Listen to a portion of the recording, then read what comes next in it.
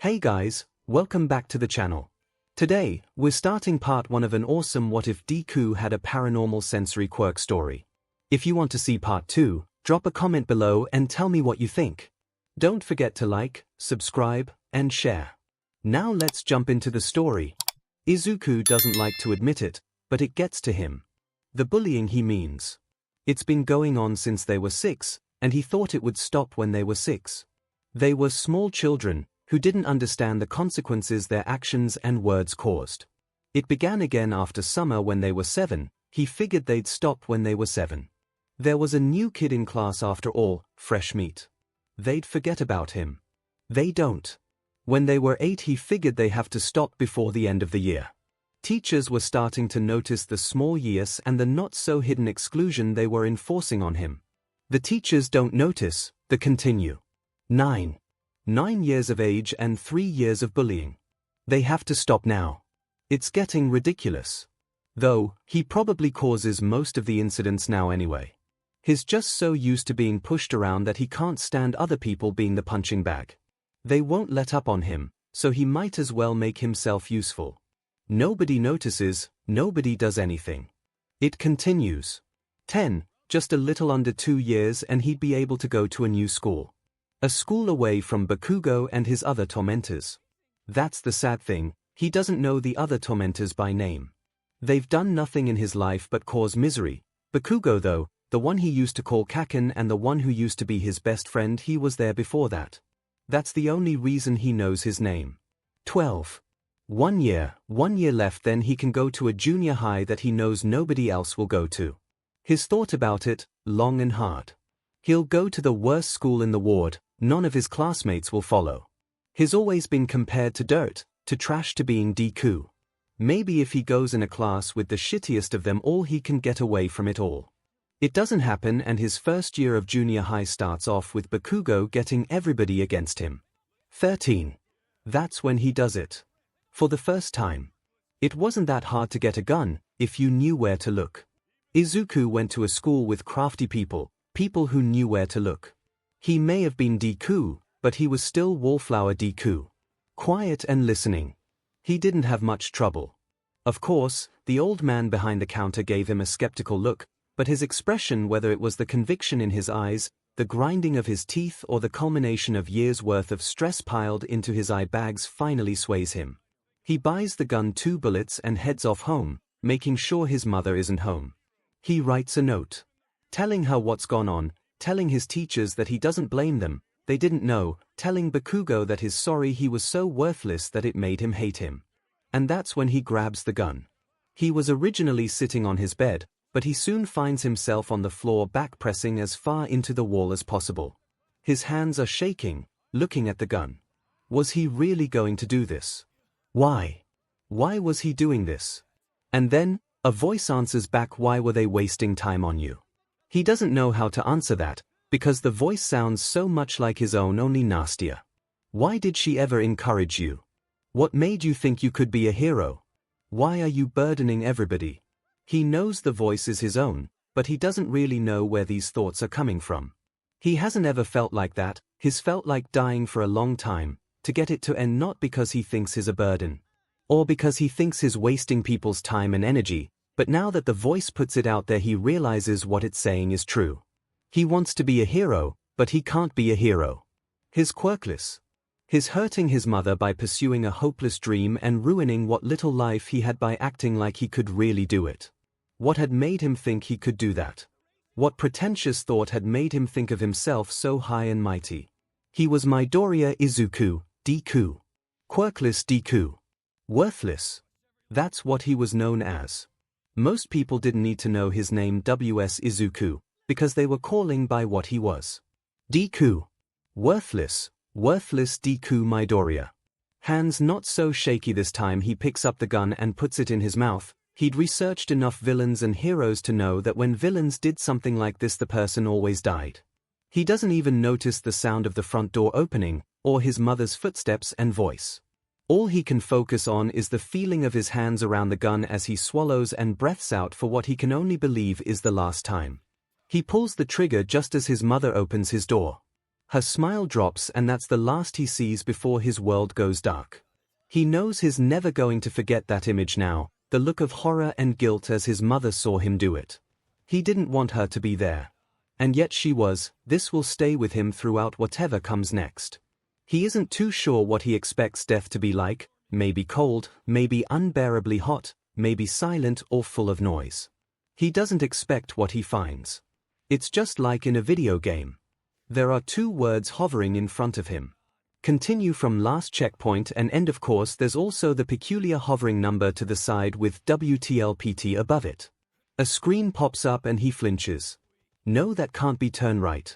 On the strange screen is his last moments replaying on loop, but from a third-party perspective, he can hear his mother's wail as she realizes what's happened. A counter appears and he doesn't think about pressing end. Instead, his hand doesn't hesitate to smash down the continue from last save point. In the next second, Izuku feels his eyes flash open. He lurches forward and tries to breathe while starting to choke at the same time.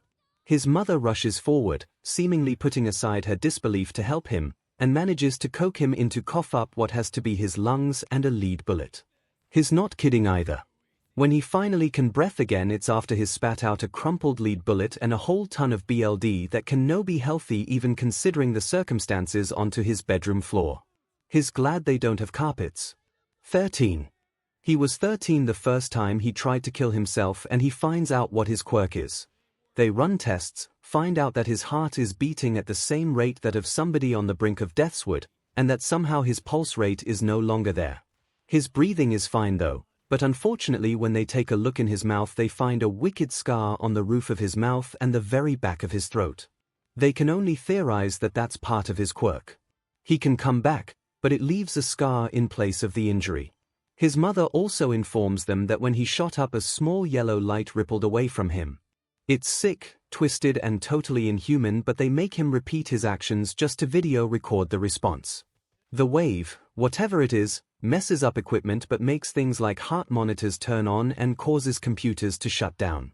They decide to call it the unkillable quirk.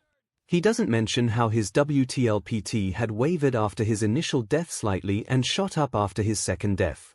He had meant to get rid of the note before his mother finds it, but it seemed his luck didn't stretch far enough. His mother's tears start to fall and he feels useless all over again, because why did he do that? His only hurt her more than she already was. How selfish was he? His mother was just starting to recover from his dad's death and he goes and does something like this. His quirk is useless. He decided that a week into knowing what it is. It doesn't change anything, it doesn't make anything different. All it does is let him know that Kaken can get as violent as he likes and it won't matter. He hates that. Because yet again, it makes sense. His Deku, why would he have something that's relatively useful? The universe hates him, not that he's going to start whining about it, so why would it give him a useful quirk? He would have been more content with not having a quirk. At least then he could be like somebody else, but no. He's got this sick fed-up quirk. Thinking about it, it's almost like everything was planned, wasn't it? He didn't want to live anymore, so the universe made him unable to die. He doesn't know the limitations of his quirk. He doesn't really want to know. The doctors do though. They want to know whether he can come back from only non-natural things or if there's a chance he can come back from somewhat natural things, dehydration, starvation. They want to use him like a guinea pig and see if he'll die or not. It's messed up, but what else will his quirk be good for other than making him a new test subject? Hopefully if he does this, then the next unfortunate soul to get this DMN curse of a quirk won't have to. That's what's going through his head as he stares down at the pills on the table in front of him.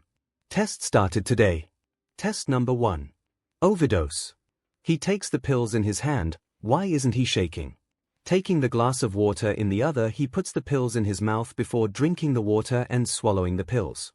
There's no immediate effect, aside from the itching feeling under his skin, but soon he feels like he can't breathe, his eyes won't focus and his stomach is churning and his BLD is boiling. His eyes close. When they open again, he's in the black room and the signs are in front of him. Continue or end. The little sign in the corner WTL points hasn't changed from last time, when they checked the wave, but it's still down from the first time. He's been trying to figure out what it means. His eyes flicker to the screen showing the third-party showing of his death. It's horrid what he's looking at. He pulls his eyes away quickly, going back to the WTL points. He thinks it stands for something like will to live or something along those lines. Pressing the continue button, he sees the points rise ever so slightly, before he closes his eyes and is once again opening them in the blank white hospital room, but this time he's coughing, and the pills drop to the floor, covered in BLD, the same BLD that's dripping from his lips now. He stares at that, the room's white except for his BLD. That should be an indication of what life's going to be like now, he guesses. The doctors walk in when he's sat up properly, giving him a glass of water and taking him to get some sort of test done. He's never been in hospitals that much, so he's surprised to hear they can get tests done where they can get a 3D model of your insides. He has 5 new scars on his stomach lining, one for where each pill touched before they took effect. He knows he's going to be some sort of disfigured and scarred monstrosity by the time he becomes an adult. Izuku isn't proud of many things, he's not been given the chance to be proud of anything really, but one thing in particular that makes him feel proud is when he's standing in an alleyway making sure that the little frightened girl behind him doesn't get hurt. She's shaking like a wet leaf on a January morning and her cries are ringing in Izuku's ears. That, and the BLD. There's lots of BLD rushing through his ears, there's always BLD in situations like this. He's never too sure whose BLD is whose. There's often not enough time to look or care. This little girl can't be more than 6, dirty and matted black hair with tear-swollen brown eyes that don't match the face a young child should make. They look deep into the soul and it makes you wonder what she's seen. But that doesn't matter to Izuku. What matters is, she was running down the street in that tattered nightgown that's sodden by the rain at this point, bawling her eyes out, calling for help that nobody seemed to be giving. So he gave it to her, and she'd latched onto him, told him that the man in front of him he assumes hurt her and took her from her mother. And lo and behold, the scumbag turned up declaring himself to be her father. Or was it her uncle? He couldn't really remember at this point, just some male family member. He's taken one too many punches to care which one. Her cries ring once again as the BSC does something weird with his coat, almost like he's rearranging it to make it look neater. But that's when Izuku spots the sheen and he knows. He knows what that means. It's been far too long since he was part on the naive that assumed it was a phone. He doesn't know who he's using it on though. The man pulls out the knife and he wipes the BLD away from his eye and dodges precariously, hoping to dear God that the crazy man isn't aiming for the little girl. Unfortunately he is, and Izuku can hear her scream as the man who hurt her gets closer. He doubts she's even acknowledged he has a knife or that he's about to stab her. The noise she makes isn't panicked enough for that. No, this is full-on horror. The man she's so scared of is so close and she's so scared that he's going to touch her and do whatever unimaginable things he did to her all over again. Izuku doesn't let that happen. Before he knows what his feet are thinking, he's covering her body with his arms, holding her as far from the knife that's sticking through him as possible. She's wide-eyed and even more horror-stricken than before, but when Izuku meets her eyes he smiles, which makes her confused. "Give me a moment, okay?" She nods, scared. Why does she have to be scared? She's a little girl. She shouldn't be scared right now, she should be with her mother playing, reading and doing something other than being scared. He feels his eyes go dark, like usual. The pain subsides and as always he waits. Waits for the screen to pop up, the vicious recap to be shown and his 2 choices. He checks on his WTLPT meter to find it low. Seems the happy thoughts just don't come so easily anymore. Hard to think of reasons to live when most of your actions involve nearly dying to help people. Would help if the bullying also stopped. He might be in a safer mindset where having to kill himself every now and then wouldn't feel so normal. He might feel odd and out of it, not taking it in his stride and bottling up everything. One could imagine a happy and cheerful Midoriya Izuku whose life wasn't dread-filled and morbid. One could imagine. The options pop up and he doesn't think, just locks his eyes on the WTLPT meter and smiles in satisfaction that it moves up. He had a will to live, he just doesn't have much. A year ago maybe, he had tons to spare. Now the bullying is worse, now it's more violent and he's stressed enough to feel like SHT all over again. But when he thinks of the little girl who's crying, who's scared, who's currently been left alone with that man, the meter rises up considerably, enough to come back twice today. Because he's not living for himself, he's living to help that little girl. So he slams his hand on the correct button and gasps for air when he feels the familiar shockwave go off. The little girl is still against the wall, she doesn't look too injured. The man, however, must have been standing over her because from where his body had been discarded to the side, the shockwave has managed to knock him off his feet. He doesn't like to be smug, his bullies are smug and he's nothing like them, but he does feel slight pride when he sees the gaping look the scumbag sends him. Getting to his feet first, the shocked man trembles. It's to be expected. His clothes have got a hole where the knife went through, and there's BLD on him, but there he is, standing upright as if nothing ever happened despite the fact he was just stabbed in the heart. Shock is expected. Get away from her. Terrified now, the man drops the knife and moves away. He tries to escape, but his trembling and tripping and Izuku is quicker on his feet anyway. He grabs him by the back of his shirt and keeps him there as he pulls out his phone. He rings the number, gives his name and the operator sighs, they know him by now. She promises an ambulance and the police. They arrive a few minuets later, and in that time the guy's peed himself and the little girl has managed to stop crying when she realizes that he can't hurt her anymore. When the police do arrive, the man is handcuffed and the officer in charge looks Izuku over, noticing the opening in his clothes and BLD but lack of a wound, and raises an eyebrow before an officer Izuku knows well by now tells him not to worry about it. He's taken to the ambulance and they check him over. It seems all paramedics have been told about the boy with wild green hair and mysterious scars. They say he's okay to go home and that his new friend is fine and just got the okay. He asks if he can see her, and when he does they hug, she cries again. But that's okay, but it's in happiness this time. When he goes home that night, his mother sighs seeing the new scar but pats his head and hurries off to get dinner ready. There's not much else she can do. Midoriya's such a freak. He doesn't even get changed in front of the other guys. What the hell's wrong with him? From what I heard, he's also been caught speaking to the air. He's a proper freak. I always feel uneasy around him. He always seems like he's 2 seconds away from snapping or something. He ignores them. There isn't much he can do in this situation. The teachers don't let him get changed with the others. They know about his quirk and his scars and think it would scare the other boys if they saw them. He isn't speaking to the air, he's just died enough to be stuck somewhere between the living and the dead. He can see people on both sides of the veil. He's not about to snap, not in the way they think at least. It won't stop them though. They'll stay uneasy and standoffish and nothing will change. He's currently in P. Running is on the agenda today. He always lags behind. He doesn't want them to think he can keep up. If he stays behind them they won't mistake it for him upstaging them. Of course, they take their frustration out on him whether he's given them a reason to or not. So his efforts are useless really. But that's besides the point. He's got his jacket on despite the blazing sun and he's regretting it. By this point he should be used to overheating. Since he turned 11 he's had to wear stuff that covers his arms at all times. Something about numerous scars on a child's arms seemed to rub people the wrong way. They're on what? The 6th lap so far. And people are already starting to drop out. Of the pack, this is about endurance and most people don't take that into account when they make a mad dash for the first 100 meters.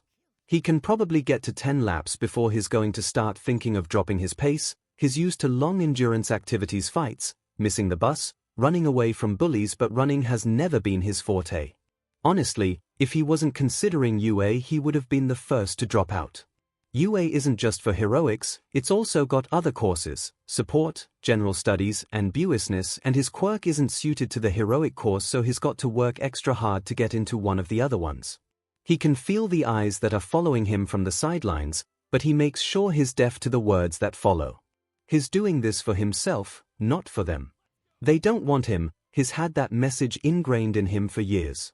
He thought coming to the shittiest junior high school in the ward would put a stop to the bullying. He'd get away from his old tormentors and make a new image for himself.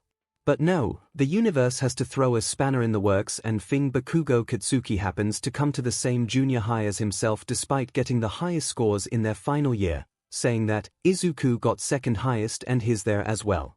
Lap 10 comes around and he drops out. He's starting to seriously overheat now and he's not ready to be sent to the nurse's office unconscious by one of his classmates.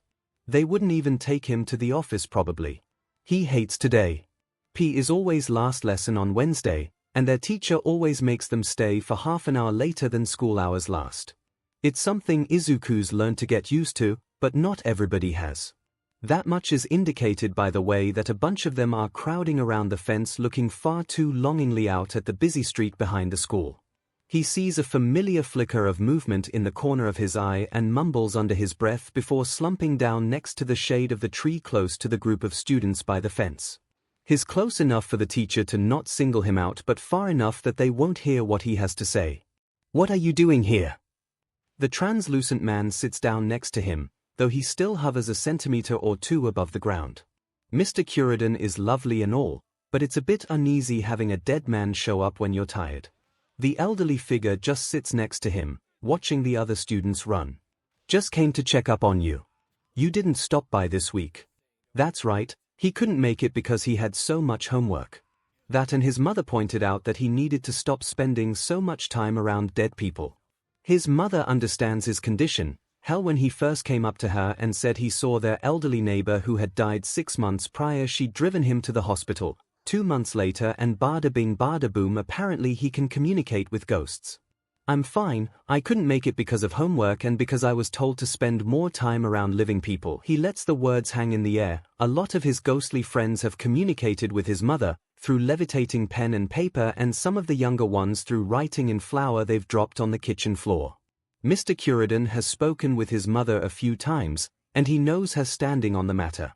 He can speak and help the ghosts, and they can even come back to the house and haunt the place as long as he keeps up reasonable contact with people of the living, breathing, pulse-owning variety. He doesn't get that one though. He has no pulse and his breathing rate is lower than an average person, so he's not so living himself. "Ah. That's not working out for you so well, is it, lad? You know, when I was your age we had none of this quirk-buousness. The most you argued about was whether the big bully could knock you out or not." He half listens to the ghost. What the old man has to say is interesting, sure, but is also distracted by what's going on at the fence. The kids are getting a bit rowdier and, as usual, the teacher's ignoring them in favor of cheering Bakugo on. Izuku wouldn't normally get involved, but he knows something about the situation is forcing him to pick up on it. And then, as if by magic, it clicks. He recognizes that voice. A voice in his head speaks up. "Bs, it says. That's the little girl, Hisashi, from last weekend." Quickly, before he can even think of what he's doing, he's leaving Mr. Curidan behind and is making his way over to the crowd of teens who are picking on the little girl with not so matted black hair and the beginnings of tear-swollen brown eyes that still don't match the face of a little child. "Hey!" He doesn't normally speak up. His sole purpose half the time is to not draw attention to himself, so his loud voice makes the crowd disperse enough for him to get a clear view of Hisashi. She's got tears pricking the corners of her eyes and a wobbly chin that all little kids get when they're upset. She's still got the bandages wrapped around her head from the cut she got when he was unconscious. "Big brother Izuku." The little girl's eyes light up upon seeing him, and his murmurs start once the words leave her mouth. Her chin stops wobbling and instead stills as a face-splitting smile appears. He sighs, not in exasperation but just in that way that you have to when you realize something's going to backfire soon. The students who had been crowded before have left a wide breath as he crouches in front of the fence, asking her why she's here and where her mother is. She tells him her mother went to the shop across the street. It's true because he can see her in the window from here, and they saw him running, so because she could still see her, Hisashi was allowed to stay and watch. Izuku has to wonder about the parenting, because surely this was how he ended up in the situation last weekend, but he doesn't comment anything as Mrs. Megami crosses the street and waves and says hello. They say goodbye and the pair are on their way. Thankfully they're out of earshot when the other kids start. "She must be a weirdo just like you, Midoriya, if she thinks of you like her brother." One boy snarls. "You made us stop, just so you could say hi to that brat." That one sneers and it makes his ugly face 10 times worse. "She's that kid from last weekend, right? Pivich, I don't get why they helped her. She's obviously just another shitty freak, isn't Estash?" It's then that he snaps. The prick doesn't even get to finish his sentence and he's already thrown a punch. How dare he say that? That's a little 6-year-old girl, who was kidnapped, beaten and nearly raped by a man nearly 5 times her age. What gives him the right to say something like that? He shouts all that as he throws punches. The boy fights back. But Izuku's been getting into fights with guys bigger and stronger than him since he was 11. He's dragged off eventually by the PE teacher. The other kid has a broken nose and a black eye, he has slight bruising and bloody knuckles. Neither of them get in trouble. He reckons it's because the teacher confirmed what the kid said. The mother was probably too embarrassed to request punishments be made, and the school know of his involvement with the little girl and put it down to self-defense. They've acknowledged it was one of his bullies, and on this occasion they're willing to blur the lines a little. Class is horrendous. Everybody's forgotten about his fight, but they haven't forgotten about the fact that he did snap, because like they said, 1 second he was just stood there with a blank look and the next he was trying to beat a kid's face in. They know he's done it, they just can't be bothered to remember the facts. They still chat about him staring at nothing or talking to thin air, but again he ignores them like always. They'd find it hard to not answer the somewhat corporal being beside them if they sometimes forgot how to distinguish between the veils. That's the main one of 2 major drawbacks of his quirk. He's stuck between the veil of the living and the dead. Able to see, touch and communicate with both sides but never truly in one or the other. Today has been better than others. Nobody has made any effort to acknowledge him bar the teachers, so teasing has been at a minimum, and aside from Bakugo blowing up his lunch again, it's been an incident-free day. The dinner lady gave him a free lunch afterwards anyway. She saw what happened and took pity. So all in all, it's been quiet, and despite a small hiccup he's still eating properly. He hates last lesson. It's always noisy and rowdy and nobody wants to stay out and listen, drawing the boring class on longer than it needs to be. Today's last lesson is just homeroom, or as his mother calls it, a barely disguised free hour for the teachers in which they still get paid. But because it's homeroom, that means he has to sit close to Bakugo. It's strange, irrational even when he really puts some thought into it. He can't die. If he decides he wants to live, he will. As long as he has some form of motivation that can be transferred into WTL points, he can come back. But Bakugo, somebody that he knows wants to be a hero, is just scary to him. He just bottles up when he sees him. He's died who knows how many times, and yet Bakugo will remain his worst fear. Because he can understand a situation in which he's going to die, he can understand the veil of living and dead, he can understand how to read if a person's dangerous, or if that woman is going to step in front of that approaching bus, or if she's transfixed on a sign across the street. But for the life and numerous deaths of him, he cannot figure out Bakugo Katsuki. He can predict his every move in a fight, but he still can't predict what he'll do when there isn't an audience. A memory they both swore to never mention again comes to mind, but he tucks that away for another time. The teacher's talking about something, he's zoned out slightly, more focused on the sheer amount of semi-corporal beings in the room. The ghosts don't like to be called ghosts, so he has to get creative with the names sometimes. Unnervingly, there's about 20 of them, 15 being around his age and the other 5 being teachers. He knows every single one of them from newspaper reports. It's the shittiest school in the ward for a reason. The kids his age are hovering by their old desks, 6 of them are surrounding him. His seat must have bad luck. On the first day of their 3rd year, he noticed one ghost used to hover by Bakugo's desk. His aura apparently scared them off because they now reside on the other side of the room. The spirits are gossiping about anything and everything. He only really starts to pay attention when the teacher is throwing leaflets in the air and Izuku realizes he probably just missed rather important information. The shouting continues and he decides to finally start listening. Yes, you all have wonderful quirks. But you know that it's against the rules to use them in school. Bar me, he finds himself thinking. He'd had to have a quirk usage license for the past 1.5 years now. Sensei, don't lump me in with these losers. A familiar blonde's voice shouts over the ruckus of the class, its usual condescending tone thickening it, as if I had anything like their crappy quirks. Heh. As Izuku, and probably Katsuki, expects, the class goes into an uproar once again, but this time it's out of anger, not childish excitement. Get over yourself, Katsuki. What makes you so special here? Say that to my face. By that point, he feels like slamming his head into his desk but stops himself when he hears their teacher. Ah, Bakugo. You, of course, must be aiming for you at high school. The words alone haunt the class. The red eyes filled with determination glare them all down. Of course it's on. Why, a few seconds before the class is screaming about how hard it is to get into you, Izuku's beginning to spot a trend between when Katsuki and his quirk are involved and when his class starts squawking a load of nonsense. He's pulled from his musing by the thump of his childhood friend's feet hitting the table as he stands on top of it. Ah, the stupid chattering of extras. I aced the mock exam. So, did I'm the only one here with the stuff for UA. I'll even surpass All Might and become the best hero out there. Because that's going so well for Endeavor right now, isn't it? Not to mention I'll be one of the richest people in the world. Classic Katsuki self-serving Bakugo.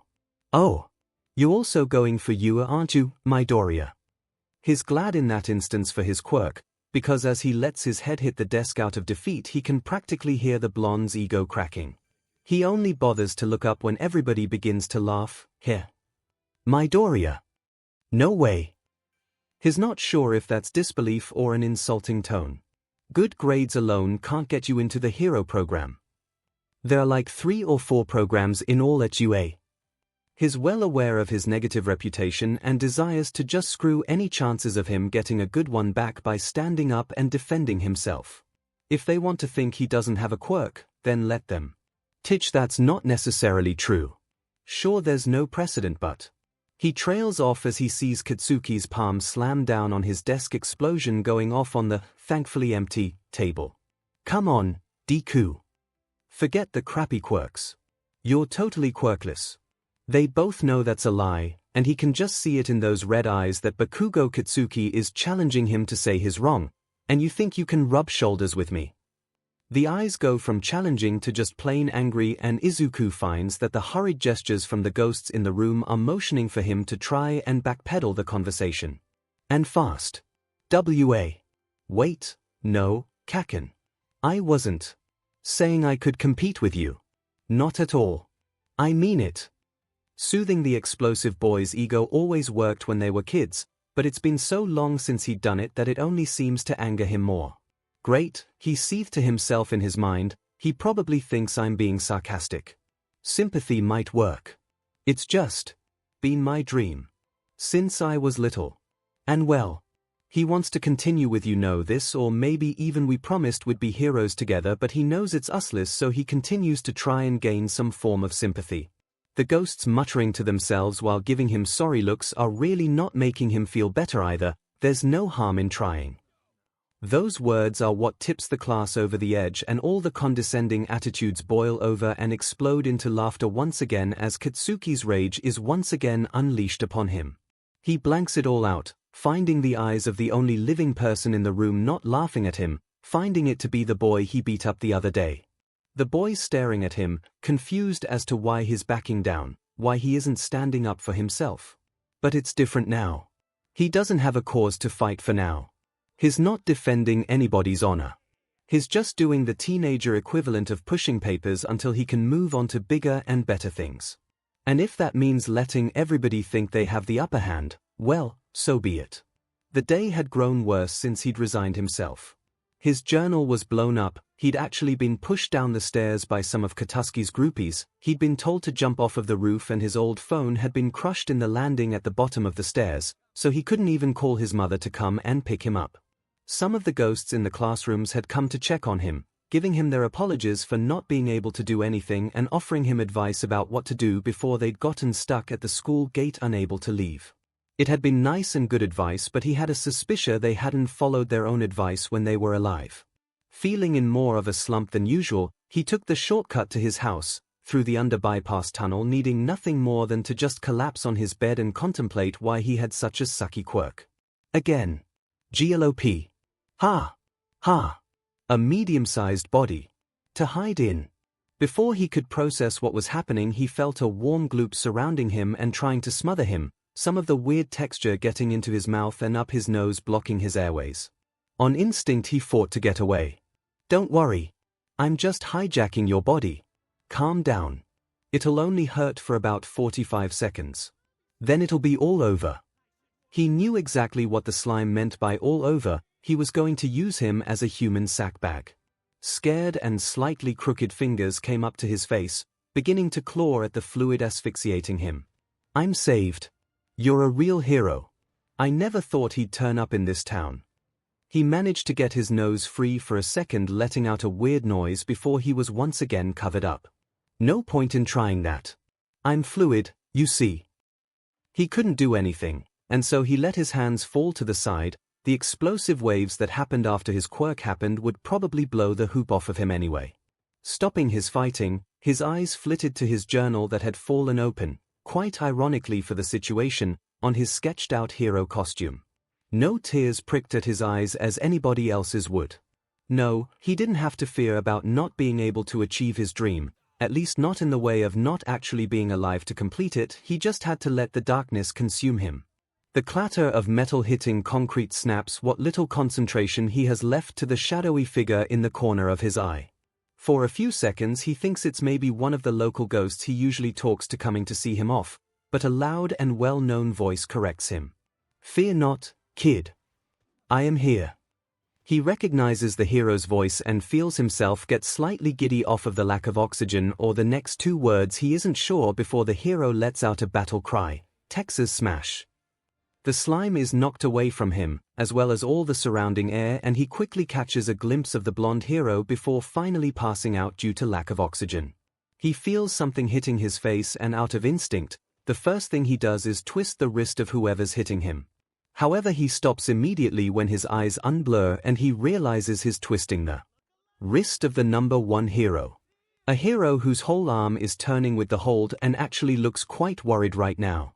Of course, the first thing he does is let go of the hero's wrist, and of course the first thing that's said to him is, "OW." Which is a surprise because he really shouldn't have been causing the All Might to feel any form of pain. But accidents happen. And maybe he'd hurt his wrist in the fight and he was just aggravating it. "Sorry. I'm so sorry. You have an awfully strong grip, young man. I had better get going though." He scrambles to sit up and is about to ask a question when the hero has already taken off. "DMN. I had better get home, maybe ask if I can visit Dr. Akabane. I might have scaring on my lungs again." So, grabbing his stuff and noticing the All Might's signature in his book, he heads home. He hadn't meant to end up in the escaped sludge monster's path, but that didn't matter, did it? Because right now he was the only thing with a pulse between the sludge creature and Bakugo Katsuki. The man made of goo looms above them and he can hear Bakugo's explosions and feel the heat from them. The blonde boy's friends are scrambling back, as evident from the sound of the metal bins hitting the floor. "Look who we have here. My first little meat sack. Ready for a second round. No big hero to save you this time." He's never felt agitated like this when not away from a group of people, and he isn't too sure he wants his schoolmates to see what he's really like. They've already seen him snap once, they don't need to see everything, but when the goop shoots out, all his inhibitions go. Before he's registering his own actions, his pocket knife is in his hand and he's cut straight through the goop as it went past him, the severed bit flailing around on the floor. "Don't touch them." He shifts his feet, making his stance wider. It's not too obvious, but to anybody that's ever been in a proper fight it's a clear sign that he's ready to make a stand. He flexes the knife in his hand and hears one of his classmates strangle out a very surprised, "Holy CRP, Midoriya has a knife." He's surprised that anybody is still behind him. He would have thought even Katsuki would have been gone. The boy was aggressive and egotistical, not suicidal. That's his job. Goop Face looks between where his tendril is flopping around on the ground and to the stump he left, and Izuku likes feels proud of the way the bulging eyes gain fear in them. The villain had thought he was defenseless, but he's proved he isn't.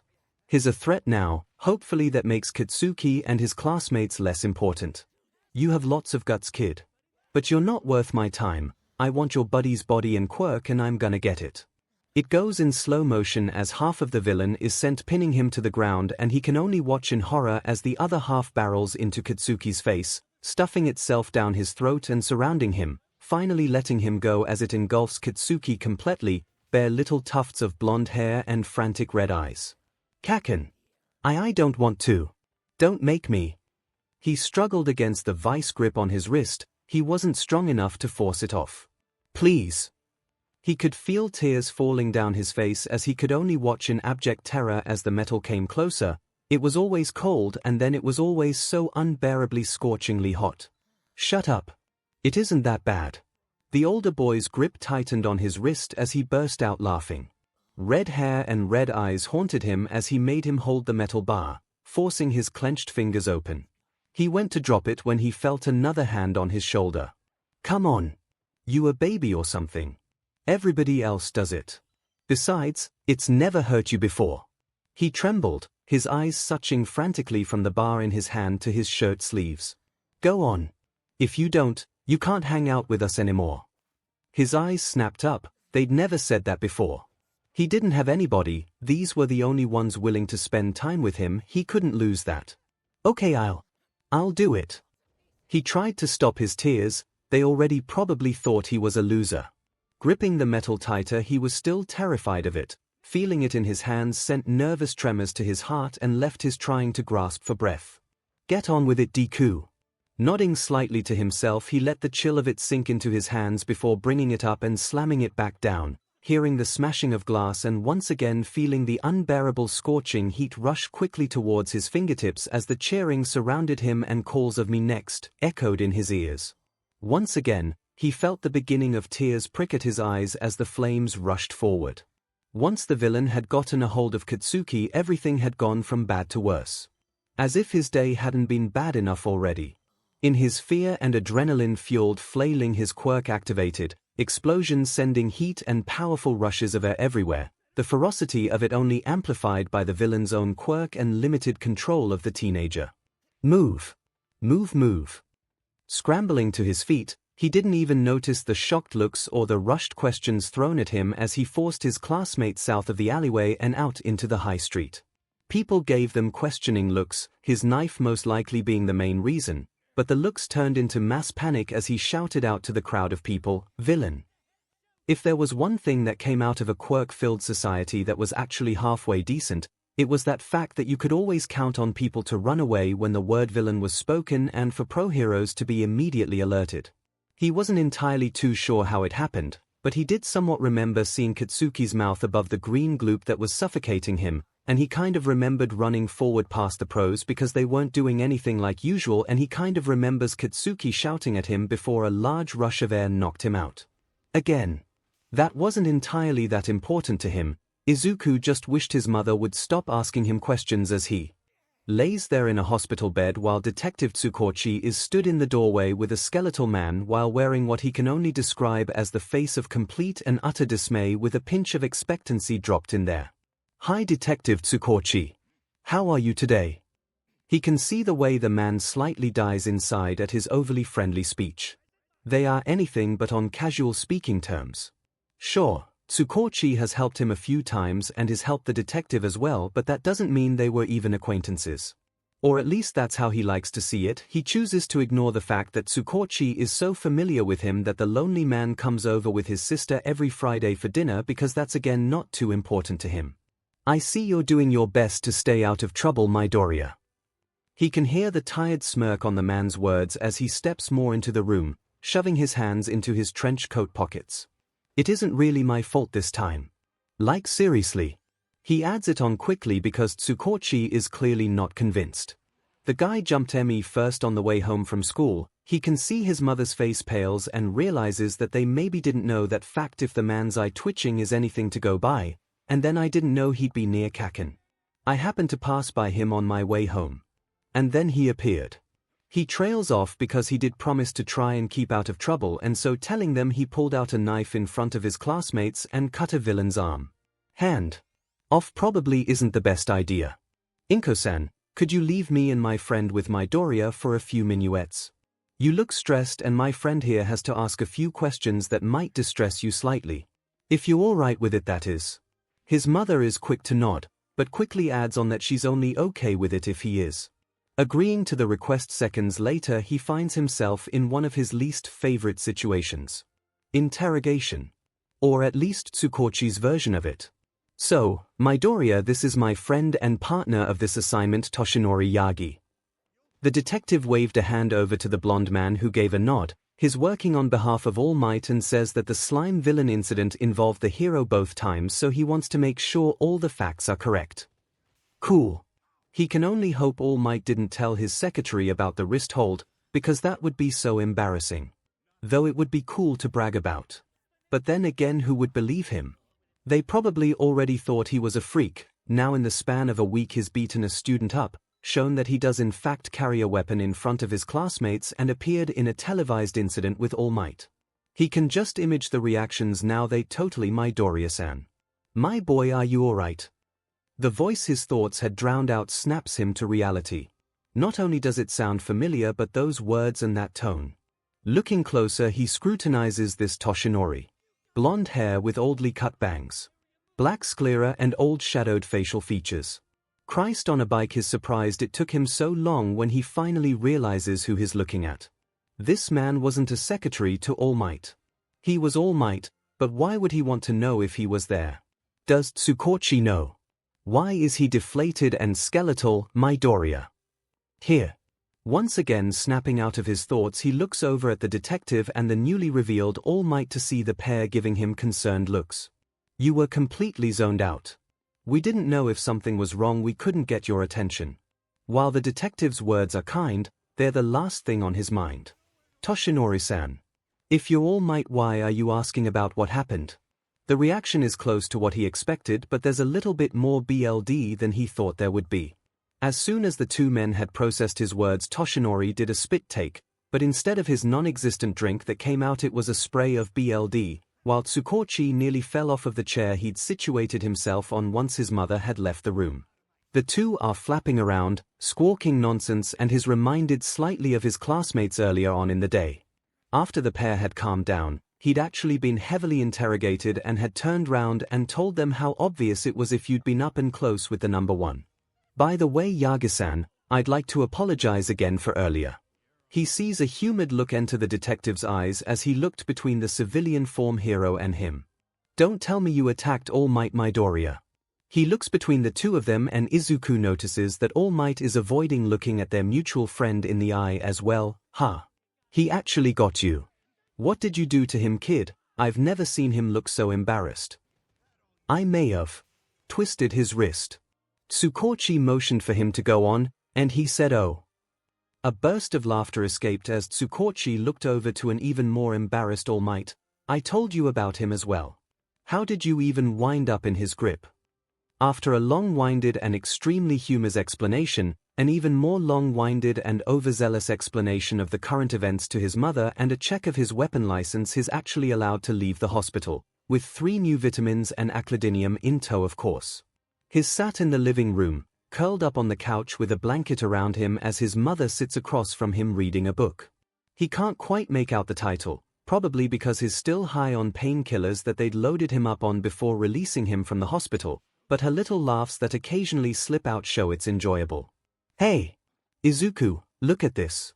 He lifts his head from his knees where he'd been drifting from consciousness to numb apathyland and skims over the line his mother is pointing to, and reality check. Why do I even care in a room with gangsters and loaded guns?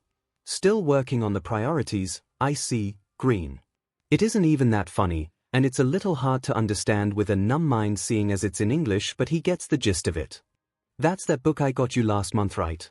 The American Girl in Japan. It's called 𝐼𝐴. His mother nods, before proceeding to go on a little spiel about the plot and how amazing it is, spoiling some parts for him. He's sure, but he's fine because while he's drugged up, under a home shock blanket and numb to everything, listening to his mother ramble on about a book is honestly the most amazing thing in the world. He honestly isn't sure when his eyes drift closed, but he finds himself in his room all too suddenly. He's still so groggy from the previous events, and he nearly screams when he sees a face mere centimeters from his own. Mr. Curidan has no right being so terrifying. Absolutely no right, when he's a little old man with kind wrinkles caused by years of smiling and being out in the sun too long planting and watering flowers when the island of Japan still had an emperor according to the ghost. But still, the way his translucent body hovers over him, his eyes avoid, he resists the urge to scream and not do something like yell that exorcism charm he learnt a few years back. As it turned out, next door had a serious problem with a poltergeist and had heard about how he was the local occult child and had called upon him. What had worried him more than his neighbors calling upon a 12-year-old to perform an exorcism when there were plenty of priests and priestesses and monks to do it, was the fact that it was apparently a well-known and honored title to be known as the local occult child. Sorry, Midoriya. His voice is soft, but his features are furrowed. I understand it's early morning for you, but there's somebody who needs your help. Glancing over at his clock on his nightstand, he sees the red text mocking him 1:30 a.m., in bold print teasing him with the sleep he could be having. Who? He grunts out, pushing himself up, rubbing the sleep from his eyes. He's a wonderful person, Midoriya. He goes by the name Shimura. The name rings a bell, but he doesn't know where from. But then again, he used to hand around a kid who liked to be called Darby, so it's not that surprising that the odd name would sound familiar. On that note, local occult child also doesn't seem that strange. Shizuoka Prefecture has always been peculiar. Oh well, he decides as he throws the covers off with absolutely no FS anymore. It's not even 2 in the morning. Let's see how bad this turns out. As it turns out, non-surprisingly, what Mr. Kuririn considers a wonderful person is actually a complete and utter shitstain. The man's judgment is no surprise to Izuku, seeing as the ghost thinks he's actually a lovely child himself. Never trust the dead to make judgment calls. Why? Because he's sat on the cracked concrete of an old alleyway, and it's raining and he's tired and cold and so done with the ghost in front of him.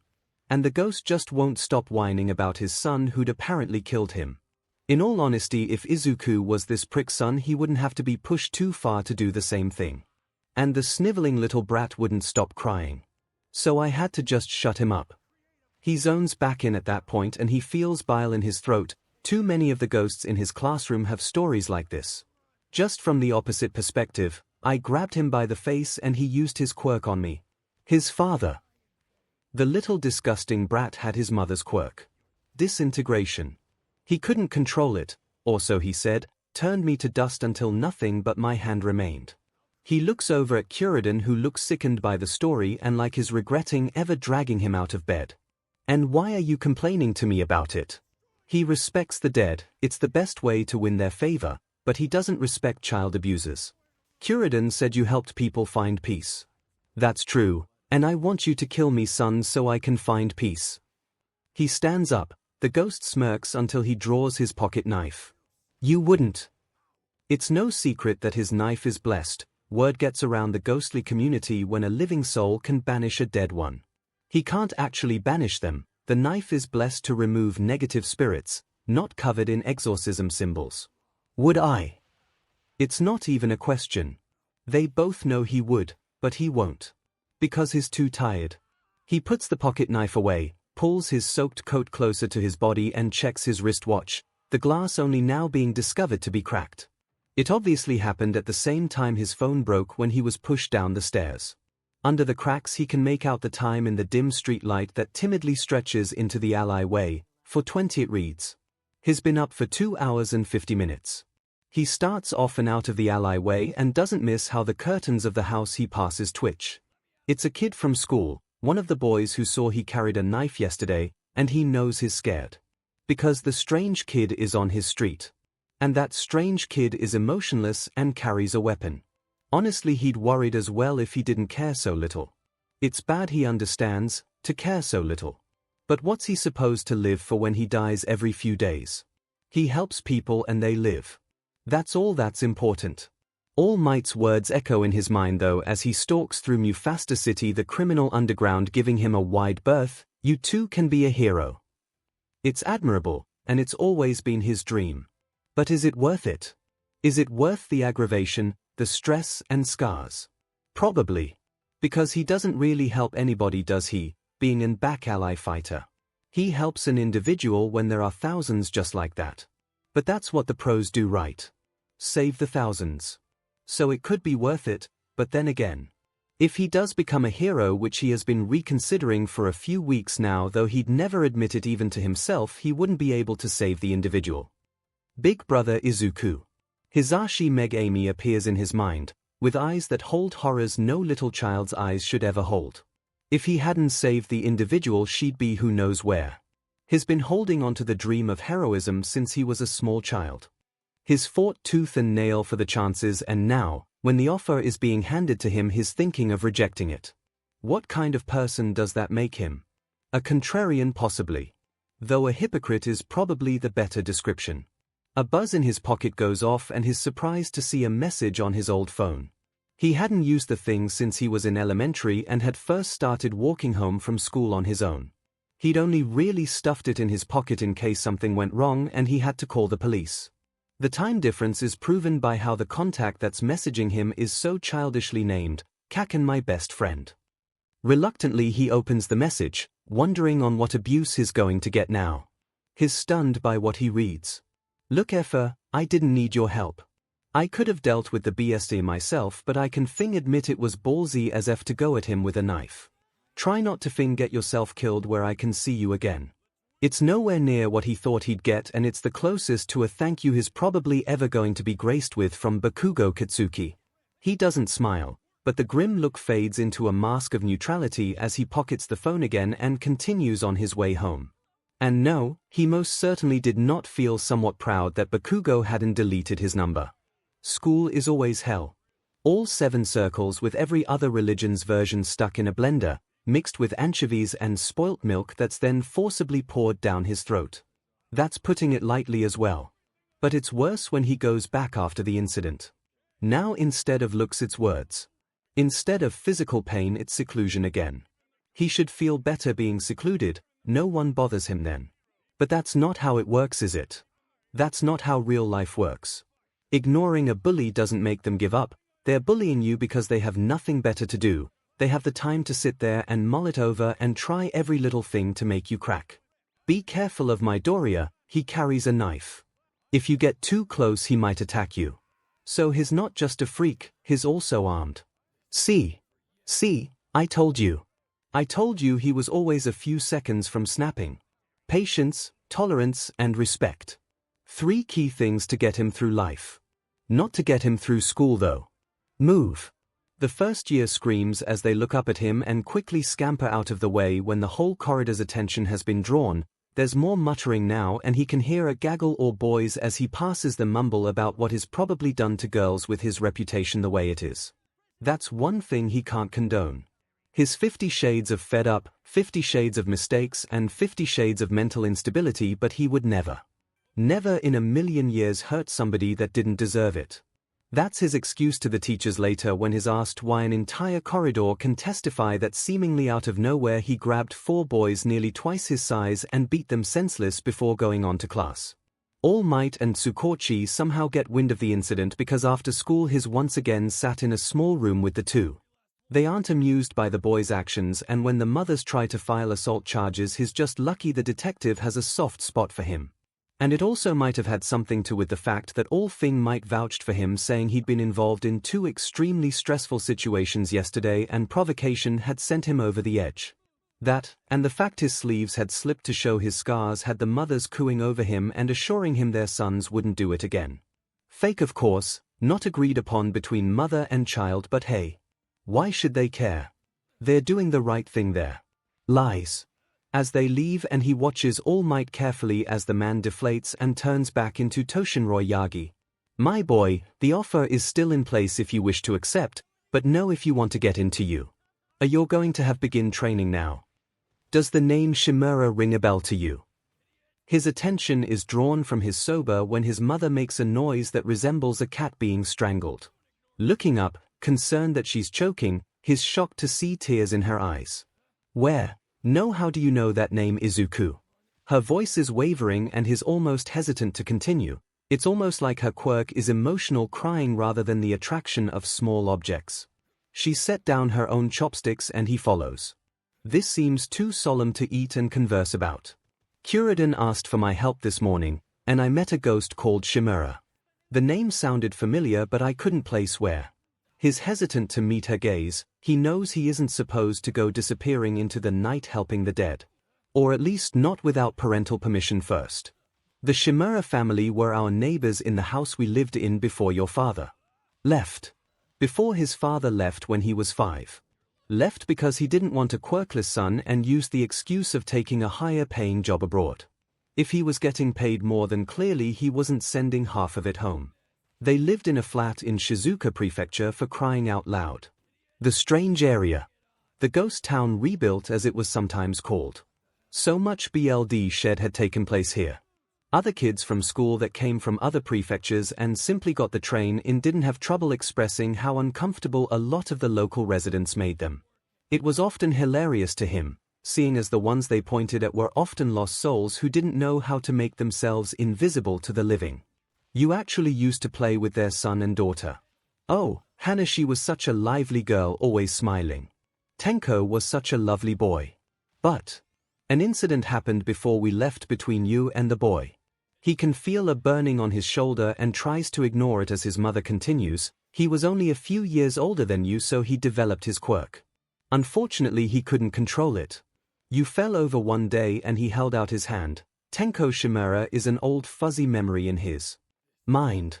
Blue hair and shiny red eyes. Red eyes that he much preferred to Kaken's because they were never angry. Oh Izuku, it was horrific. You grabbed onto his hand and he forgot to not touch you with all 5 fingers. Your arm. That's when she breaks into sobs, soul-wrenching sobs that almost distract him from the phantom pain that travels up from his left hand's fingertips and trail all the way up to his shoulder, where there's a scar that rings around his arm where the stump had been before he'd passed out as a child. That was probably the first instance of his quirk. Shimura-san had a friend whose quirk allowed him to reverse certain things, and they'd sent him in, he'd been told, and everybody had assumed that that was why his arm was back. But his quirk had probably set in then, saving him and growing back his missing limb. Tenko, oh, I can still hear him. He was crying, saying over and over how sorry he was. They don't mention Hannah anymore and, well, Izuku takes that to mean something else entirely. What's the best way to investigate a crime without being on the police force and without a private investigator? A choked noise comes from across the table they are sat at, and Izuku checks to make sure this time the person he's eating with isn't actually choking. Toshinori Yagi does have only half a stomach after all. But no, he's just staring wide-eyed and in disbelief. I'm sorry my boy, what? The skeleton of a man hasn't looked so animated in the few months they've known each other now, but here, from one relatively simple question he's changed. You'll have to repeat yourself, I think I must have misheard you. I asked, what's the best way to investigate a crime without the actual police force or API? That's what really takes the biscuit, he thinks, because Yagi-sensei looks like he's dying. He can even see the soul leaving him. My Doria, son, my boy, my protege, my wayward disciple, my hard-working and excellent student, what on earth are you getting yourself into? Through the list of nicknames he can hear the desperation growing, a perverse glee overtaking him as the pro-hero looks like a fish out of water. No, actually he looks like Izuku's just told him that with a single touch he could give him his stomach back and that he'd do it for free. He looks back down at his sushi and takes a roll and chews on it as he starts to mull over his next few words. I want to investigate a potential kidnapping and murder of my childhood friend and his father, plus the possible death of his sister, because I can talk to and see ghosts, and this ghost I met last night is the dead father who says his son killed him, but then the kid disappeared and there's no reports anywhere and I can't find anything legally. Probably isn't the best way to phrase it. Somebody I used to live by, I recently found out, died. And his son used to be my friend and I can't get in contact, so I want to know what happened to him. You know, he waves his chopsticks around, seeing as I can't find any listings under his given name anywhere. Yagi-sensei's face looks slightly more relieved. Why were you calling it a crime, my boy? Oh, because my friend accidentally killed his father and I'm pretty sure he was kidnapped as a child. This time, he's pretty sure the older man is choking. He isn't too surprised when he's directed straight to a police station with his teacher anxiously calling his mother and explaining that he's going to be late and that they'll probably have to miss out on dinner. His sensei has been coming over for dinner for a few weeks now and he'd become a regular just like Tsukochi and the detective sister. If he wasn't so reserved of opinions, he might have suggested that his mother and the pro-hero liked each other, just a smidge if the blushing and gushing the two did indicated anything. Seriously, All Might Toshinori Yagi was his teacher and mentor, father figure in life besides Tsukochi, and there he was listening to the man gush about how his mother was appealing and amazing and pretty much everything Izuku would attribute to his mother, while simultaneously having to sit there as his mother gushed about how handsome and intelligent and diligent and respectful Yagi-sensei was, and honestly that was just awkward. They said never meet your idols because you'd be underwhelmed. He honestly wished he never met All Might because maybe he could have lived his life without being the only one in the house brave enough to put them to each other but unable to because he respected the two of them too much. But that's not too important. He's sitting across from Officer Tamakawa as he'd introduced himself, and they are waiting patiently for Tsukochi to arrive and verify if he does indeed know this scrawny little punk-looking kid, as one of the other officers had affectionately described him. The man with a cat head is just staring at him, blankly scrutinizing him. It's clear he can't quite place him, he's surprised honestly. Tamakawa has been at many of his brawls and had the honor of being shooed away by paramedics the last night he'd seriously injured himself after coming back. Good times. You know me from the Megami case last year. Large yellow eyes blink at him. Recognition grows in them, and with a tilt of the head the Catman is convinced of who he's sitting across from. He expects something interesting, maybe even accusatory. Hell, even a hello would have been better than what the officer spews out. You haven't grown at all since then. And he sounds so goddamn innocent when he says it that he feels bad for getting annoyed. Thankfully for his temper and the cat's sensitive ears, it's at that specific moment that Tsukochi decides to walk in. From the amused look on the detective's face, the man's been waiting for something to be said before coming in to break the tensions. He can see why both Yagi-sensei and Tsukochi get along now. They are both dramatic bestias when they want to be. So, he decides on the bus ride back home that was eventful. It's honestly one of the better trips to the police station he's had in recent times. The one before this he was accused of aggravated assault with a deadly weapon. The sweet embrace of death had helped him in that case. Seeing as he'd, been run through with a knife. Making it self-defense since he'd technically been killed, gained extreme bodily harm before actually using a weapon. Loopholes that were only accessible to the technical immortal were brilliant. Of course, the drawbacks to his quirk were also massive.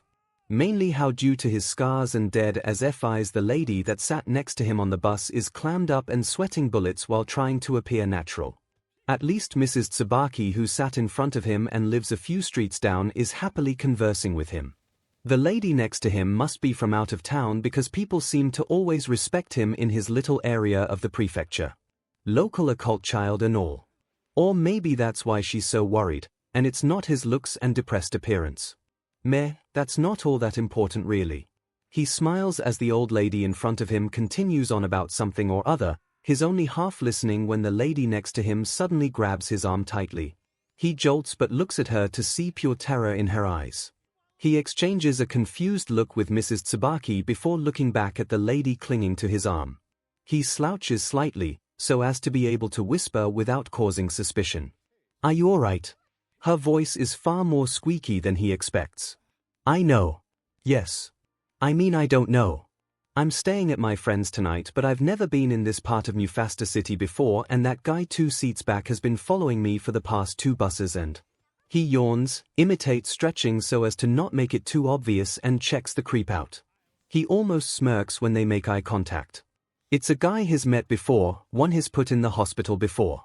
But that's purely accidental, you have to understand.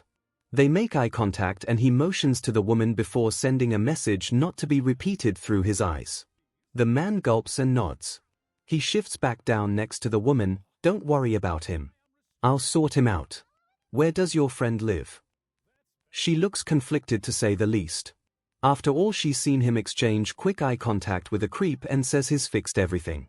Who wouldn't be suspicious? Heisum Ward 21-9.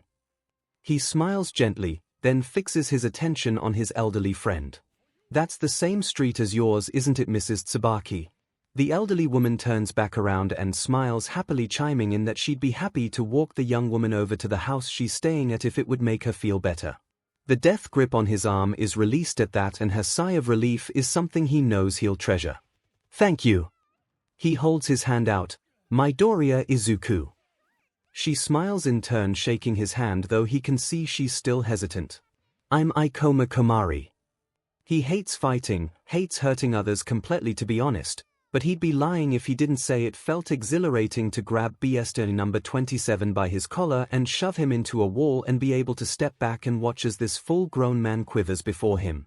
It might be because of their previous encounter, his reputation, the fact he just doesn't stay dead, or the fact that he's taller than the creep.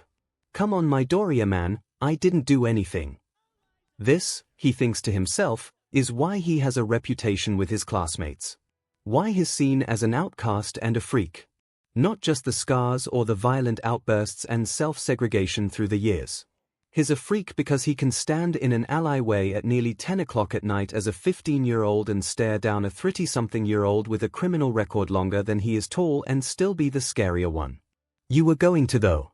He doesn't do anything, doesn't even shift his stance. But the coward still shakes like a piece of sugar paper on the rain. Still whimpers like a kicked puppy. Because they both know his words are true. And as his reputation precedes him, so does his morals. You're meant to be out on parole, right?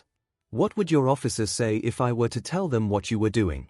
The face in front of him pales so much Mr. Curidan could almost match him. How the thing hell do you know that kid? That's supposed to be private information. He waves his hand wistfully. He hates being prideful. Prideful people like Katsuki often sicken him, a little birdie told me. Word gets around the dead quickly, you know. He smirks, and the smell of urine permeates the air. It's comical. His putting on this face, this act of indifference and abject terror, and he can still scare a grown man this much. Even though it's fake. You messed up FR. You're a freak. No wonder those classmates of yours call you a demon. He loses face if only for a second, but the idiot in front of him mistakes it for sadness and not surprise. Yeah, that's right. They all hate you. One kid was even bragging about how you'd never get into your chosen school. So you hang around junior highs in your free time then? Again he stalls. This is all part of what he'd learned from watching Tsukochi as he interrogated him and others. Luring them in, letting them tell you what they wanted to as long as it's what you need. Midoriya my boy. What happened to you? His bones ache, and the new scar on his stomach still feels like a gaping wound, but he smiles through it. His quirk can heal nearly all injuries, just not the ones that don't pertain to potential lethal harm. So he's got bruises covering his face and scabbing cuts on his knuckles. Nothing to worry about, Yagi-sensei. Just helped out a friend. A look of understanding crosses the older man's face. Tsukochi had obviously filled him in on what helping out a friend was code for. So what have you got for me today? I mean, we've been cleaning out the small to medium stuff. I kind of want to try and move the fridge freezer. A hearty chortle is his response as his teacher transforms into his pro-hero form, lifting up aforementioned fridge freezer with one hand and halving the distance between it and the pickup. Obviously his mother had been in touch. About him overexerting himself. He'd take what he could get. He sighs, and moves over to the fridge, getting behind it and shoving all his weight into it. So, how's your mini investigation into your friend's whereabouts going? He gives a final shove into the fridge, finally getting it to move over the little rock it had gotten stuck on. Oh, that. Yeah, so after a SHT ton of cross-reference and investigation, I can confirm that Shimura Tenko did in fact murder his father. He doesn't think he's ever seen All Might Spit take his own BLD so hard before. Who? Pain tolerance is something he has in abundance. With a quirk like his he has two. Still, shattering both his legs and an arm. That's on a whole new level of pain even for him. And that's coming from the guy that literally lost an arm at age 5. In his defense though, he doesn't scream in pain. That's reserved for stubbing his toe on that thin corner between the door frame and the piece of SHT door. It's worth it though, to ensure that the girl trapped below doesn't get run over. He could probably have done this without using 100%, he'd managed to get 2% down and under control. However, it seemed during an extremely stressful situation his control had slipped. Or maybe it was because he wasn't against a person. Who knows? That isn't his most top priority right now. That would be how he's going to survive this fall without traumatizing half the future heroes in training down below.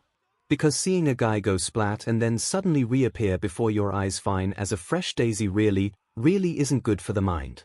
Or so he'd heard. Honestly, he was messed up in too many ways to really function and assess the instabilitating risks towards other people. As he plummets to the floor, he angles himself ever so slightly.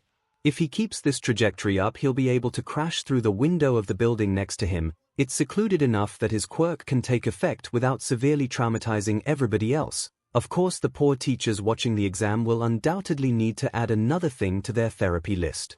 Poor them. He should really see a therapist actually, it might do him some good and oh. Wow, glass really was sharp wasn't it? He feels the window shatter behind him, the shards piercing his sides and the squelch of his blood being ripped from his body. It's really gonna be one of those days isn't it? He hears a shriek and some other kid down below, oh my god. Quick! We have to make sure he's alright. Which is like, really honorable and stuff, but what about the girl that was stuck under rubble? What about the exam? His quirk can't seem to set in fast enough and he can hear a door being kicked in as his vision goes blurry. It's really just different colors and warbling voices now, but he can make out the kid kneeling next to him enough to figure out it's a guy. Or a girl with a really deep voice. Hey! Hey, keep your eyes open. Recovery girl's on her way, you'll be fine. Everything's gonna be fine. Darkness is just now setting in at the edges of his vision and he manages to twitch his fingers enough to get the person's attention. He's responding. He's still awake.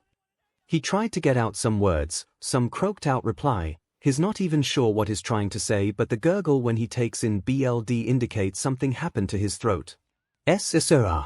Sorry. It's sickening even to him, but the confused sound of the kid next to him is enough to know they heard him.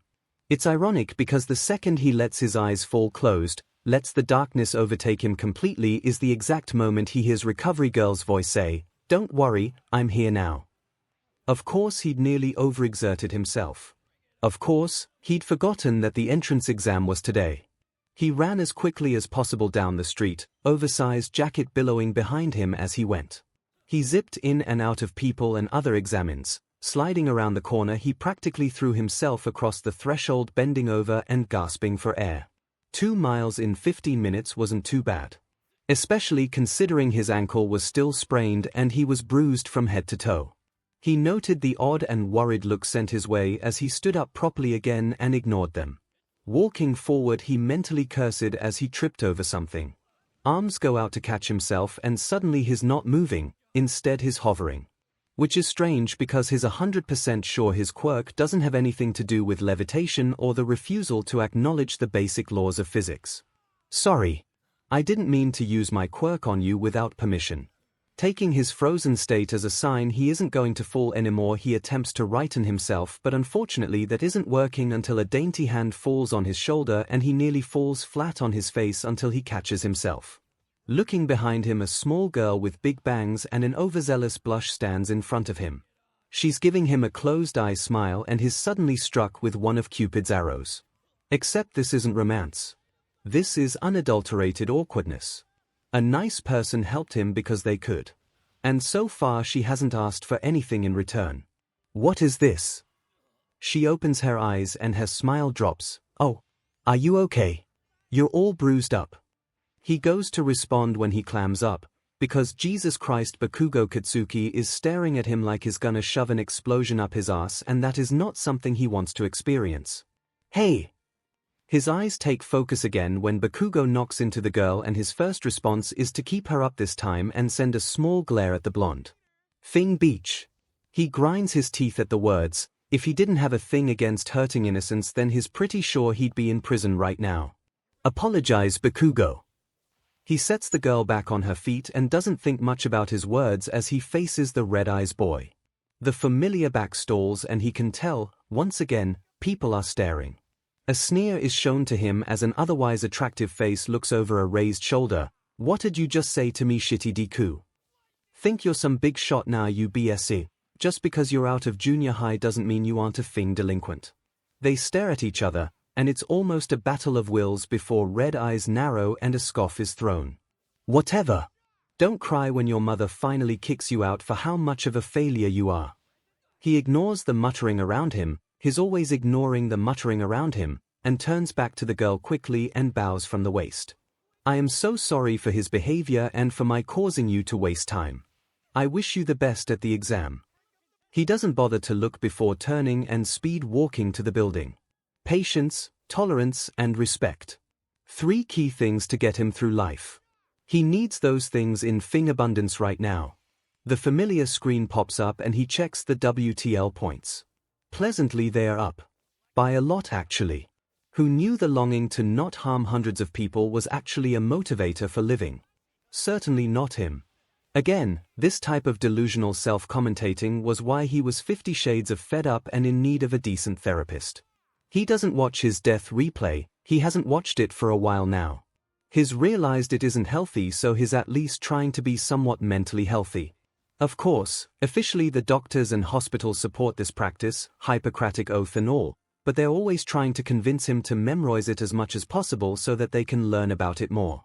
From an analyst's point of view, he gets it. He too enjoys knowing everything, and a subject that interests him from an ethical standpoint, he also understands it. He's willing to do it, most of the time, and isn't it better that he does it than some poor helpless child that doesn't understand what's going on? But once again, mentally he feels somewhat better ignoring the scene. He felt the pain, he doesn't need to have the visuals. With a sigh, knowing his mother is probably going to kill him when he gets home, he presses the continue button and white light clouds his eyes as he suddenly lurches up. When he gasps for breath, he finds himself choking. His coughing and the metallic taste in his mouth points to BLD. He sees Recovery Girl handing him a bin out of the corner of his eyes and manages to cough up whatever killed him this time.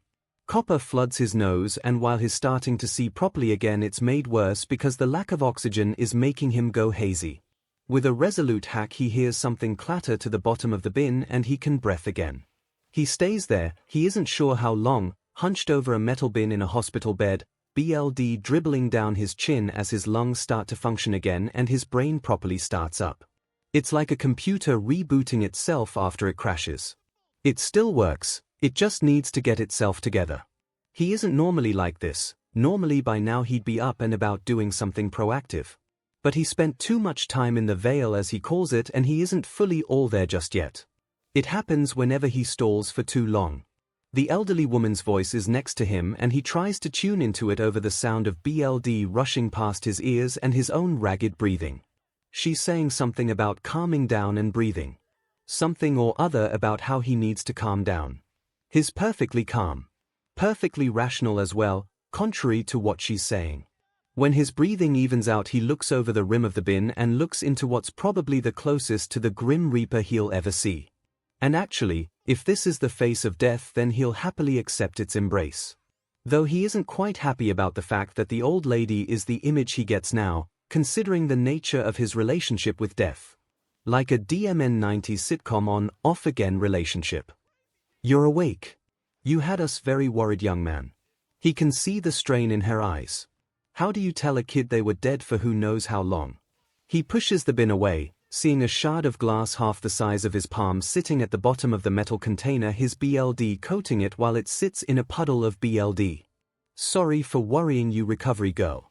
Didn't mean to take so long to come back. Her eyes widen in confusion before something akin to realization dawns in them. You're Toshinori's student, aren't you? What? Did the self-sacrifice give it away? Big brother Izuku. Who's that? His attention is drawn from his notebook to his computer, where the last known photo of Tenko Shimura is shown in a newspaper clipping of his missing poster. The report wasn't even 2 paragraphs. A name, age, picture, and last known address with contact information. Nobody cared. Nobody cares. Well, he and Toshinori Yagi seems to care. But then there's Hana, and even less people care about her. Nothing, no BRTH certificate, no reports, and his mother acts like she never existed. It infuriates him. The Shimura children have dropped off the face of the earth and nobody seems to give a CRP. Hisashi is staring at the picture, head tilted in that way that small children always tilt their heads. They think they understand something but just don't quite get it. Her eyes are filled with more life than they were last time, and the horrors are slowly being replaced with more joy every time he sees her. He started watching the small child not too long after initially meeting her, and now, with only a few more weeks before he starts to attend you, he's once again on babysitter duty. Though, Hisashi Megami is the sweetest child he knows and he hasn't got a fault to mention. He's someone I used to live by. I'm looking for him. He looks back down at his notebook after he sees the child's attention drift back to whatever the cartoon is on TV. He's far too engrossed in his research and last-second evidence filling to take much notice of what cheap reproduction is on the television. I know him. Young Midoriya. You appear to be injured. Quickly, I'll drive you to the hospital. Grimacing through the pain, he brushes the skeleton off of him before moving to sit on the bench facing the water.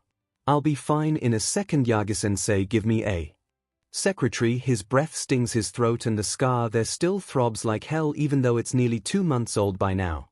"A few people who don't like me jumped me." He lets out a bitter laugh that sounds disassociative even to himself. "They know I don't stay down, so they got as close as they could." Coughing, he leans to the side a bit to spit the BLD pooling in his mouth onto the floor. Bunch of cowards. 10 guys ganging up on a kid. He almost breaks down into laughter when he catches sight of his mentor out of the corner of his eye. Still as a figurine and as emotionless as a china doll, Toshinori Yagi is frozen mid-movement with eyes that are pleading with every deity past and present, possibly future as well, that he can have a new apprentice. Izuku has a way of knowing these things. The old man doesn't mean it really, he's just lacking the skills required to wrangle a teenager of his caliber. The man will need therapy after one day at you. He has a bet with his mother and Tsukochi on how long the unprepared man will last. Izuku has dealt with rowdy children at his old primary school when he volunteered there a few years back. He gets the distinct impression a high school class for future heroes won't be too different. He doesn't stand a chance. "What?"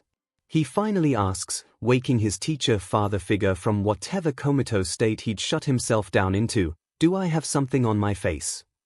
His smirk is quickly washed off when a bony hand sacks him atop of the head. He stills this time, blinking up at Yagi-sensei confusedly. His eyes are narrowed and the closest thing he can form to a scowl is staring him down. "Yes you do, young man. And it's a clear lack of self-preservation and your own BLD." His hit again and it smacks into him like a bus at how weak the man is in this form. He's a walking, talking twig. Like Groot but without the strength and strange language. He zones back into hear All Might scowling him in a mixture of phrases he doesn't understand, like Groot but without the strength. "Are you even listening to me?" His immediate thought is to reply no, but that's just rude. His second immediate reply is of course, but that's a big fat lie and he'd be called out on it. So he shrugs.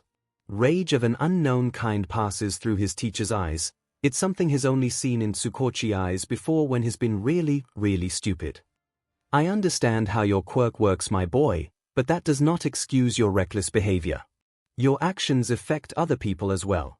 Your poor mother phoned me in tears on the day of the exam."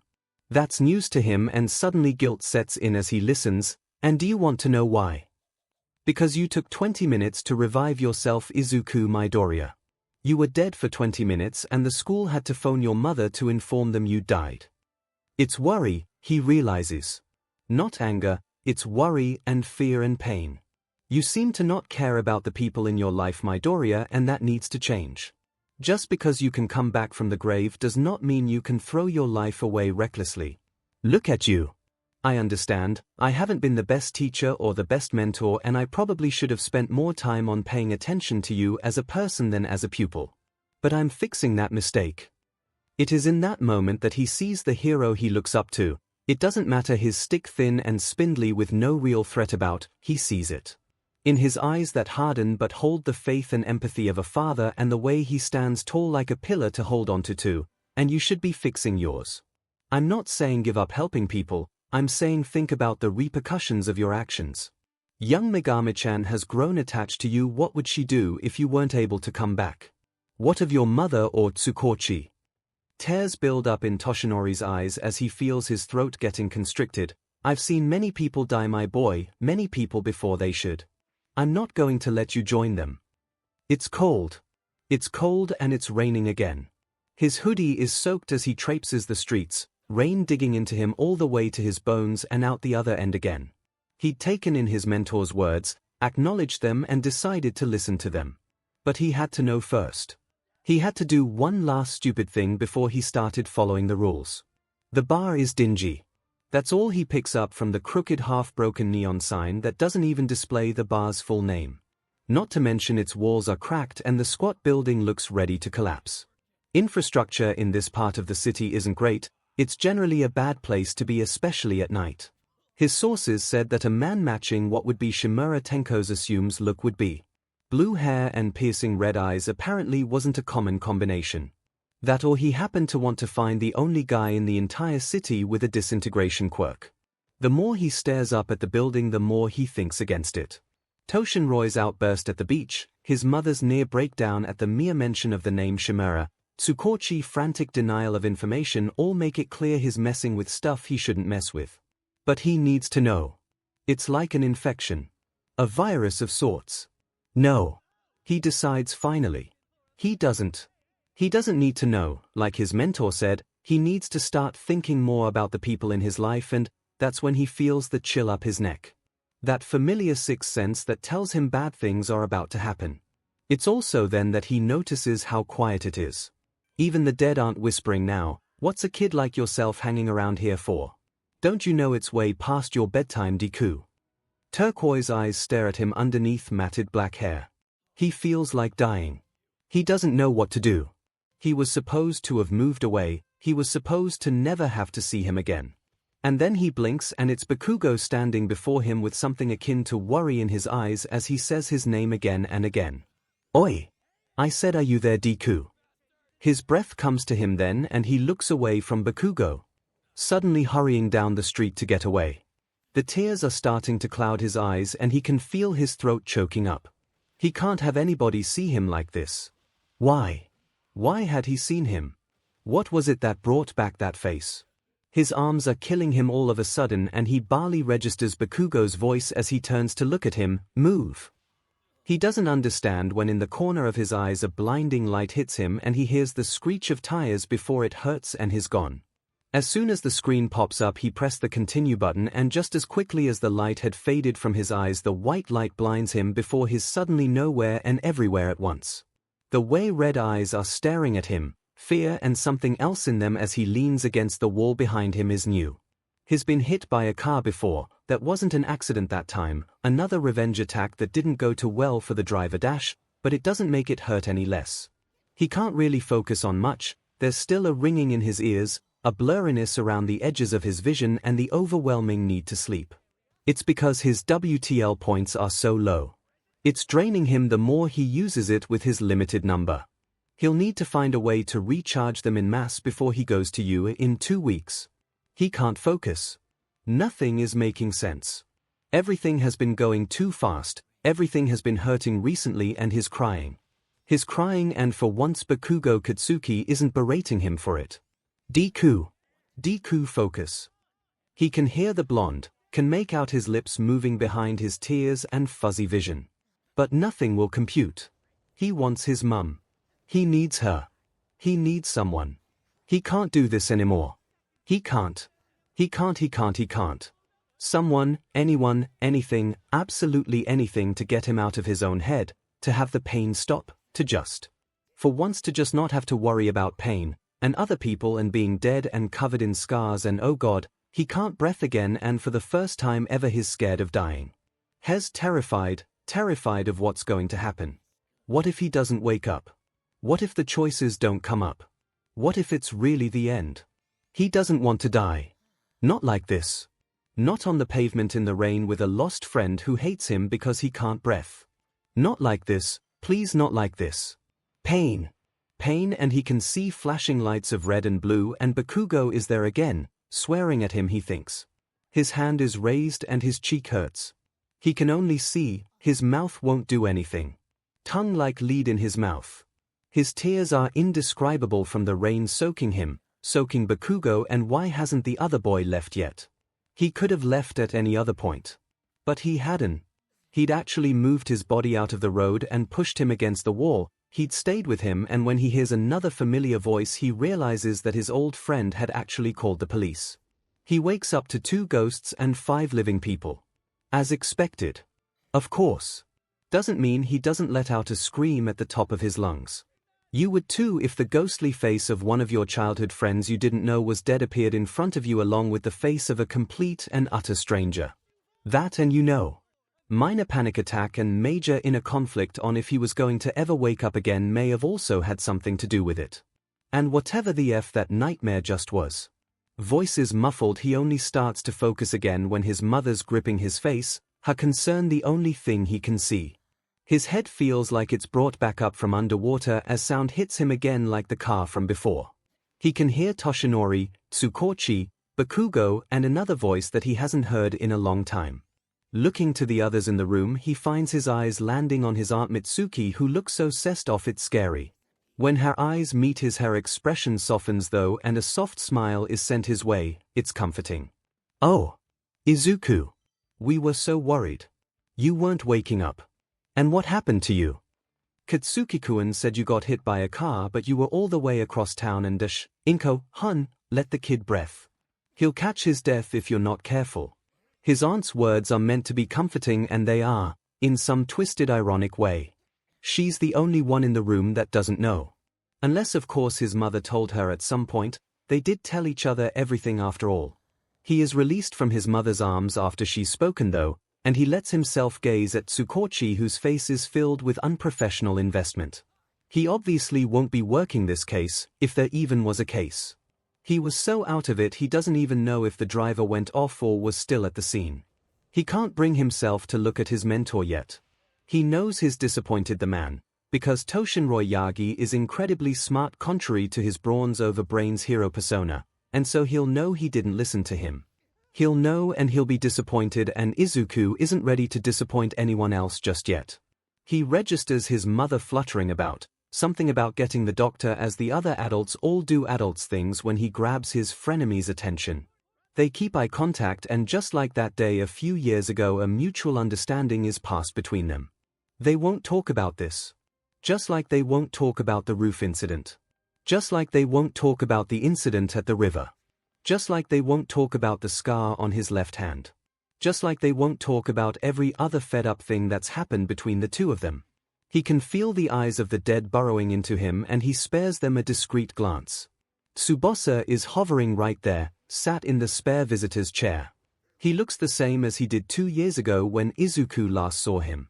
On the chubby side, short hair and strong bulky leather bat wings. Though this time he has the characteristic luminescent and transparent skin and unblinking eyes. He's just sat there, staring as if he knows it'd be foolish to try and speak now. As if he knows that Izuku will just ignore him. He wonders how long Tsubasa's been dead. How had he not known about it? They didn't get along well. He never got along well with anybody really, but Tsubasa wasn't as bad. His quirk wasn't cool enough to some, and he faced the same issues Izuku did, just on a smaller scale. He'd stood in the way of a few punches for his childhood friend. Enough to wager some respect between them. He knew their mothers still spoke. Why didn't he know? His eyes flicker to red eyes that bore into him. Does he know? Probably not. Even if he did, he probably wouldn't make too much of a deal out of it. He's that type of person after all. The other ghost is a mystery. She sat on the edge of his bed, cross-legged and smiling. She appears friendly, and she's dressed in a hero costume that he recognizes from somewhere, though he's not sure where. Her whole attention isn't on him though. She's watching Yagi-sensei like his mother was watching him before. Vigilantly, but with respect for personal space. He looks over to the doorway just in time to see his mother walk through with an unfortunately familiar face. Dr. Tsumasi is the doctor in charge of his tests and quirk experimentation, and he hates him. He despises the man in pleasant terms and dislikes hospitals nearly the same amount. The only reason he isn't making a Jason-Bourne sequence escape right now is because he has a thing against embarrassing his mother in public. And because he knows with how his legs are twitching he isn't getting anywhere fast enough before the matron that caught him last time he tried to escape the hospital catches him. Bearing in mind she was 80-odd at the time and he was 14. "Nice to see you again, Izuku-kun." The pleasant voice grates on his nerves, his brain picking up on all the little nitpicking things it always does when he doesn't want to focus. Like for instance, how Aunt Mitsuki and Bakugo's eyes just widened at the obvious familiarity between himself and the doctor. Or how Tsukochi is suddenly very interested on whatever the painting above Tsubasa's head is. Or even how Yagi-sensei looks about ready to spew BLD again when you've spent the amount of time with the man that Izuku has you pick up on tells. But then again he always looks ready to spew BLD. The perks of having half a stomach and half your internal organs missing are truly splendid indeed. Sure is Dr. Tsumasi. He hopes the complete and utter contempt isn't showing through too much, but honestly, it's a wonder the man's allowed to work with living patients like, "Oh hey. Yeah, you just experienced major trauma. But it's wonderful to see you today." Of course, Izuku has to admit he isn't a professional doctor, so that may be the doctor's coping mechanism, like his is regaling his life in his head like there are people listening and referring to himself like a third-person disembodied voice. Everybody copes slightly differently. I'm going to have to ask you all to leave the room. Due to the nature of Izuku-kun's quirk, we have to examine him again to ensure there's no major long-term damage. His mother sighs and starts to usher everybody out of the room, though his aunt and Bakugo are giving him looks of two different magnitudes. The older blonde is giving both his mother and himself a look that demands to know why they are both so casual about this, and since when did he have a quirk, while the younger blonde is just angry to be bosses around. So, tell me again, in detail, everything that lead up to your accident. They've done this 10 times now. And judging by the clock on the wall, it's been nearly 2 hours. The physical hadn't taken more than 2 minutes. There was a nasty scar in a jagged horizontal line across his left rib cage that overlapped a few of his older scars, where some broken piece of the bumper of the car had impaled him. Now they were onto a FIS evaluation. Sitting in a hospital bed, itching to get away and never be in the White Room again, he feels sympathy for Tenko Shimura. Sympathy more so than he already has. He's experiencing not even a sliver of what he had to go through, and he's already having homicidal urges. Then again, he usually has homicidal urges after a particularly bad day, so. I was following up a lead on a friend I'd lost contact with, when Bakugo surprised me and I thought he was someone else — someone that had hurt you in the past. Yeah. And out of instinct I ran. I didn't realize it was Bakugo until I turned when he shouted at me to move, and by then the car hit me. There's sympathy in the doctor's mismatched eyes. Not for him though, for Bakugo. Have you had time to talk to Bakugo about what he saw? That's different from the last round of questioning. No. I was a little too busy having a panic attack on the side of the road. The man visibly recoils at his words, and he realizes maybe he had too much venom in his voice. A snicker and disapproving noise catches attention, and without thinking he turns to look at the two ghosts. Oh, do we have ghosts with us? Shock covers the two corporal beings' faces at the recognition, and he nods. Anybody you know? He looks the doctor in the eyes. His eyes have always unnerved him. They were never quite right. Always prying yet never giving way themselves. No. After everything that had happened between being accepted into his dream school and the first day of school, namely getting hit by a car, babysitting to the max, ridding the house of potentially incriminating investigative evidence, multiple exorcisms, getting caught up with a dead friend and introducing himself to his missing friend's dead grandmother and the mentor of his mentor, and an awkward family dinner that included the Bakugo family and 𝐿𝐿 and Tsukochi. Izuku was not in the least surprised when he struggled to pull himself out of bed. But he did it, which meant something. Even if it wasn't worth a mental pat on the back, it meant something. Oh, and he also has to perform an exorcism before he even goes to school today. That's a thing he does now. Dragging himself out of bed required half the effort it takes to keep his eyes open, but he manages. His rucksack is filled with school supplies, food, and a hell of a lot of salt, candles and books that he probably shouldn't keep laying around, but so what? Pulling on his uniform, he internally cringes at how restrictive the blaster feels on his arms, not to mention the shirt makes his scars irritated, but he'll have to just learn to live with it. He looks for his school shoes. His mother, horrified by his idea to wear his red boots, had insisted he buy some other shoes, but is unable to find them. Deciding red boots and a telling off are better than bare feet, he grabs the sturdy boots that sit by the door and makes his way out the door, bag on his back and a cereal bar in hand. If he sees his school shoes in the cubby, he doesn't recall. The train ride is half pleasant. He sees some kids from his junior high who send him cautious looks till they notice the uniform and go white as sheets. And then there's also people that he sees on a regular basis due to his status as local occult child. One such person is his latest client, the one he'd had to leave home early for. Mr. Hohimu had a problem with a demon, one that apparently followed him to every house he moved to. The not-so-poor man had moved 15 times in the last 3 years, all yielding the same response. A quick and forced uprooting of the family after BLD started coming out of the walls and items dropping through the floors after becoming intangible. Why he'd moved to Shizuoka Prefecture with a problem like that was beyond him. He was getting paid to help him, so he didn't see the problem. More surprisingly, it was in fact a demon, which was new because Izuku was used to dealing with poltergeist. Guess he should become more religious. Nah. The closest he'd get is paganism, which people didn't even consider an actual religion, though it definitely was. That didn't matter though, because those books that he defiantly should not just leave about had in fact helped him. A creepy prefecture was also a shifty prefecture, and if you wanted it, somebody could get you it. Or at least that was his reason on why he was carting around books that were probably cursed and gave in detail explanations on how to banish demons in many, many languages that he'd had to learn, and in many ways that did in fact actually work. Or at least the words in the books. He wasn't going to learn Swedish in its entirety just because one of his banishing books happened to be written in it. That would be a waste of time and resources.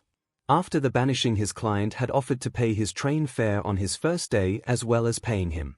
Which, to any person that has to constantly take public transport at dead but hours of the morning knows, was a godsend. As he stood holding the rails hanging from the ceiling, he allowed his eyes to drift around the train carriage. Apart from his clients and the few people in his neighborhood that weren't immediately put off by him, there was of course, his old schoolmates along with some of their new classmates. He was getting uneasy looks from them. Then there was the group of businessmen stood a few meters from him that kept looking between him and their briefcases like any second he was going to lunge forward and steal them from their hands, and there was the mother who was sat with two younger children, not yet at the age to start school, who was not so quietly whispering about him to her children, telling them to be careful of boys like him. See those scars? He's probably been in many fights. They're delinquents and only get people in trouble. She wasn't exactly wrong though. The majority of his scars were from fights. The ones on his face weren't though, and neither were the ones on his hands and arms which were exposed because goddamn it he wasn't wearing that stupid blazer and longer than he needed to. When his station arrived and he moved to get off, he felt a collective breath be let go as his feet hit the platform. Seemed he was more intimidating than he thought he was. Walking to you, he thought back to the day of the exam before a stab of guilt returned to his chest, thinking of what he'd put poor recovery girl through. The woman had probably been unable to help people in her time as a hero, but to think you'd lost a child in your own property must have been devastating to her. He pushed that away though and allowed the selfish, prideful feeling to take guilt's place as he stepped through the gate. He was there. He was actually a student. He'd done it. He had really done it. And then that feeling went away, and it was replaced with self-consciousness and the natural instinct to enforce solidarity on himself as people that passed him his age and older gave him weary looks. Sighing, he put his blazer on properly, slung his bag back on his back and trudged forward to his classroom in the heroics department. People were entitled to their opinions, and if they thought he was somebody to be feared, he might as well let them. Please don't let anybody in my class actually be as tall as the door, he found himself murmuring as he slid the door open. Peeking inside, he saw it was relatively full, but unfortunately both Bakugo and that speed kid from the exam were in his class. And they were arguing loud enough for him to get a headache the second he stepped in the room. Or it might have been the amount of ghosts in the room. Either or. Actually, now that he thought about it for a second, there was an abnormal amount of ghosts in this room. A few looked his way as he walked further into the room, and he took the advantage of looking like he was surveying his classmates to survey the dead. 20 at least, with that kid at the back of the room with red and white hair had about 3. Weird. Not his business though, so he looks away and tries not to notice that Mr. Kuridan and the lady that introduced herself as Nana Shimura are attempting to sneak into the room behind him, even though it's so blatantly obvious. He looks back over to the arguing students, except they aren't arguing anymore and they are staring at him, which in turn leads to the rest of the class staring at him. Deku. Not as venomous as junior high. He's almost impressed. If he didn't know any better, seeing him get run over by a car because of the blonde spooking him had given Bakugo a new appreciation for him. Not likely. Bakugo. Red eyes trail his form, anybody else and it'd be suspicious, then meet his again. No BLD. That statement makes a few eyebrows rise and a few eyes widen. He notices from the corner of his eye, I'm impressed, you haven't gotten into any fights this morning. The banter is new, maybe Bakugo really has got an appreciation for him. No. He sees the slight twitch to his eye as he forces himself to be polite. Aunt Mitsuki has obviously put him up to being polite. steeling himself to not lash out if the Speedy Gonzales meets Roadrunner meets Ingenium ripoff guy tries to communicate again after their failed contact at the exam. He walks to his seat, which is behind Bakugo, with nothing more than, "No, it just got removed after I banished Mr. Hohimu's demon. You'd be surprised how well demons dry clean." The incredulous look is given prove the blonde can't tell if he's joking or not. "You're Midoriya, right?" He looks at the black-haired boy who sat in the seat next to his. Turning around, he leans against his table. Blue boy starts to drone at him. He's this close to punching his glasses of his presumptuous face and looks at the boy who addressed him. "Yeah. Why?" Pinprick eyes widen. But dude, you died during the entrance exam. Recovery girl pronounced you dead and everything. I was there when she did it." He isn't sure why he laughs, but he finds himself laughing. Laughing so much that he actually bends over slightly, because this is too much. He tried so desperately to not hurt anyone, and this happens. Oh boy, wow. He isn't sure why he even finds it funny, but he's messed up, so he finds stuff he isn't supposed to find funny all the time. You'll find I have tendency to not stay dead for very long. Besides, it wasn't that bad. All I got out of it was this scar anyway. He undoes his tie and undoes his top button to show the scar on his neck where the glass that sliced his carotid artery in half and ruined his voice box for a week entered. It's wicked looking, all jagged and menacing looking. He sends a smirk that matches his scar at the boy as he sees him stare in terror and confusion. He redoes his button and tie when he notices that some kid in class look uncomfortable. He wants to be a hero, he can't do that if he doesn't respect people. He looks back at his classmate who looks a little sick all of a sudden. He's about to ask if the kid's okay when Sonic the Hedgehog opens his trap again. "Midoriya, please remove yourself from the desk. It is disrespectful to dash, yeah, and it's disrespectful to shout at people, isn't it?" He stands then, something in him rearing its head, and faces the prim and proper boy. He can see how tense the other boy gets. He makes himself relaxed, he's in control here. "I gave you the benefit of the doubt at the exam, thinking hey." He waves his hand around casually but doesn't miss the flinch. Maybe he's nervous. Everybody is pent up. "But guess what, jackass, I'm sick and tired of FRs like you thinking they're better than me just because dash." He walks up to Blue Boy and pokes him in the chest harshly and doesn't enjoy how he squirms away. "I'm scarred. I don't like hurting people, but you." He looks up at his victim, noticing how scared he is. He's obviously never faced actual conflict of any kind before. No wonder he froze up. "You make me rethink that. You have a stick up your ass because you come from a private school, right? Well, guess what?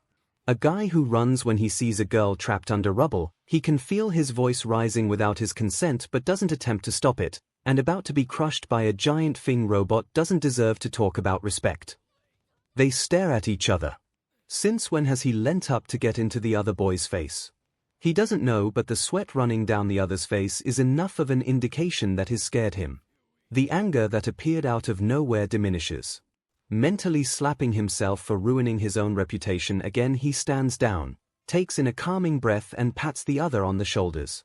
The action physically jolts the other boy and he lets out a meep as Izuku smooths down the lapels of his blazer. "Glad we had that chat." He pats him again and turns back to his desk. It's quiet, but he doesn't care. Life's fed up enough as it is without people that want to be heroes running around thinking they're higher and mightier than everybody else when they don't have any DMN thing courtesy towards others. Like his one to talk himself. The awkward and tense silence that underlies the quite muted chatter of his shaken classmates is broken by bright brown eyes that send another round of infinite awkwardness rocketing through him. "Deku, you got in. I didn't get chance to thank you at the exam." She bounds up from the door to his seat, hair swinging widely as she does so, and he distantly wonders if she needs clips to keep it out of her eyes. "Oh, you were so cool. The way you took out that robot was amazing. You were just like 𝐤 and dash. If you're here to socialize, then get out." It's silent as a tired voice comes from the door, and as his tired eyes slide over to the door, he's sure his quirk has finally screwed him up for good. Because he swears plain as the sun is shining outside, there's a motherfucking yellow caterpillar with Eraserhead's face on it in the doorway. What's his life come to? It took 8 seconds for you all to quiet down. Time is a precious resource, you lot aren't very rational, are you? This sentence is followed by the caterpillar having a metamorphosis leading to Eraserhead to step out of the cocoon sans his goggles. Seriously, why did he even wake up this morning? Changing into his PE uniform is a somber affair, especially when he can feel the stairs. He's used to stairs, but this is the first time in nearly 4 years that he's gotten changed in front of other people, so it's almost violating.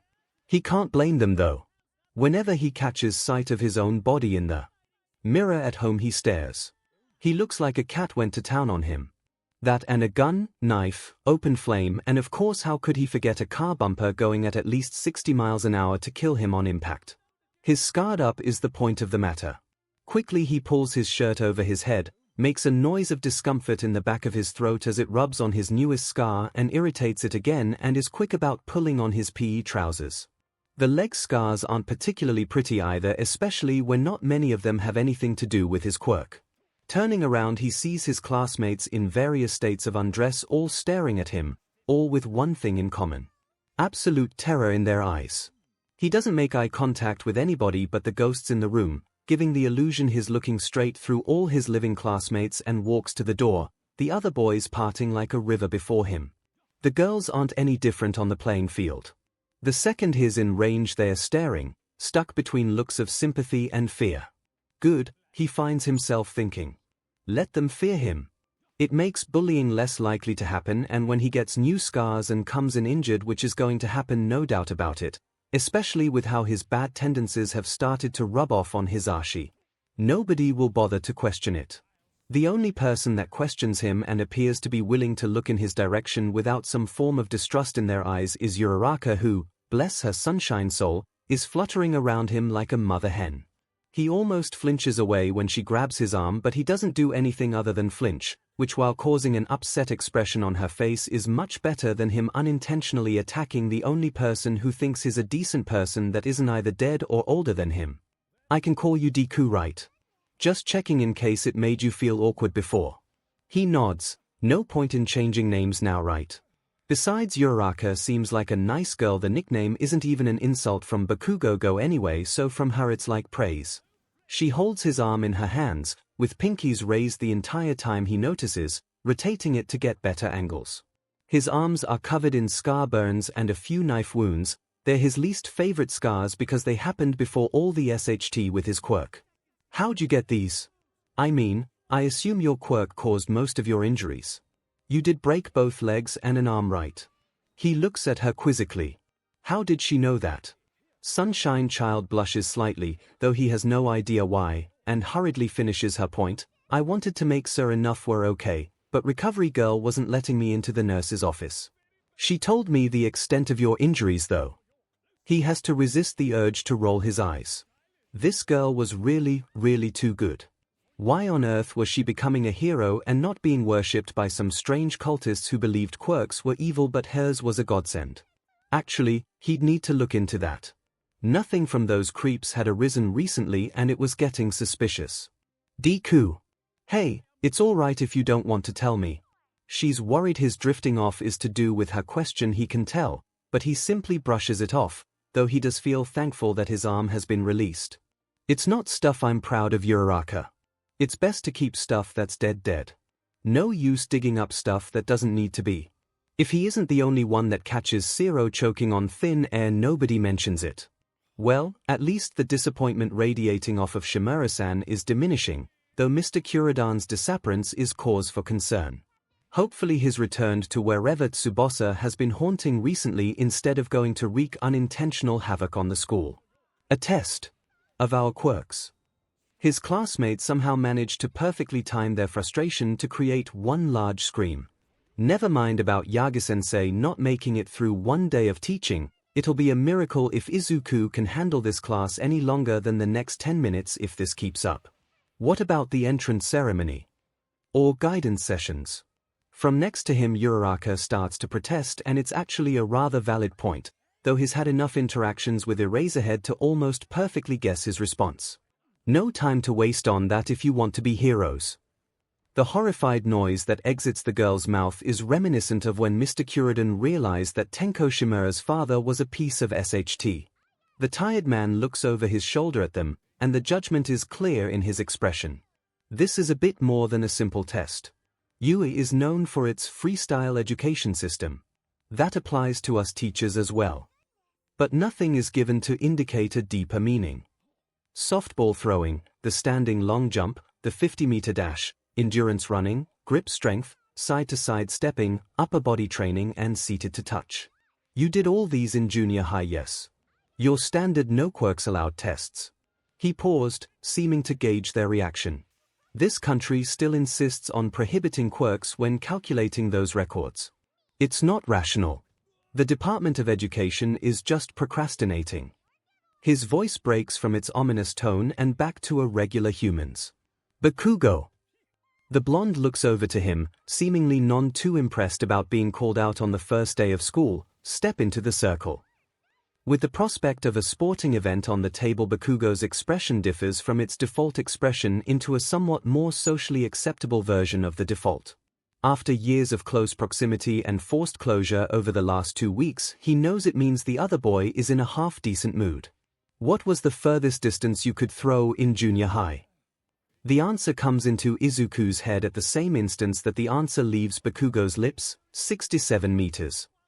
It throws him off slightly because that is incredibly weird trivia to know about someone he isn't supposed to have a good relationship with. Of course, he can blame it on the fascination he's had with the blonde since childhood and chalk it up to sideline subconscious fanboying that's led to him keeping such random knowledge. Their teacher procures a ball from somewhere on his person and throws it at Bakugo who, true to form, catches it with one hand. Great. Now try it using your quirk. Do whatever you need to, just don't leave the circle. Nodding to himself, the blonde gets in a stance and Izuku finds himself over long Uraraka's ears as she looks up at him confused. With seconds that confusion is gone when the loudest explosion Izuku's ever heard emits from Bakugo's hand, the ball whistling through the air after sultry breaking the sound barrier. He removes his hands after the noise and strangled war cry of "Die" are gone and she thanks him. His already partially deaf from that time Bakugo exploded his face as a toddler. Nobody else needs busted eardrums if he can help it, and Uraraka is the only one he particularly likes at the moment. Besides, Shimura-san is giving him that approving nod that you get when you've done something expected of you without being told it was expected of you. A small beeping draws everybody's attention to over where Eraserhead is stood holding a device he most definitely was not holding before. He really has to look into the art of invisible pockets at some point and speaks as he turns it to them all so they can wallow in self-pity. It's important for us to know our limits. The device displays Bakugo's distance of 705.2 meters. So Bakugo isn't only stealing hearing, he's also stealing aspirations and self-confidence. He'd make a brilliant teacher. But then again, maybe not. Because instead of being stunned into SBMs and his classmates are yelling again and louder than before as well. Whoa! This is awesome. 705 meters. Seriously. So we can use our quirks for real. Man, the hero course is great. The temperature suddenly drops and he feels his eyes drifting back to his teacher who's studying the device with mild curiosity. The disdainful aura is coming from his teacher and that's the cause in the drop of temperature. Awesome, you say? It seems everybody else has picked up on their teacher's change in mood because it's suddenly quiet again. You're hoping to become heroes after 3 years here. And you think it'll be all fun and games. It's not often that he feels intimidated. His existence and reputation revolves around himself being the intimidating one, right? The resolve in that one word twists his scarred stomach. The one with the lowest scores across all 8 events will be judged hopeless and will be expelled. The first test they were going to be forced to endure was a 50-meter dash. Don't get him wrong, Izuku was okay at running. It wasn't like he struggled at it, he did have brilliant stamina after all. It was more the fact that running was always something he used as a last-second decision kind of thing, you know. Like this morning when he was almost late so he had to run, or that time one of the kids from school had stolen his bag so he'd missed the bus and had to run home to avoid the downpour that started to ensue the minute he got to his building. First up was Sonic, who actually flinched as he passed him, and some girl that Uraraka said was called Tsuyu. She was very frog-like in appearance. Large eyes and webbed-looking fingers combined with her crouched position at the starting line all gave the impression of the amphibious creature. Then she leaped probably as twice as the guy with bat wing arms was tall, and he could tell for sure her quirk had something to do with frogs. The machine beeped far too quickly and a droning robotic voice spoke out, 3-4 seconds. Now that he looked at the blue-haired boy properly, he was shocked to discover he'd somehow missed the giant engine exhaust sticking out the back of his legs. Seconds later the machine beeped again, 5:58 seconds. The two looked happy with their scores, the Tsuyu girl sending a sheepish smile towards Uraraka. Seemed Sunshine Child already had friends. Good. It just meant he could probably wrangle more people into helping him protect her, regardless of whether they liked him or not. Next up was his friend, and he gave her a pat on the back as she sent him a nervous expression and walked up to the starting line. She was against the blonde boy with a tail who jumped back from him when he walked into the changing rooms. It had been mildly funny, considering he'd quietly said "excuse me" and the monkey boy had jumped about a good meter in the air and with the help of his tail had ended up hanging from the suspended lighting. Watching Uraraka closely, he noticed that she was murmuring to herself and began touching her clothes, shortly after which it looked like her clothes were attempting to float upwards but were hindered by Uraraka herself staying in one place. The whistle went and they ran. Monkey Boy used his tail, much like Tsuyu had, to launch himself across the finish line while the brunette used good old-fashioned running to get there. He didn't quite catch the boy's time, but he gave a thumbs up to his friend when he heard her time. 7:15 seconds. At the very least she seemed proud of herself. Next was a pink girl that reminded him of Kirby with horns and a blonde boy who from a quick glance and listening in to gave him the distinct impression of non-aggressive, more flamboyant Bakugo Katsuki.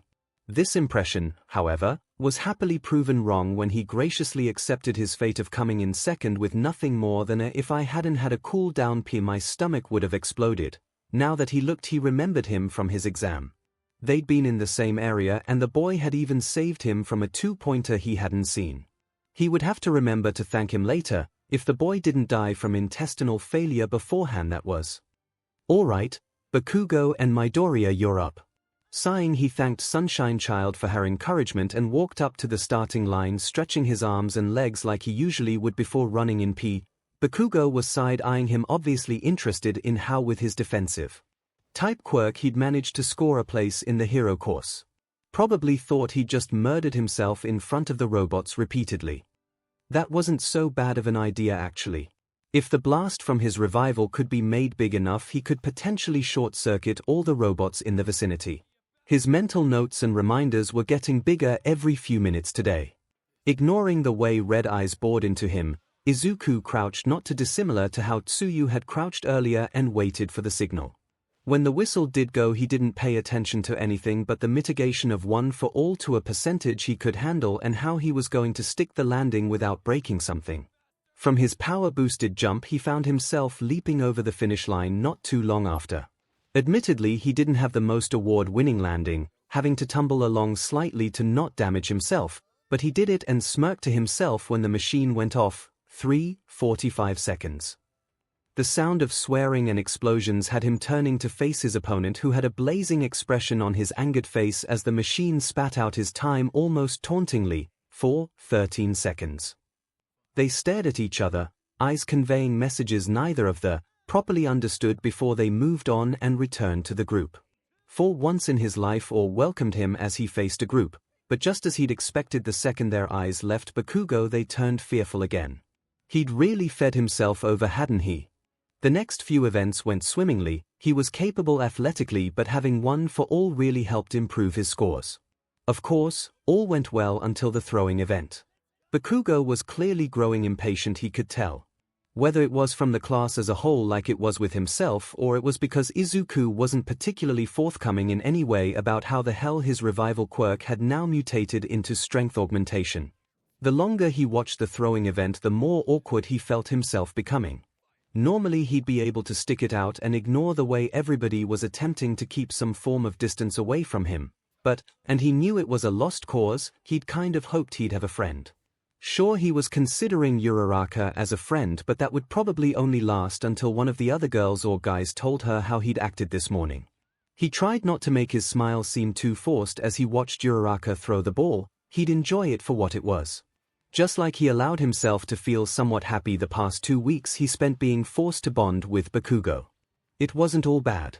Beat dead people. Not that they were bad, but he was finally starting to understand why his mother wanted him to spend more time around the living. One thing, though, made him internally smirk. Sonic was growing a pair, it seemed. While in the first event the boy had flinched at the act of walking near him, the blue boy was the closest to him, and from a quick glance out of the corner of his eye, the speedster was watching him carefully. "Midoriya, you're up." Nodding at his teacher, he walked forward, catching the new ball that was tossed to him. As he got in the circle, he half listened to what was being said about him. "Midoriya appears to be extremely cautious. He's been playing it safe, you can tell." So it seemed 𝐻𝐻𝐿 was keeping track of him through the events. And the fact he'd picked up on him holding back despite only seeing him in action once before was interesting. He'd definitely have to try and get him as a friend if he could redeem himself. Someone like that could be a good ally and an even better friend. Well, the BSTI got hit by a car the other week. He's still healing. A mini uproar happened behind him at that. Leave it to Katsuki to take away the attention. Smiling, he used his quirk and launched the ball, careful to mitigate it. He didn't need any of his still healing wounds to reopen. His quirk got rid of most of the damage, but he still needed stitches in a few areas.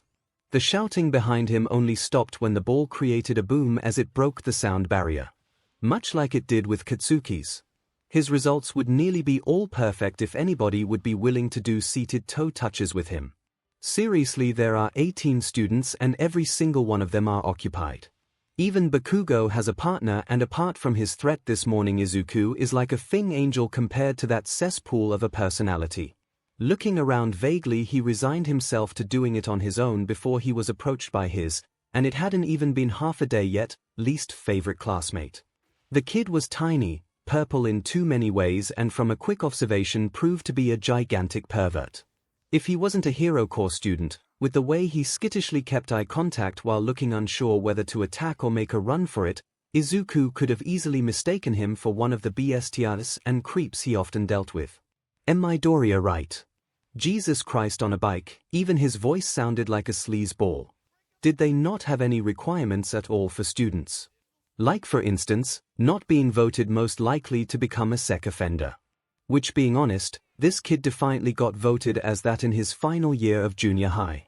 Or maybe he was just so used to dealing with pervs who took it too far he was overreacting. Maybe. But his instincts were rarely wrong, and his instincts were telling him the kid was a sleazeball. That's my name. It was almost pitiful how he had to look down, and he thought he was short. Sure, he was a bit taller than average, but the guys and girls in this class were giants. Am I Mineta? He kept his expression schooled, eyes blank and devoid of anything. And I knew that. His eyes widened in fear. Aizawa-sensei called it, and you walked to take your turn in the previous events. What do you want? There's no other people to do the touches with, and I'll do it on my own. I'm not the best team player, you understand, Mineta-kun. Makes me aggravated sometimes, you understand, right? He walked past the boy, making sure nobody was paying attention when he grabbed the tiny boy's shoulder and put as much pressure as his hand could give without using one for all. Oh, and another thing. I catch you doing anything to the girls. And you won't have your eyes. If you don't believe me, ask around Mustafa for me, and you'll meet a bunch of people like you who've faced consequences. Just like this morning, he released his grip and pat the annoying pest on the shoulder. Keep it in mind, okay, Mineta-kun. He made sure to smile wolfishly over his shoulder, a clear warning to the petrified boy. Hey Deku, over here. I want to properly introduce you to 𝐬. He looked away from Mineta and over at his bubbly friend who had an arm wrapped around the frog girl's shoulder. I'll be over in a second, Uraraka. Sending her a smile, he gave one final look to the other boy who was still standing still before he began to walk over. I'm Asui Tsuyu, call me 𝐬, Midoriya-kun. Shaking the hand held out to him, he smiled genuinely at the girl. Of course, 𝐬. Feel free to call me Deku. Everybody does. Ha! How the F did I come after Deku? You little runt, when the hell did you grow an athletic bone in your body? The blonde got in his face and he looked past him as he was shaken back and forth. He focused more on how 𝐬 and Uraraka were having a laugh at his expensive and how Sonic looked like he was going to have a breakdown. Personally, he was still amazed at how he'd come in third place, technically first out of the normal students if you took into account the other two were recommended students. Bakugo release Midoriya. Whatever. I'm watching you, shifty nerd. Hey! Izuku, come over here. Looking up from his book, he felt his face split into a grin when he saw his friend over on the swings. Darby was a little older than him, though only by 4 years, but still hung out with him and actually kept him safe from bullies. Stuffing his book into his rucksack, he slung that on his back before hurrying over to the swings, standing in front of his black-haired friend expectantly. Fiddling with the straps of his bag, he almost didn't see the hand motioning him to sit next to him. Really? A small frown grew on his friend's face as he verbally told him he could sit next to him on the swings. It was something new entirely. The last time he'd sat on the swings with anybody had been when he was 6, and even then Bakugo had used his explosions to throw him off in the name of fun. Oh, okay then. He continued to smile, sitting happily next to his friend, kicking his feet slightly to start swinging slowly. He looked at his friend but looked forward when he saw his friend doing the same. They sat there, quiet and still. The only sounds around them the other kids at the playground and the creaking of the swings. He enjoyed this Darby. The nice one. The one that wasn't showing off to other people and who called him by his name instead of that horrible nickname all the other kids did. Even his other friends called him by it. But the fire quirk holder only ever called him it when they were around the other boys. Do your arms still hurt? Surprised, he looked at his friend in the corner of his eye to see him leaning forward slightly, making his swinging off, and his eyebrows were furrowed. Looking down at his arms, he didn't want to admit, but they did hurt. The bandages sticking out from under his shirt were fresh and had only been applied yesterday. Kind of. He risked a glance to see his friend's fists shaking slightly, and he started to try to backpedal, but it isn't your fault. Not at all. I was just being silly and didn't get out the way in time and dash. He was about to continue before being abruptly cut off. Izuku, you shouldn't have done it anyway. He trailed off, and Izuku looked properly at his friend. An unfamiliar scowl on his face and his turquoise eyes reminded him of his blue fire in that moment. Because they were so hit and intense and so very angry. They're stupid idiots. I don't even know why I agree to it, but you're so much younger than us and you always get hurt. He felt trapped under Darby's gaze. They do it on purpose. They keep you there longer than you should, that's why you get hurt. You're not clumsy or stupid, Izuku. They want you to get hurt. That was silly. His friends wouldn't. Would they? No. Of course they wouldn't. They were his friends and friends didn't. Katsuki did. He was your friend and he hurt you. He left you as well. His thoughts turned dark. His friends wouldn't be like Bakugo, right? The more he looked at Darby though, the more the message became clear that they would. Why are you telling me this? Tutu. What was he even trying to accuse Darby of? Telling him something he'd known all along. Something he'd forced himself to ignore. Something that was obviously inevitable. To just prove that I'm useless. Is that why? He didn't know why he was shouting, but everything was just too loud and he was angry and crying and he didn't know what he was doing. Izuku, no. It's all right. I knew it was gonna happen. I knew that you guys would get tired of me. This is your way of getting rid of me, right? He stood up from the swing, turning in a circle trying to spot the others. Because they'd come to watch, right? Come out, guys. It isn't funny if you're the only ones laughing. Darby was stood up when he turned back to him, worry dancing in his eyes. But it had to be fake, just like this stupid kindness. Because he was Izuku Deku Midoriya. And nobody actually cared. Just like Bakugo always said, it was only a matter of time before his own mother kicked him out. Izuku, what are you going on about?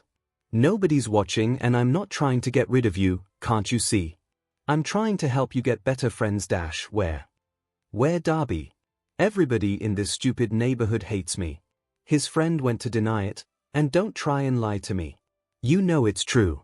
I'm just stupid and quirkless and it always ends up like this. The boy closed his mouth, obviously unable to come up with a retort. Then his eyes steeled and just as he was about to walk away, probably to go to his room and cry all this out, he was grabbed in an inescapable hold by his friend. You are not stupid.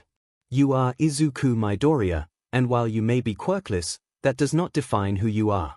You can be a hero if you want. That's what you want to be, right? You want to help people. Well, be your own hero first. He wanted to believe the words, he wanted to believe all of it. But he couldn't. Because nobody cared. Nobody was honest with him. What's the point though? I'll either make the situation worse or I'll hurt myself. And how can I be my own hero if I don't know how to do it in the first place? The grip on his shoulders lessened ever so slightly and he looked up, seeing Darby's face turn cold. So you're just gonna give up? Just like that? You're being paranoid, Izuku, you know that. For as long as I've known you, you've aspired to be a hero, to help people. So what, if you don't have that many friends now? Think of how many people will want to be your friend when you're a hero. He forced a smile when his friend looked at him in the eyes again. He pretended to feel better and pretended to be over it as Darby walked him back over to the swings and pretended to be interested as Darby went on about how he'd help him get better friends and he'd stay in touch. He pretended to believe him. Oh, Izu, you're home early. How? What's wrong?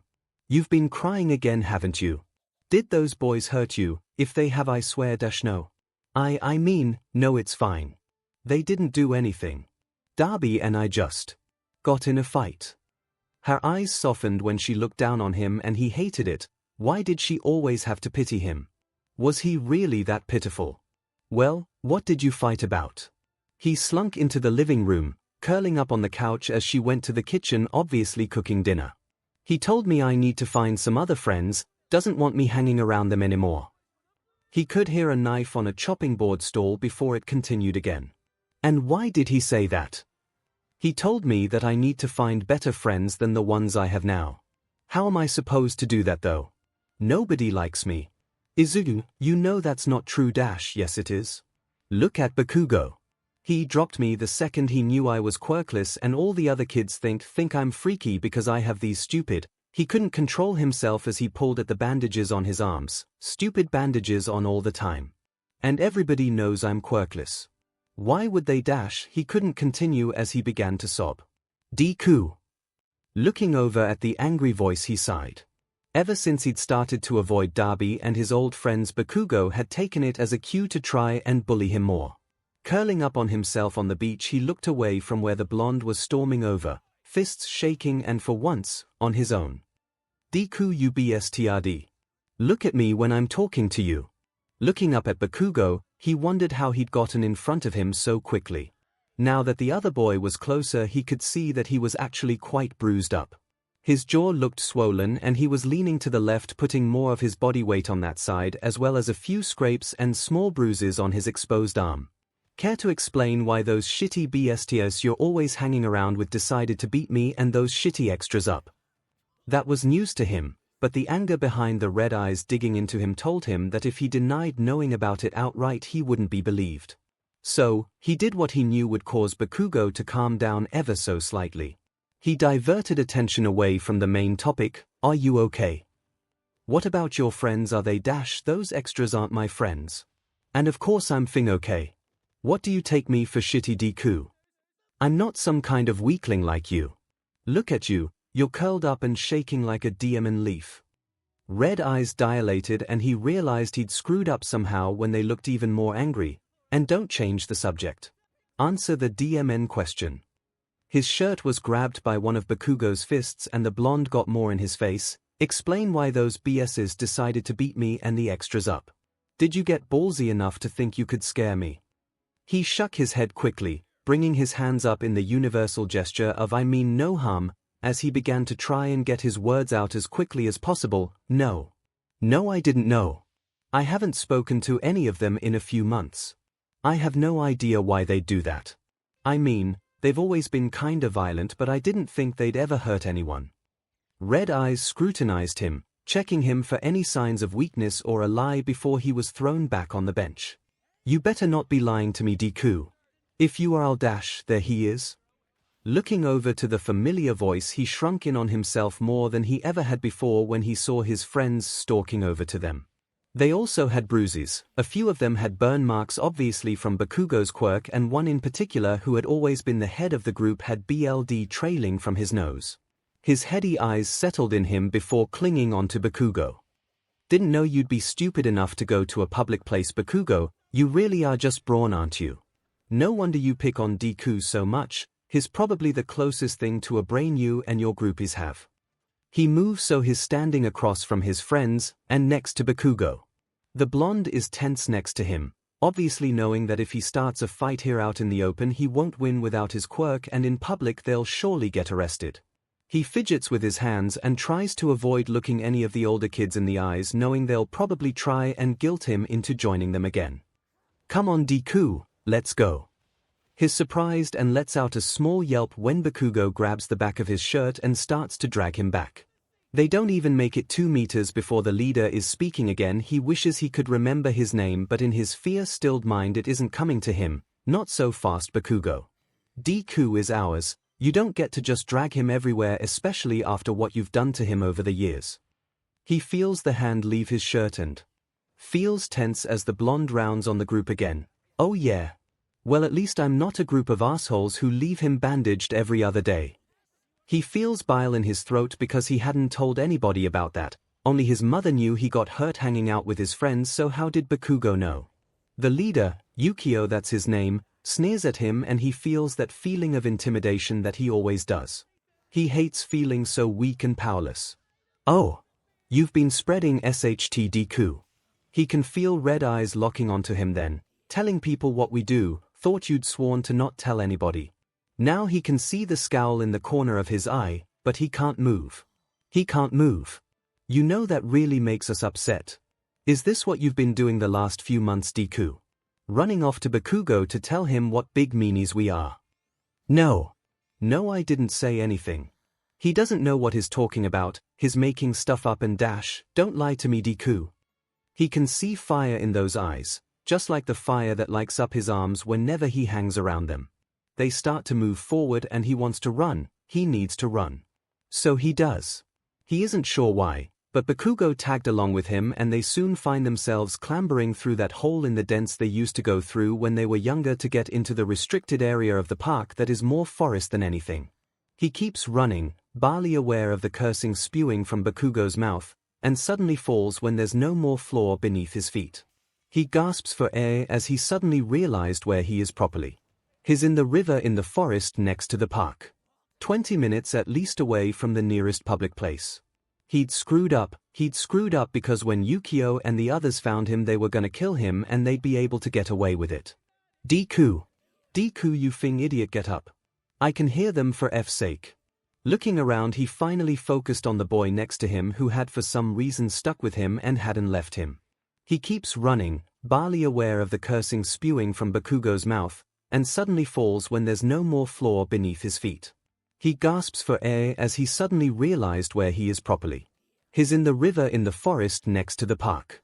20 minutes at least away from the nearest public place. He'd screwed up because when Yukio and the others found him they were gonna kill him and they'd be able to get away with it. Deku, you fing idiot, get up. I can hear them, for F's sake. Looking around he finally focused on the boy next to him who had for some reason stuck with him and hadn't left him. He can hear them now as well, and they're too close and they won't make enough leeway in any direction by the time they catch up, because they're bigger and stronger and there's more of them, and he's broken from thought by the feeling of fire in the air. At first, he looks up at Bakugo, thinking he'd caused an explosion and he was so out of it he didn't notice, but all he sees is the other boy looking around. There's something familiar about the heat in the air and he feels his chest tightening when he realizes what it is. Unlike last time, it's him who grabs Bakugo and starts dragging him. It's too time-consuming to go up the riverbank. It's too steep. They'll just have to go down river. If he remembers right, there's a break in the river up ahead which leads to an overpass bridge. They'll be a good way there by the time whatever Darby's doing with fire is over. What the FS got you like this, Deku? A second ago you couldn't fing breath. He looks back over his shoulder and whatever look he has on his face is enough for Bakugo to drop the subject. It doesn't stop the other boy from snatching his wrist back. They trudge through the shallow river, the sounds of their pursuers changing from faint to not so faint continuously. He can see the overpass now. He's about to tell Bakugo the plan when the shouting suddenly gets too loud. Thought you could get away, Deku. He looks back, and screams internally when he remembers that one of his friends has a bloodhound Quirk. They'd just been tricking them into a false sense of security this whole time. He looks up to the riverbank where the 5 older boys are standing tall and intimidating. "You don't seem too happy, Yukio. What crawled up your backside and died?" His eyes flicker to behind the group and he resists the urge to smile when he sees familiar turquoise eyes and black hair. "Darby. That little BSTR's been yabbering on to Bakugo. That's why he's been avoiding us. What the hell is going on?" He looks next to him where Bakugo is making small explosions in his hands and edging back ever so slightly. He follows suit. "Nah. I told him to take a break. After all, a kid shouldn't be hurt because you guys get off on it."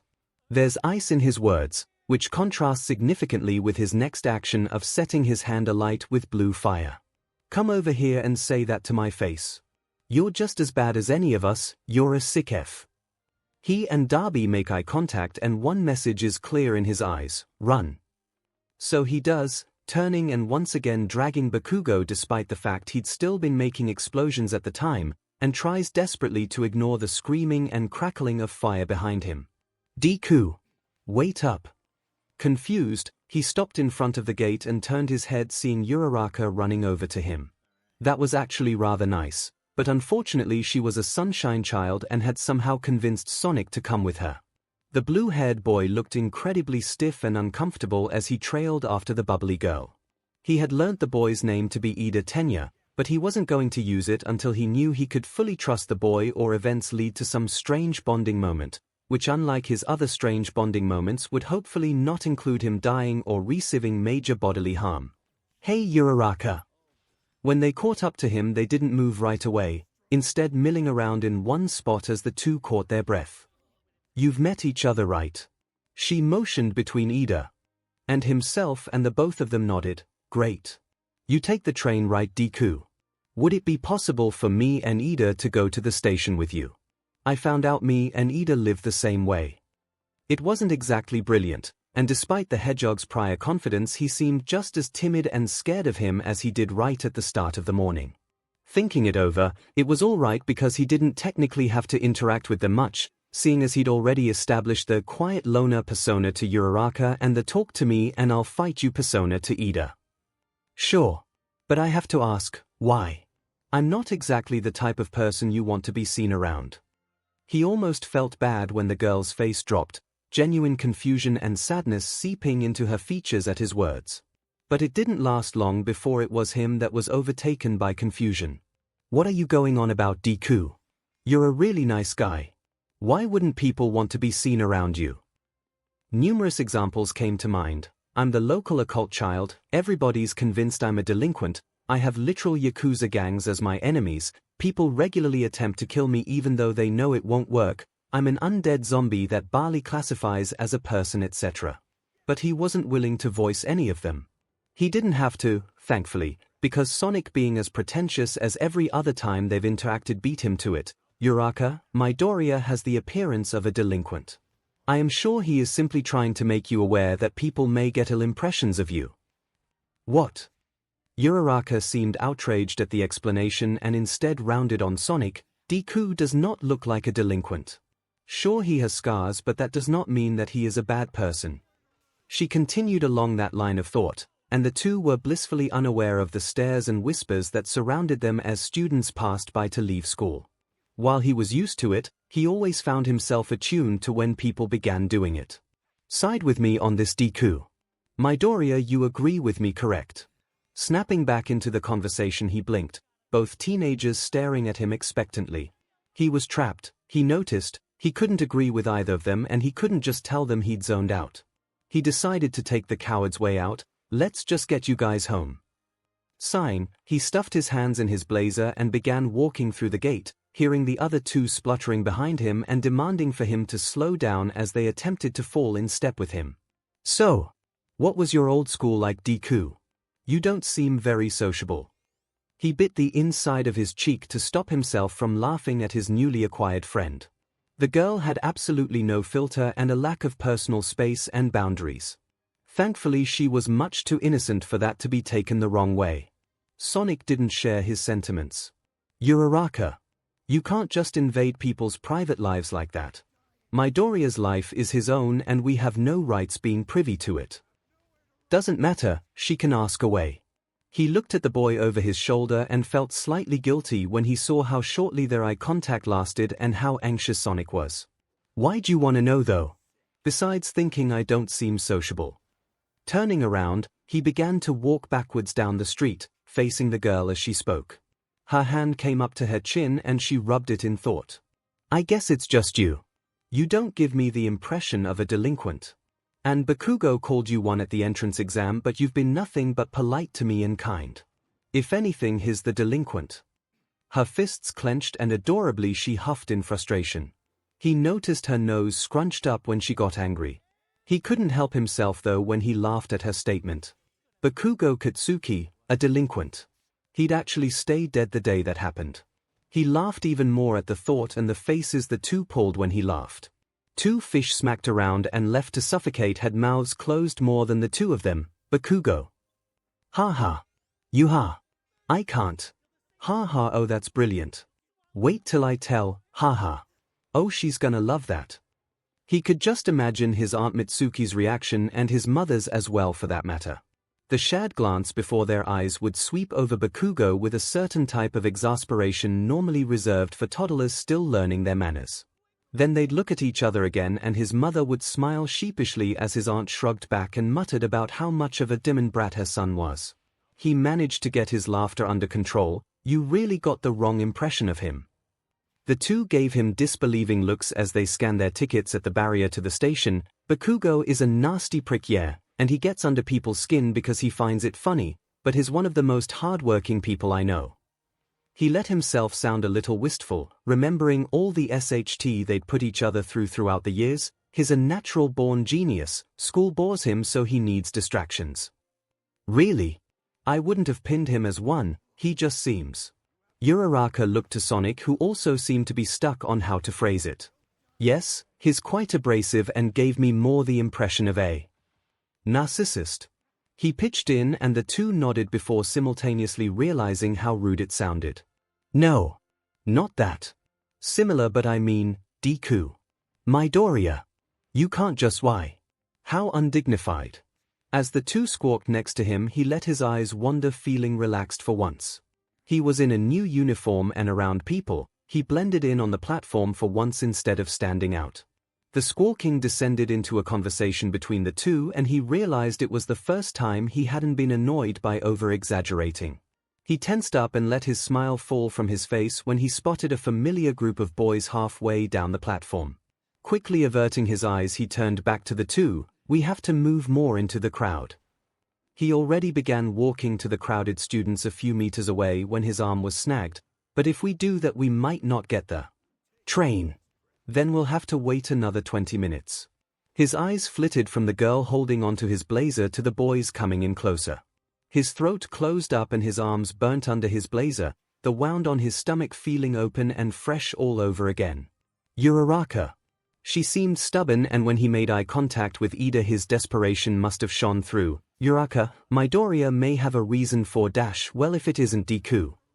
He repressed the violent flinch that wanted to rack over him, keeping his breathing as even as possible before reminding himself that he had his knife if he needed it. Pulling his arm out of Uraraka's grasp, he turned around, smiled wide, and tried to not show that these three were possibly the only people in the world he was actually scared of. Yukio. Long time no see. He trailed off, taking note of the vicious scar that took over half his face. His left eye was completely useless and looked like a constant itching problem. I haven't seen you since the day at the river. His old friend looked him over and sneered as the other old friends Rin and Hikaru, if he remembered correctly, scoffed. They also had visible burn scars. Darby had really wrecked them that day. You've gotten bigger, don't look like a scrawny punk anymore. He had some hope that it would go civilly. Everything had been going well so far, and surely the three were mature enough now to know that Izuku couldn't control what Darby had done that day and that the crazy bestiality actions had been entirely his own. Yukio especially had to know that he and Darby had always threatened to kill and severely harm each other. You've also gotten yourself quite the reputation. The bully crossed his arms and made his stance wider, more intimidating. More people were noticing now. More adults were looking disapprovingly and more kids were pulling out their phones recording it. Heard you're playing Savior. What's that little beach you helped last year? Meg Amy, right. Heard what the guy did to her. He was ragged forward by his blazer and he felt like a scrawny little 10-year-old again. He wasn't 15, in a uniform and in a crowded train station with witnesses. He was in the park at age 10 with nobody around to care because he was deemed quirkless. He was 10 and he was going to be punched and hurt and he really didn't want that to happen, not again. Real sicko, wasn't he, Deku? You have a thing for helping people, don't you? Always have and probably always will. He grabbed the wrist holding him up, his feet dangling slightly. He forced himself to remember who and where he was. He was safe here. People were recording this. As long as he didn't do anything stupid, he'd be fine. What's this about, Yukio? You were never one to beat around the bush. I want payback, you little runt. You think going around helping everybody will make up for what you put us through, don't you? The guilt eats you up, don't it? He was being shaken and gasps rang out as he found himself being held above the tracks, the train speeding his way in his peripheral. You think I'm upset by what happened? He raised his voice, shouting to be heard over the rumbling of the tracks. What happened was your own DMN fault and you know it. You sessed him off. Not me. I have more burn scars than the three of you probably do combined. And we all know who caused them. He kept eye contact with the young man, daring him to let him be hit by the train. He couldn't get out of his hold. Not without either him getting hit by the train or by Yukio getting thrown onto the tracks. He steeled himself and looked at him, really looked at him like he did with everybody that he fought when he knew they hadn't killed before. Do it. You know you want to, Yukio. I'm a punk, right, so do it. He kept his voice low, only loud enough for the two of them to hear, and he saw Uraraka and Ida in the corner of his eye looking horrified. He could feel the hand under his own shaking and saw the hesitation and the fear in his remaining eye. You won't. You don't have it in you. As he said that, Yukio stepped back and dropped him, just as the bullet train whizzed past. Obviously Uraraka had gotten the wrong time, that wasn't their train. Izuku. He sighed, slouching further into the bench as his mother pushed past the officer and knelt in front of him, grabbing his hand and staring up at him with tired eyes. Oh. I knew I shouldn't have let you walk home on your own. Things like this always happens to you. Sighing, he snatched his hand away before shoving them in his pockets. He didn't miss the hurt look that splayed across her face, but his mother needed to stop babying him. I'm fine. It was just Yukio and the other two again. Again. He spared the officer a glance, who suddenly seemed interested, holding his pen to his notepad's paper. Have these boys done something like this again? When we were younger, yeah, haven't seen them in 6 years. We knew a bad guy and things turned slower between all of us. This was him acting out. Tia Man nodded. Some of the witnesses said the man said something about scars. He felt his mother flinch beside him. Can we do this at a station or something? I'm already gonna be all over YouTube and the news as it is. The officer looked around at the people standing around, phones pointed his way and nodded. Of course, if that makes you more comfortable. He turned to the crowd, raising his hands up and motioning backwards. All right, everybody move on. Nothing to see here, get on with your business. People may respect heroes and never talk about the police force, but everybody knew you respected them. They were the backbone of everything the heroes could never manage, and Izuku was thankful for that underlying respect because as he got walked over to a police car, people didn't point their phones at him so obviously and they didn't try and intercept him. Deku. Uraraka, I really don't think Deku. Hey, what was that? Looking over his shoulder at his friend, he saw how scared she was, her hands shaking and body tense. Sonic didn't look much better. I'll talk to you two tomorrow. So. You're saying the man came over to you unprovoked and things escalated, still while he was unprovoked, into him threatening to let you get hit by a train. He grit his teeth, squeezing his mother's tense hand under the table. They were used to people not believing him or implying that altercations were his fault because of his appearance. He looked, talked like and had the attitude of a delinquent, and for that people never believed that he didn't start trouble. Yes. Like I explained to the officer at the station, we had a history when we were younger and it ended on bad terms, with both of us being severely injured by our mutual friend in a fight. The officer raised an eyebrow, not believing him again. Letting go of his mother's hand, he stood up and pulled his blazer off to reveal his arms. The disgust and horror that erupted on the man's face when he saw the twisted and discolored flesh marred with scars from around the same time was a small consolation. Our friend was protecting me in a fight, because it wasn't much of a friendship and he and the guy that held me over the tracks hated each other. These burns are reminders of that fight, the burns on his face are his. He sat down, folding his arms on the table again, making sure the officer had to look at them. So yeah, I was approached unprovoked by a guy with mental trauma who never got the help he needed, because he blamed me for the fight. Which is partially true. I was the reason the fight took place, being the one who needed protecting, and unfortunately he saw me and took action on impulse. Sir, Tsukochi, oh, Midoriya. He looked at the cathead officer who looked disapprovingly at him, though he felt like it was more what have you gotten up to now look rather than a what crime have you committed disapproving look. Officer Tamakawa. You two know each other. Yes, Midoriya was the one who found and protected Ms. Megami Hisoshi last year after she escaped her kidnapper. Is something the matter? No. Midoriya here was assaulted is all nothing major. He wanted to scoff, because being held in front of a moving train in front of nearly 30+ people was more than being assaulted, but his mother beat him to any kind of reaction. Slamming her hands on the table, she shocked all of them with her loud booming voice, assaulted. My son was held over train tracks while a train was coming to the station.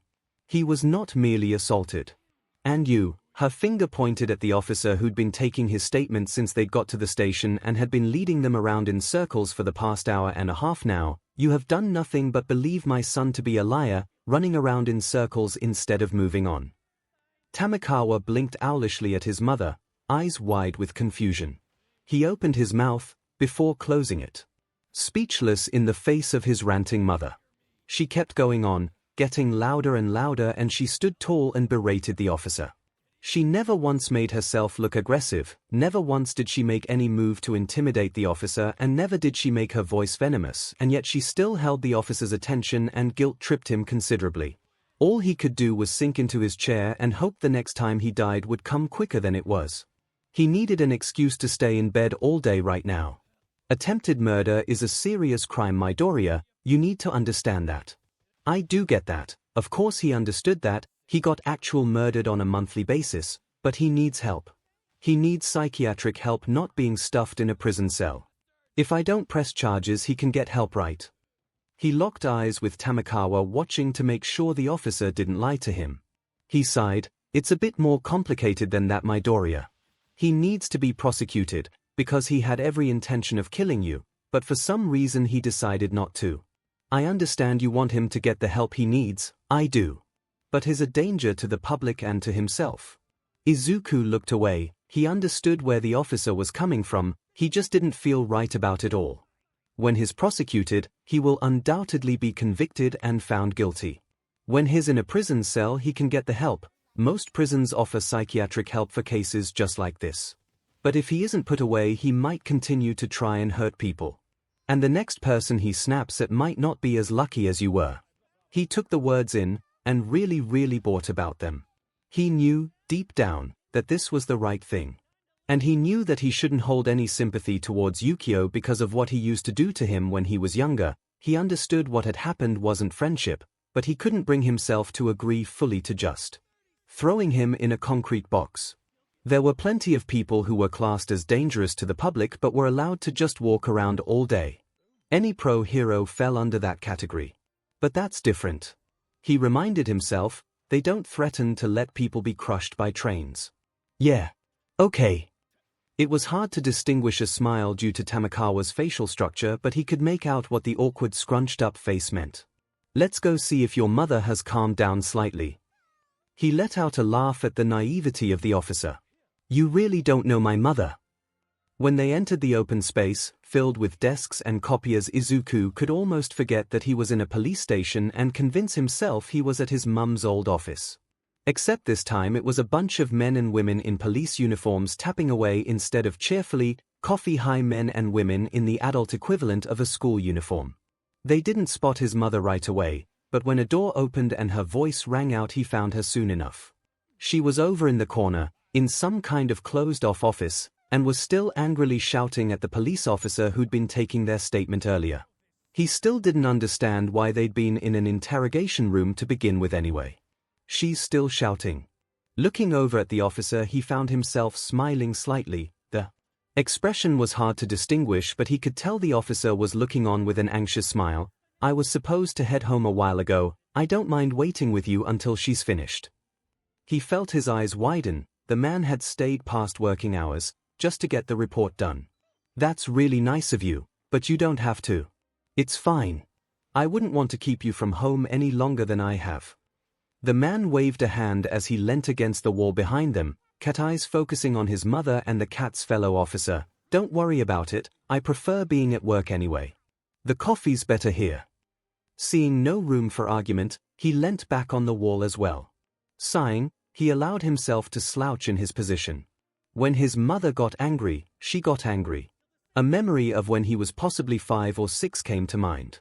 He'd fallen out of a tree or something stupid like that and had managed to twist his ankle. The daycare had simply patched up his scrapes and had him sit off to the side for the rest of the day, only informing his mother of his injury when she came to pick him up. She'd gone ballistic. She used to be so overprotective of him, looking back then, and now he wasn't surprised at how different she was. She was still protective, sometimes suffocatingly, but she understood now that she couldn't baby him. He was capable and able to look after himself. Even if he did burn the ramen noodles sometimes. "Oh, hey, Tamikawa. What are you doing with Tsukochi's kid? I thought you were heading home already." Looking up, not that he remembered ever actually looking down, he saw a female officer sticking a thumb out in his direction as she spoke to the officer next to him. Tamikawa didn't question the fact the woman called him the detective's child, instead just going on as if it was a perfectly normal thing to refer to him as. "Midoriya had a bit of trouble on the way home from school, just got done with filing a report.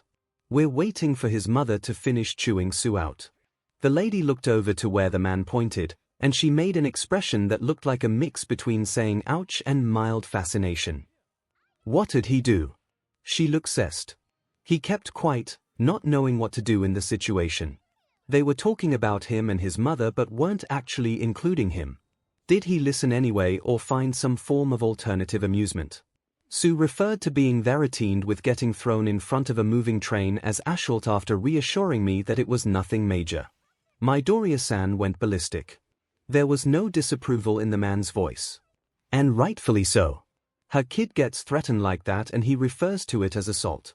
"If it was me, I would have gone to Sarge and asked for him to be put off duty." Tamikawa sighed and the woman sent him an innocent look. "What? You would only do that because you don't like Sue?" Yeah. Because of SHT like this." Finally the woman looked over at him. "So you're Midoriya Izuku, right? How come you and your mother don't use your father's name?" Tsukochi isn't my father." "Why did you think he was?" He hoped he didn't look as awkward as he looked, because her unbelieving expression was unbelievably concerning. "What? His not? But his always. Tsukochi is always boasting about you, and showing us pictures you two have taken together and everybody just you're seriously not his son." "No. My dad's somewhere abroad, working overseas." "Oh. Well, I seriously apologize for thinking that you were Oh hey Izuku. What are you doing here? Is that your just try it? You lay a finger on me and the door was once again closed on his mother and he felt his nerve ends set on fire when he saw the officer risen from the chair and standing in front of his mother, shutting the door so that nobody could hear what she was saying. What on earth is going on? Looking over at the detective, he didn't know how to phrase it. Somebody tried to kill Midoriya and Sue was being unprofessional and purposefully slowing down the process of getting Izuku's statement, and from what I can figure was rude, and Midoriya-san has been shouting at him for close to an hour. Even though Tamikawa explained the whole ordeal, Izuku doubted Tsukochi heard half of it. Not soon after, somebody tried to kill Midoriya and Sue was unprofessional, slipped past the cat's lips. The detective was already marching over to the door. "What's he doing?" He muttered it to himself, slowly covering his face with his hands as his father figure stormed into the little office to defend his mother when the argument was clearly about to get heated. Not his kid here. He looked up at the woman who was raising an eyebrow at him with humor in her eyes. So, where did you go today? Lying on his bed, he threw and caught the small bean-bag ball Hisoshi had won and given him last weekend. From his peripheral he could see Nana Shimura sitting on his desk while her unblinking eyes didn't move from his face. It was creepy to an extent, but the lady had obviously been dead for a long time and had never met somebody who could see her before. He wouldn't mention anything for now. She didn't say anything in response to his question, just kept watch. I'm not getting anywhere with her. He looked away and back up at the ceiling where he started to count the little peeling stickers he'd convinced his mother to put up there when he was 7, careful to not drop the ball on his face. They were little glow-in-the-dark stars and they'd spent hours trying to get them to fit the constellations in the old astronomy book he'd picked up from the charity shop all that time ago. They hadn't quite managed it, but it was close enough that he could tell what was what even now. Why were you in the hospital that night and why did that man ask about me and the boy? In shock he missed the ball and it hit his face. When he sat up, he rubbed his nose, while looking shocked at the woman. Pardon? Why were you at the hospital that night we met? It had never been explained and Kuridan refuses to tell me. I also wish to know how that doctor knew we were there yet couldn't seem to see us. He studied her, she seemed tense and intent on getting answers. He could tell why Kuridan hadn't told her. She might now even be aware she had a grandson, and to turn round and say that he was a supervillain allegedly was not the best. I'd been in a car accident the night we met. My childhood friend's been missing for a few years and I only just found out. I was following up some leads. Her creepy eyes looked through him almost, picking apart his words and looking for any faults in them. And the doctor's the one in charge of monitoring my quirk. He's aware I can see the dead and I didn't exactly try to hide the fact I was looking at you too. This time she nodded, seemingly satisfied with the answers given. Can I ask you questions? Her face contorted into a strange mask of confusion. Why would you do that? You were Yagi-sensei's teacher, right? I want to know what he was like, what he was really like. Her face melted into a motherly expression as love entered her dead eyes. He wasn't too different from yourself. Just much more focused on self-preservation. He let out a little laugh at the look she directed his way at that last part, rubbing the back of his neck in embarrassment as he spoke. Yeah. Me and self-preservation have a complicated relationship. How about a deal? Deals with the dead were always interesting, sure. What's the deal? I will ask you a question and you will answer me honestly, and in exchange I will do the same. Do we have an agreement? He was half tempted to hold his hand out to the ghost but refrained from doing so. Deal. What is your quirk? Aside from one for all that is. Nana had, at some point, migrated over to his bed and was now sat cross-legged across from him. Thinking over the question he hummed, the doctors gave it a stupid name. They called it unkillable. I personally refer to it as rebirth. She nodded, waiting patiently. Whether it was for it to elaborate or for him to ask her a question was unknown, so he just went with the first option. Essentially every time I die. She flinched heavily at that, and the more he continued the more worried her face became. I have the option to stay dead or come back, and every time I do come back I get scars from wherever the lethal injury was. Like this. He pulled down his shirt collar to display the scar his classmates had gasped over earlier. I got when a piece of glass went through my throat at the UA entrance exam. Her mouth twisted into a sour scowl as her face became a portrait of agitation. How did you get an injury like that? When I attended UA Academy, the exam was closely monitored by teachers on site who stepped in when the exam became too vicious. It was amazing to hear about how things used to be. The difference even in what he could assume was a century was massive. The exam has nearly over 400 participants each year. The exam is monitored from a surveillance office somewhere on campus. We fight giant robots. I used the power that I received from One for All and stopped it in its tracks so that it didn't kill Uraraka. When I was falling I had to redirect myself so that I didn't hit the ground. Talking about it normally came so easy, but perhaps it was talking it out with a member of the dead that really put everything into perspective. He coughed into his hand, and I ended up crashing through a window of a nearby building, when a shard of glass went through my neck, slicing my jugular and ruining my voice box. He expected the ghost to brush it off, at the most give him a sympathetic look. He didn't expect her to lean forward and place a ghostly hand over his folded ones, leaning forward from where she hovered in front of him and stare him in the eye with full seriousness. "I will accompany you, if you'll let me." She smiled slightly. "I would act as your eyes and ears from afar." She looked away, a remorseful look crossing her face before it was gone when she looked back at him, though her voice sounded melancholy now. "While you may be Toshinori's student, he has not fully understood the objective of teaching a successor.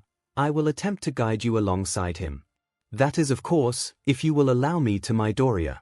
He felt a face-splitting grin come to his face. "Of course I will. That's so cool of you. And please, call me Izuku. If you're letting me call you Nana, it's only fair." A motherly look, one he recognized from the hospital all those weeks ago. But it was different now somehow.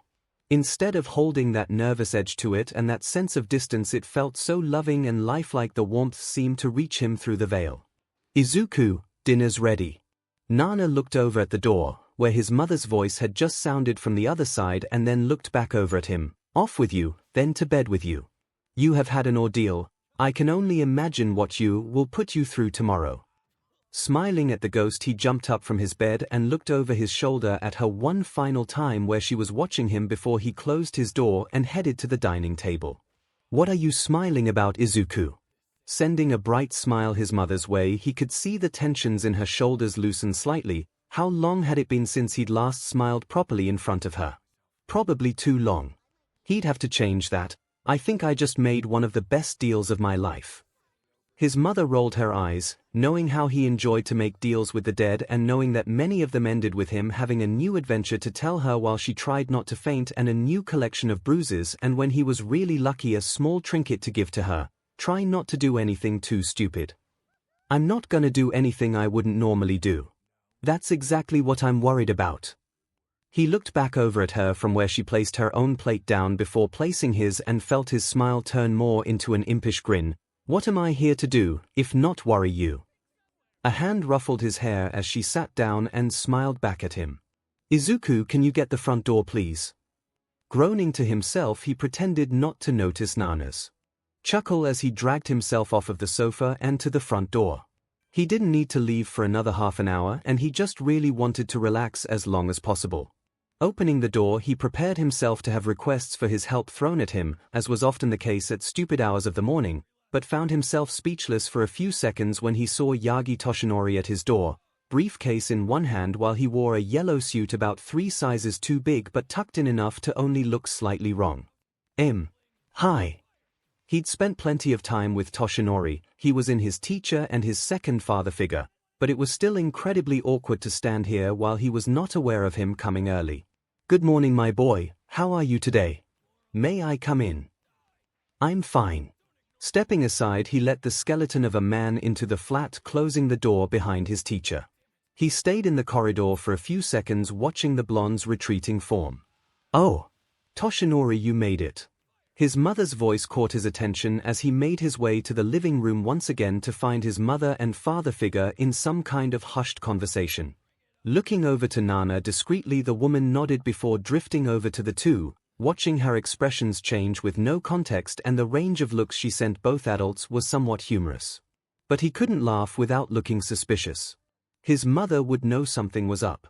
"They are talking about who should walk or drive you to school. Toshi is offering while your mother is offering breakfast as compensation." She spoke over the two, with him thankfully being the only one capable of hearing her. He eyed his bag that was maybe a 2-second trip into the room and then his boots by the door. Surely it wouldn't take that long to grab his bag and get his shoes on right.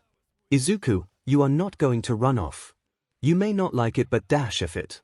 He cut her off as he mumbled to himself, suddenly diving for his bag that he'd thankfully packed the night before and legged it back to the door, slipping his shoes on as quickly as possible before throwing the door open with a very surprised and loud, "Izuku, what are you doing? Get back here." Coming from his mother. "See you after school."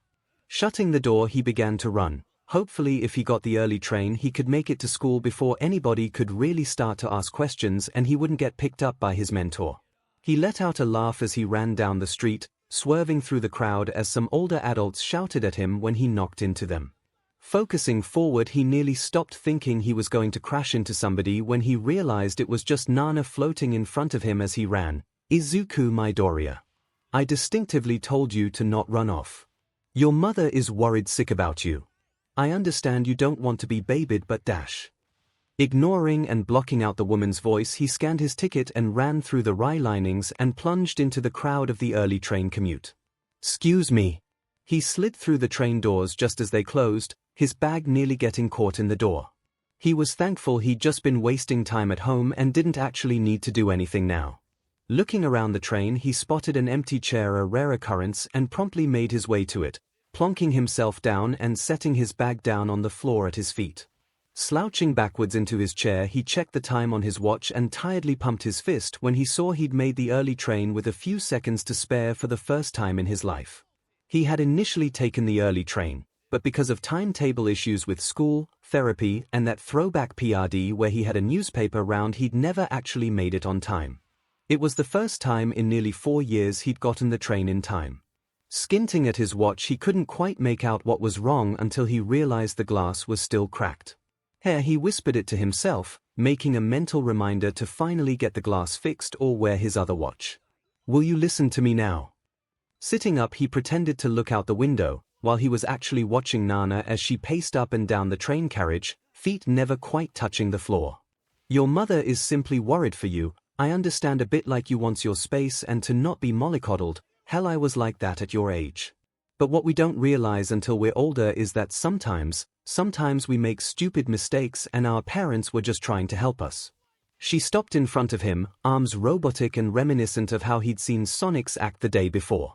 Now, I'm not suggesting that you allow yourself to be driven or scrayed to school every day because frankly Toshinori couldn't stop a feather in his current state. I'm simply suggesting that you go about it differently than stealing away with your bag and shoes before you've even had breakfast. Suddenly realization hit him at her words. He hadn't had breakfast. How had he been so convinced that he had done everything that needed to be done and then never get around to eating? Slouching back, hands rubbing his face as he quietly groaned to himself, he saw the smug look she sent him, knowing she was right. And you forgot your knife this morning. It was still under your pillow if I remember correctly. He resisted the urge to quickly pat down his pockets because he knew she was right. That was something he always did just before he left for school. SHC. Hey kid, you alright? You seem really dazed. Jolting upright, he looked at the man next to him. He couldn't be younger than late 50s and was wearing a business suit that probably costed more than his flat did. Nodding, he kept his mouth shut and expression blank. These kind of guys typically looked at him like he would rob them. Concern was a forgone look on a stranger. I'm not gonna bite you kid, you can talk to me. Unless of course you don't want to dash, the man began to ramble, waving his hands slightly. It reminded him slightly of what he used to be like before his quirk. He would probably have grown into a socially awkward bleed-in heart that asked distressed children if they need help on the train too if life hadn't gone the way it had. No, it's fine. The man stalled his constant word flow, didn't eat breakfast and left the house early is all. No need to worry. Oh. Is that all? Here, my wife always gives me too much anyway. The man held out a cereal bar and he eyed it with suspicion. First, a middle-class man isn't being rude to him and is casually holding conversation with him, then he offers him food. What kind of people took the early train? The saints of the city. He looked at the man, then at the food again. He could take the food, but that probably wasn't the smartest move, or he could go hungry till lunch and probably end up with another physical education lesson before he got the chance to eat. That was kind of creepy and suspicious, right? The man started to retract the hand with the cereal bar in it. A little. He awkwardly chuckled before his hand was holding out money instead. Here. Buy yourself something at the station then. I couldn't pay you back, I'm really dash. He went to refuse the money when it was forced into his open hand. I insist kid, you're in UA. Right. Who would I be if I let one of Japan's future heroes go hungry? Here. I guess. The train pulled up to the station and when the doors opened the man stood up. This is my stop. Do great things kid. Deku. Oh my god, are you alright? You just got scrayed off yesterday and I was worried sick. What the hell happened? Looking up from where he'd had his head on the desk for the last 20 minutes, he realized that the classroom had filled up considerably in that time. It was no longer him and a relatively awkward Yorozu alone in the room, It was now him and everybody but maybe 3 other students. And everybody present was being nosy as F. I'm fine, Uraraka. It wasn't that big of a deal. It's being sorted out. Not that big of a deal. Deku, he tried to kill you. Silence. There had been an underlying murmur to the classroom, the background hum that came from mindless chatter that nobody was really engaged in. But when she shouted that last bit, everything stopped. And everybody stared. He didn't dash, he held you over tracks as a train was coming. He tried to kill you. He wasn't going to deny it. He was just going to point out that Yukio wasn't fully sound at the time he did it. He only wanted her to understand he wasn't fully to blame for his actions. Alright class, all of you to your seats. Present MIC will be here soon. Let's get registration done as soon as possible. Who can find the flaw in the following English sentence? Bored out of his mind, he watched as the sound hero wrote 4 variations of the same English sentence on the blackboard. He could spot the flaw easily. The relative conjunction was in the wrong place, and the only sentence that had the correct placement of it was option 4.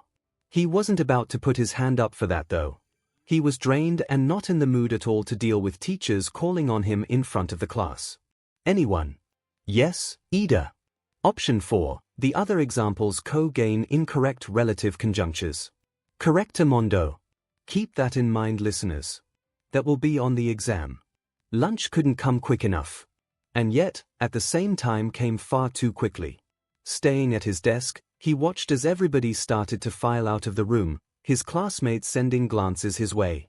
He couldn't really be bothered with eating lunch today, and knowing that they were having some kind of physical lesson after lunch didn't really make him want to eat and run the risk of spewing it all up again. Deku, you coming to the canteen? He looked up at Uraraka, who had, at some point, gotten in front of his desk. She'd been shadowing him all day, and it was making him really uncomfortable. They'd known each other for 2 days at the most if you counted when they first met at the entrance exam, and she was already Mother Hennings him. He was tempted to wave her off, but Nana's look made him hesitant. I'm not really hungry, just go. I'm sure Tsuyu's probably waiting for you. The pout was new when she huffed. What happened, Deku? Looking around the room, avoiding eye contact with the girl, he realized that everybody had left already, bar Aizawa, who was napping away at the front of the room. It isn't anything more than what you saw yesterday. He waved his hand around, slumping more into his desk, head resting in the palm of his hand. How come he was so tired all of a sudden? She didn't look convinced, and Nana was a distraction as she sat on Bakugo's desk making contemplative faces over Uraraka's shoulder. Seriously? Why'd you care anyway? We've known each for 2 days at the most. Is it so wrong to worry about a friend? You're clearly lonely, Deku, and as someone who knows how it feels, I swear to you I won't let you be lonely anymore. She pointed a finger at him, determination brimming from her very being. He felt a headache starting to come on. Sure you do. I have. The door was thrown open and All Might leant into the room, supporting himself by the hands gripping the doorframe, come through the door like normal. When the number 1 made his way into the classroom, his classmates all erupted into excited murmurs and contemplative chatter. Once upon a time he might have started gushing to himself about the hero, but he'd seen Toshinori Yagi sat on the couch wrapped in a blanket with ice cream while both he and his mother sobbed about an insect being eaten on a nature documentary at 11:30 at night. He'd seen the man for who he truly was, and it kind of ruined the whole emotional pillar thing considering the insect was dead when it got eaten anyway. The man stood at the front of the room before crouching down and flexing, basic hero training. The class that'll put you through all sorts of special training to mood you into heroes. The flexing was ridiculous but only seemed to energize and excite his classmates even more. Toshi. What on earth? Is he always like this now? Snickering to himself quietly, he spotted Nana's confused and almost horrified expression. When she thought of her student as the symbol of peace, she clearly didn't expect him to be a walking embarrassment as well. No time to dally. Suddenly, at breakneck speed, the hero was stood up and holding a plaque that was summoned from some mysterious pocket dimension reading Battle. Today's activity is this. Battle training. The last 2 words echoed and were repeated around the room by various students. At the mere mention of a fight, he found himself getting excited, his headache almost forgotten at the prospects of being in his comfort zone. Nothing was more invigorating and thrilling than being in the midst of a fight, sweat and blood trailing down you as your breath mingled with the scent of fear in the air, and everything unknown no longer mattered, and all that did was who could dodge or hit quicker. And for that, you'll need these. The plaque disappeared and was replaced by a remote that once clicked caused the wall to click and clank as 4 pieces opened up and the cases, presumably holding their hero costumes, on racks were revealed. In accordance with the Quirk registry and the special request forms you all filled in before being admitted. Before the blonde could finish, the screeching of a few chairs in the ground and the loud booming voices of his classmates sounded out, "Costumes." Looking over, he saw a red-headed boy, Tsuyu, and the boy from yesterday that sat next to him. His name was 𝐂𝐿, right? Get in. Oh, I can't wait to see if they did it right. He settled into his chair more, headache once again resurfacing at the re-emergence of shrieking and shouting. After you change, come out in ranking order to ground beta. Okay. Immediately after, everybody surged towards the racks, while he stayed sat down. There was no point rushing forward and getting stuck in the crowd. He may as well just sit back for a little bit and let the crowd die down.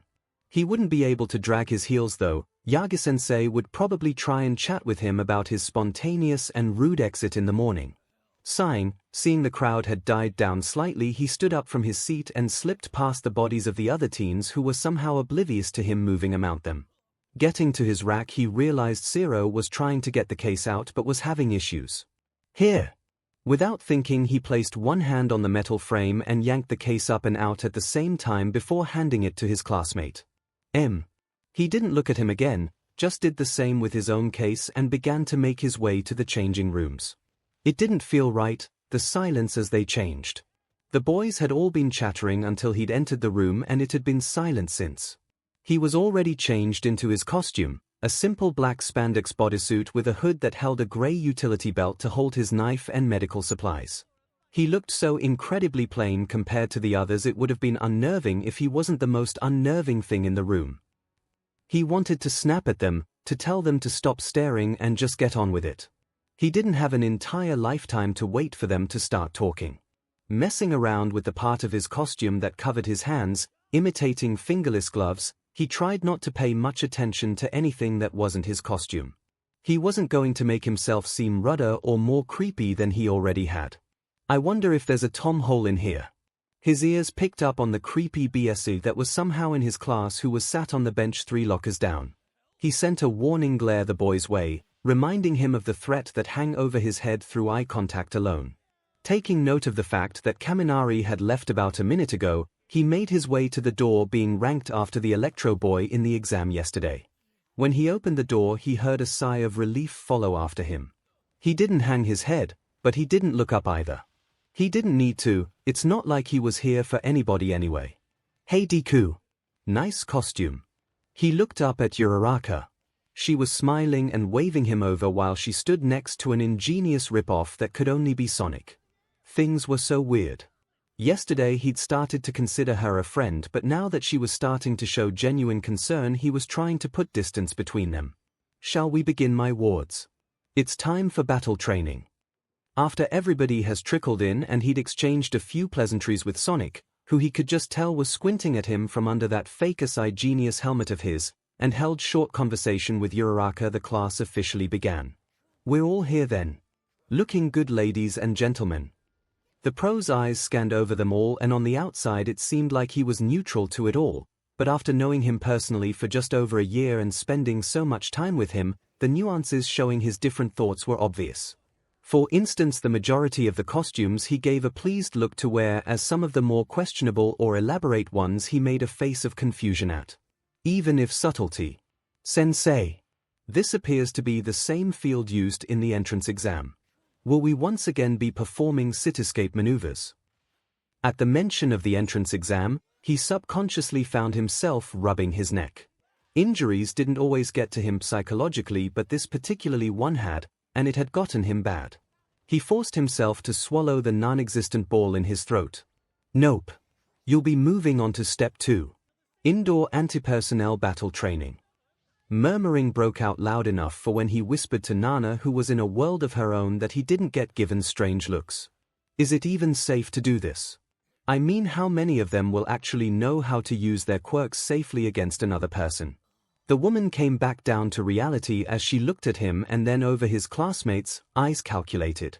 It was the first time he'd seen critical analysis in such a way that actually made him feel like with one look she'd be able to crack his mind wide open. Between confinement, house arrest, and black market deals. In this hero-filled society of ours. Ahem. All Might put a hand to his chin, thoughtfulness crossing his features as he continued, the cleverest villains out there lurk indoors. All intelligent airs disappeared when his voice suddenly skyrocketed back up to his normal drum murdering volume. You'll now be split into villain teams and hero teams. And face off in 2-on-2 indoor battles. The number one pumped his fist in the air as confusion spread like wildfire through the ranks of students. So no basic training. Tsuyu spoke out, voicing the question they were all thinking. I would hope so. When I taught and studied here, we all spent the first week worths of lessons going over the basics to ensure safety of the practical experience teaches you the basics. Nana clearly deflated and actually looked disgusted at that, slinking over to the oblivious All Might and with her incorporeal grasp began tugging on the man's hair, shouting something about stupidity and if Torino were here he'd light you on fire for this. But he forced himself to blank it out and instead keep his focus on the task at hand. The distinction here is that you won't be fighting disposable robots. Once he took a second to breath, the questions started to pour in and Izuku found himself once again playing with the glove part of his costume. It just seemed to give him a decent distraction, picking and moving the material ever so slightly. It was an awfully more accepted form of distraction than getting out his knife and throwing and catching it. Or so he'd been informed. He let himself get a bit distracted, looking nowhere really when he jolted at the booming voice out of nowhere, one at a time. My quirk isn't super hearing. Looking back over at his teacher, ignoring the concerned looks from Nana and Uraraka, he tuned in to catch the tail end of a sentence. The villains must either capture the heroes or defend the weapon until the time is up.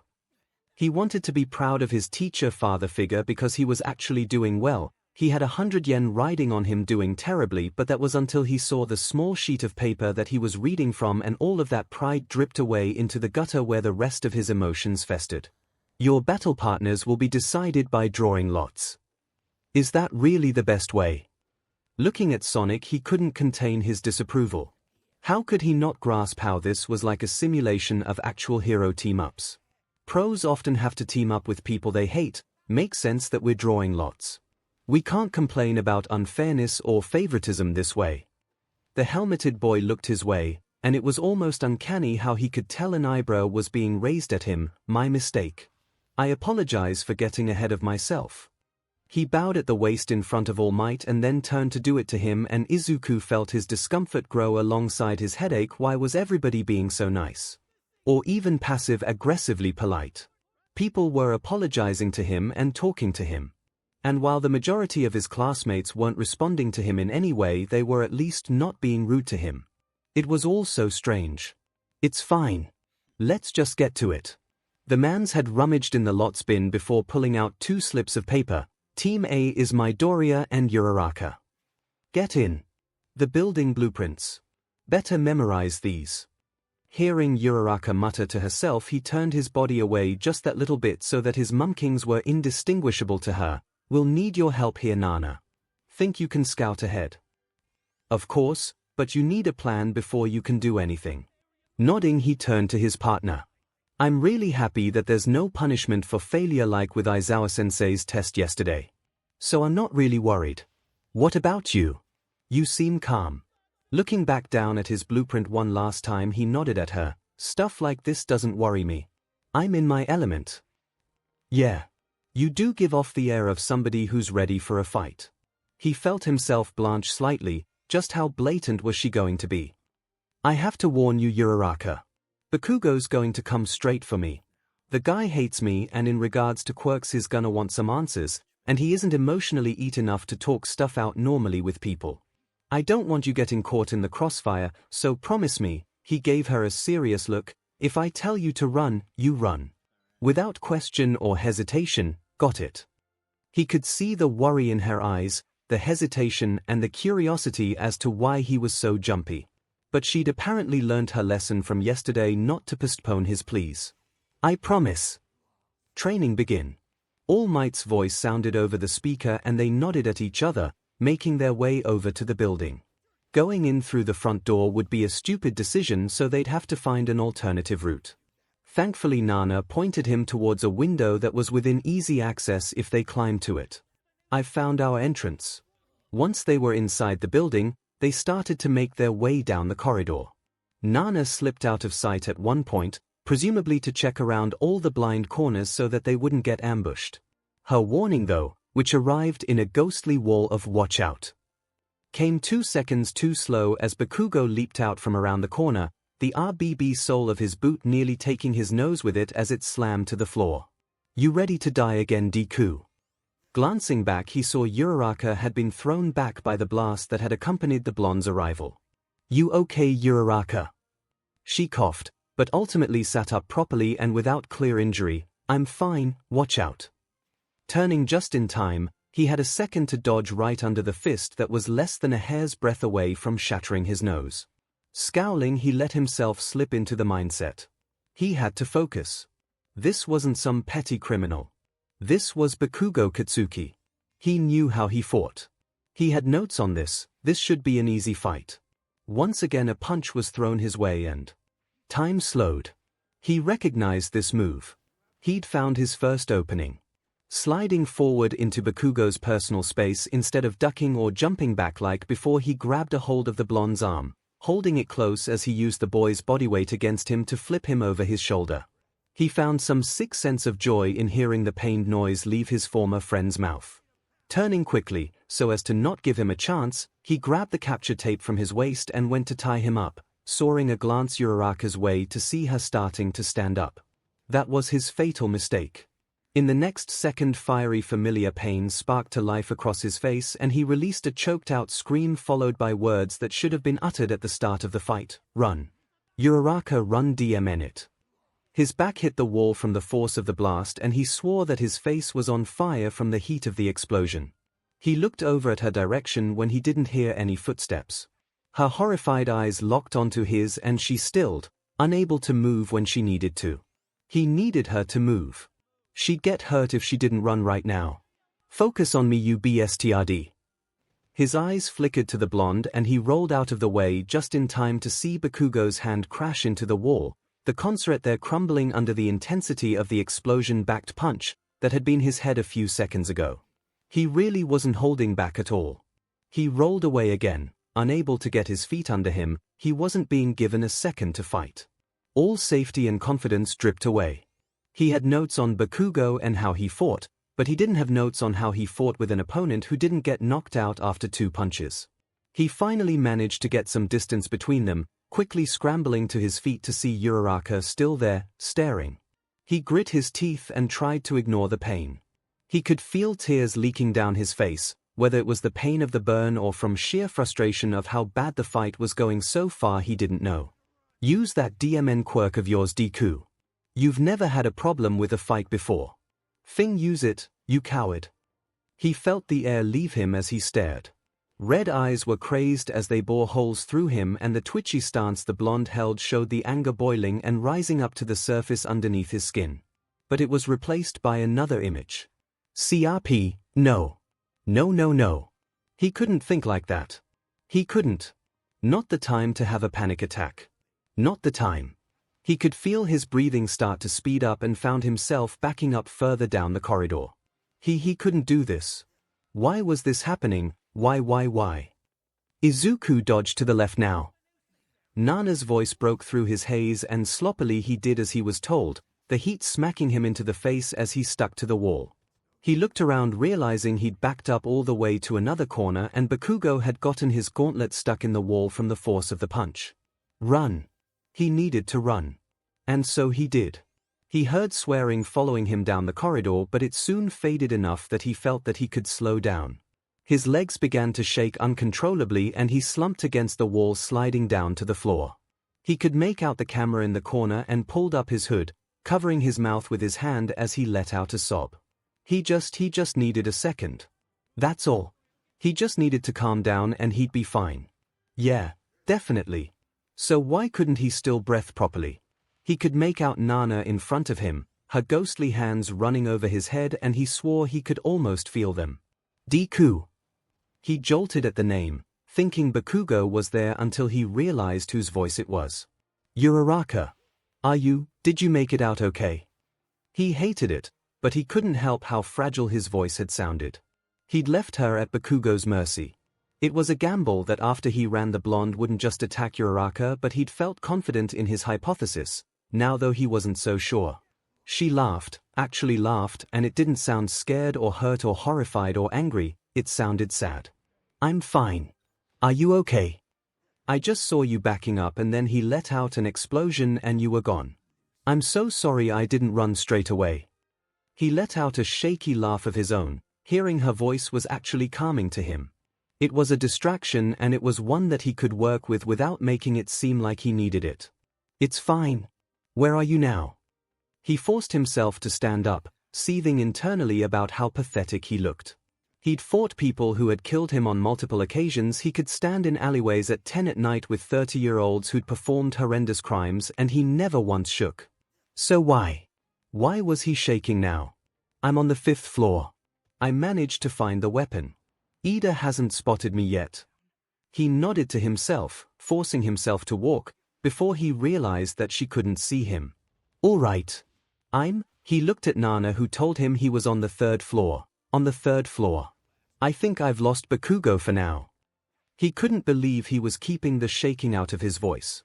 He turned another corner and found the stairwell as explosions sounded off not too far away. I'll meet you at the weapon.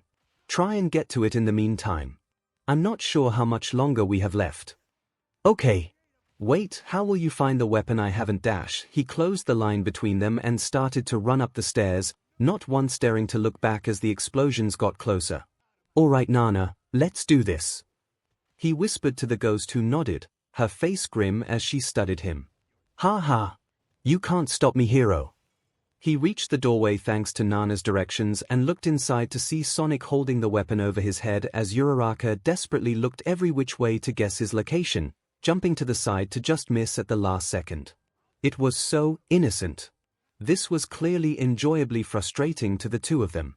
A pain shot through his heart, but he put it down to a stitch. I will, she bent over huffing, get you, villain. After all, I'm not alone. He slipped into the room. Uraraka's words acting as an unspoken signal of sorts, sticking close to the wall and keeping out of Ida's line of sight at all times. That may be true, hero. But your partner is preoccupied with my own, and as it stands with my quick thinking, you are outmatched. Really? He kept the sharper edge away from Sonic's neck, but that didn't matter because the boy froze anyway, because while Uraraka may not be able to use her quirk, she was able to keep you distracted enough to allow me to slip up on you. He could see and hear the gulp the armor-wearing boy made. He'd managed to get his blade in the smallest unprotected part of his costume where the neck polty and helmet met. He looked away from the villain and over at his partner. Uraraka, get the weapon. She looked at him, questions swimming through her eyes, but she didn't say anything out loud, instead just walking over to them and reached up to touch the weapon that was being held up. Rather shakily, All Might's voice boomed over the intercom. The hero team wins. Just as he finished speaking, a boom rattled the building before a bone-rattling voice roared out after it, F. Walking back into the monitor room, he avoided the prying eyes that seemed him out from around the room, and instead focused on getting to the furthest corner in the room, hoping to God that nobody would try and stop him. Thankfully nobody did, and the rest of his classmates still parted as he passed them, but their gazes never left him, even as he turned and slumped to the floor back buried in the corner. Their eyes only left when All Might called attention to himself. All right. Now that that eventful match is over, let's talk. Who do you all think was the real MVP of the match was?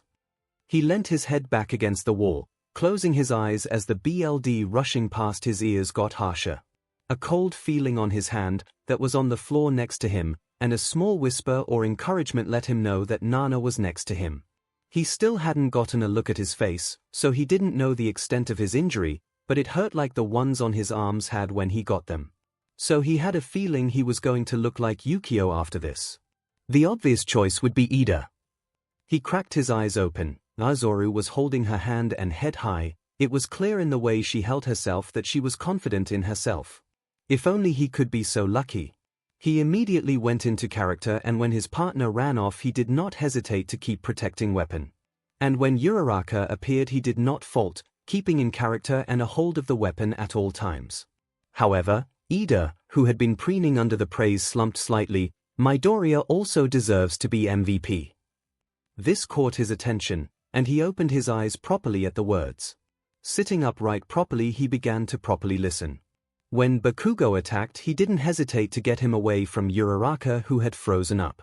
And his first thoughts were to check on her condition. She took in a breath and he felt himself freeze when she sent a look his way. Afterwards he led Bakugo away from her, giving her the opportunity to look around the building without interruption. Then he continued to evade him until reaching Uraraka, where he provided proficient assistance that allowed his team to win. All without the use of his quirk. Her eyes left his form and he stayed still, staring at her even as she faced back towards the front. How could somebody see all of that and actually put it into words so easily?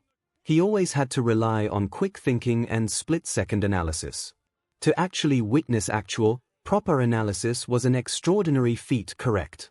Young Midoriya did ensure the safety of his teammates and attempted to minimize the damage to personnel and the building, but he saw the way the man's gaze flickered over to him, a sad sort of disapproval that he hated. Due to his use of a weapon without prior warning to anybody, even his teammate, Ida will be taking the MVP. There was no room left for discussion. Midoriya, please take yourself to recovery, girl. Your injury needs to be treated as quickly as possible. He opened his eyes, unaware of when exactly he'd even closed them, and nodded. Pulling himself up, he canted forward as his legs gave way and darkness overtook him. Midoriya! He woke up in a hospital bed and a very angry old lady standing next to him with a gigantic syringe that looked more likely to kill anybody rather than help them. Mr. Midoriya, I'm relieved to see you've woken up. There was no sarcasm in her voice, but he could practically sense the angry curiosity. How long have I been out? An hour and a half has passed since you were brought here. Toshinori informed me that you had some form of breakdown during your training. I may be a hero, but I'm not ignorant to mental issues. If you need to talk to me, or even need a note excusing you because you can't mentally cope, you are to come straight to me, understood? He nodded mutely. This wasn't the type of reaction he expected. He was expecting a scolding, as all other doctors had given when he had to come in because his quirk couldn't fix what was wrong. On your way now. Midoriya, you have classes to attend. He pulled himself out of the hospital bed, seeing his uniform folded up on the chair, and when he looked over at the old lady who simply smiled at him knowingly. Pulling the privacy curtain around the bed, he changed out of the hero suit that had somehow only gained dust in his fight and changed into the uniform, stiff and uncomfortable as it had been every other time so far that he'd put it on. Opening up the curtain, he stepped out and caught sight of his face in the mirror. Half his face was covered in bandages, and he saw Recovery Girl come up behind him in the mirror. Don't worry about that, it won't scar. You just need to make sure you keep it clean. I couldn't risk overusing your stamina. I wasn't aware if your quirk would work if you were unconscious. Thank you, Recovery Girl. She smiled and reassured him she was just doing her job as he made his way out of the office and into the hallway. Walking down the corridor, he noticed that for some reason he was alone. Nana wasn't with him, and for some reason the absence of her presence was nerve-wracking. Kuridan always came and went, and even though many ghosts haunted his flat, they never really stuck with him for long, instead just taking to lounging around the home. But now, after a constant presence, it was strange. Hey! Watch it! Looking up, he realized that he'd knocked into a student. Instinctively he went to shrug, but he knew for a fact that this student wasn't in the hero course. He'd memorized the faces from the hero course so that he could keep track of people he would potentially be fighting on a regular basis. Sorry, I was stuck on my head, I didn't mean to knock into you. The purple-haired boy stared at him before huffing. Make sure it doesn't happen again. He seemed to spot the bandages on his face. Recovery Girl in her office. Yeah. Be careful though, she's got a giant syringe lying about. He was given an odd look before he continued down the hall, trying to ignore the silence he hated so much while soaking it in as much as possible, knowing he probably wouldn't get any in a long time. When he opened the door, he must have arrived just in time for art history because it was midnight stood at the podium. She looked over at him, mouth open, probably to scold him before it closed into a thin line when she took in his bandages. State. "Sorry I'm late. I was in Recovery Girl's office." She solemnly nodded before continuing on with the lesson as he made his way to his seat. "Can anybody tell me when the first example of modern heroic vandalism took place?" "In the year 3907, when a group known as the Heroads first straight to graffiti heroic advertisers." "Incorrect. Does anybody know the answer?" He set himself down, pulling out his book when midnight called upon him. "Midoriya. How about you? I was informed you had a great interest in this subject." He felt agitated and hurt and like the embodiment of a headache, but he could tell she trying to interstate him into the class properly instead of just letting him get stared at. While 3907 was one of the first examples, the very first example, though not often publicly named, was in 3000 by an unknown artist. He saw the small smile that appeared on the woman's face and forced himself to be ignorant to the staring. It was around the time that quirks hadn't yet become the norm. It was actually artwork for an underground quirk fighting ring. "Very good, Midoriya. Take notes, class. That kind of knowledge could be vital for your end-of-year exam. Art may not be as important nowadays, but it's been a core aspect in many important quirk movements throughout the years." He hated his place at the opposite side of the room to the door now, because it meant he had to pass by everybody else to get out of the room. It was bad enough the looks he'd been sent the rest of the day after arriving in art history, but that was to be expected. He hadn't spoken much, and then he just spews out information for an intellectual's topic after pulling out a knife on a fellow student and promptly collapsing when it was safe to do so. He really wasn't doing himself any favors. He FS himself over on the first day, then has a meltdown on camera for the class to see, and then shows that he carries weapons and why uses them on people on the second day. He was horrified for what tomorrow was going to bring. Steeling himself, he forced one foot in front of the other and didn't look. He wouldn't look. He didn't need pity, and he didn't want them to think they could push him around. Emotionless personas would surely make them think whatever they said wouldn't get through to him. "Midoriya." He stilled, looking over his shoulder at the student calling his name. It was the redhead from before in class when they'd gotten their costumes. He stood tall, keeping eye contact, but he could see him fighting to keep it and not look away. It was a common thing to see. "You okay now, man?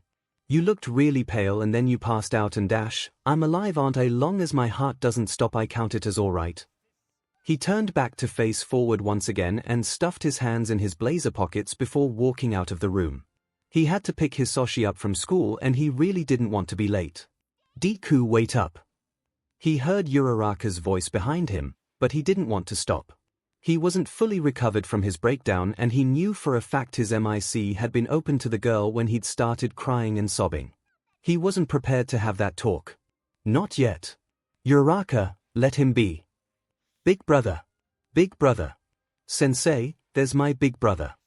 Walking from the gate to the school building, he let a smile cross his face as he saw Hisoshi pointing and smiling at him while shouting those words. It had taken a bit of getting used to, being referred to as her big brother, but after a while it grew on him. And over the year and a half now that he'd known her, he'd taken up her company more and more, and often found himself looking after her or picking her up. "Hello, Izuku. Oh, did you get hurt at school today?" Himiko-sensei had been his teacher at Hisoshi's age, and she'd always been kind to him, even when everybody else treated him differently because they thought he was quirkless. "I'm fine, it looks worse than it is." He smiled at her before crouching in front of his little sister. "You ready to go home? My mum's making katsudon." At the mention of their shared favorite food, she started to jump up and down. "Katsudon. Katsudon." A chuckle from his ex-teacher made him look up. She smiled kindly at him as he stood up, lifting Hisoshi onto his back to give her a piggyback ride to the flat. "Take care of yourself, Izuku, all right?" "I will," he shouted as he turned and began running to the gate so they could catch the next train to arrive at the station, which happened to be 2 blocks over. "And don't forget about next week."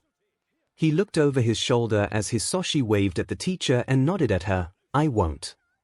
Looking forward again, he made his way down the street as Hisoshi wrapped her arms around his neck. He started to ask her about her day at school while she lay her head on his shoulder, retelling the events of the day in an exaggerated way only a child could pull off. And then Asu-chan used her quirk and stuck to the ceiling. Really? And then what happened? Did she jump down? Really? Sensei made her come down, but it was so cool. I wish my quirk let me stick to the ceiling.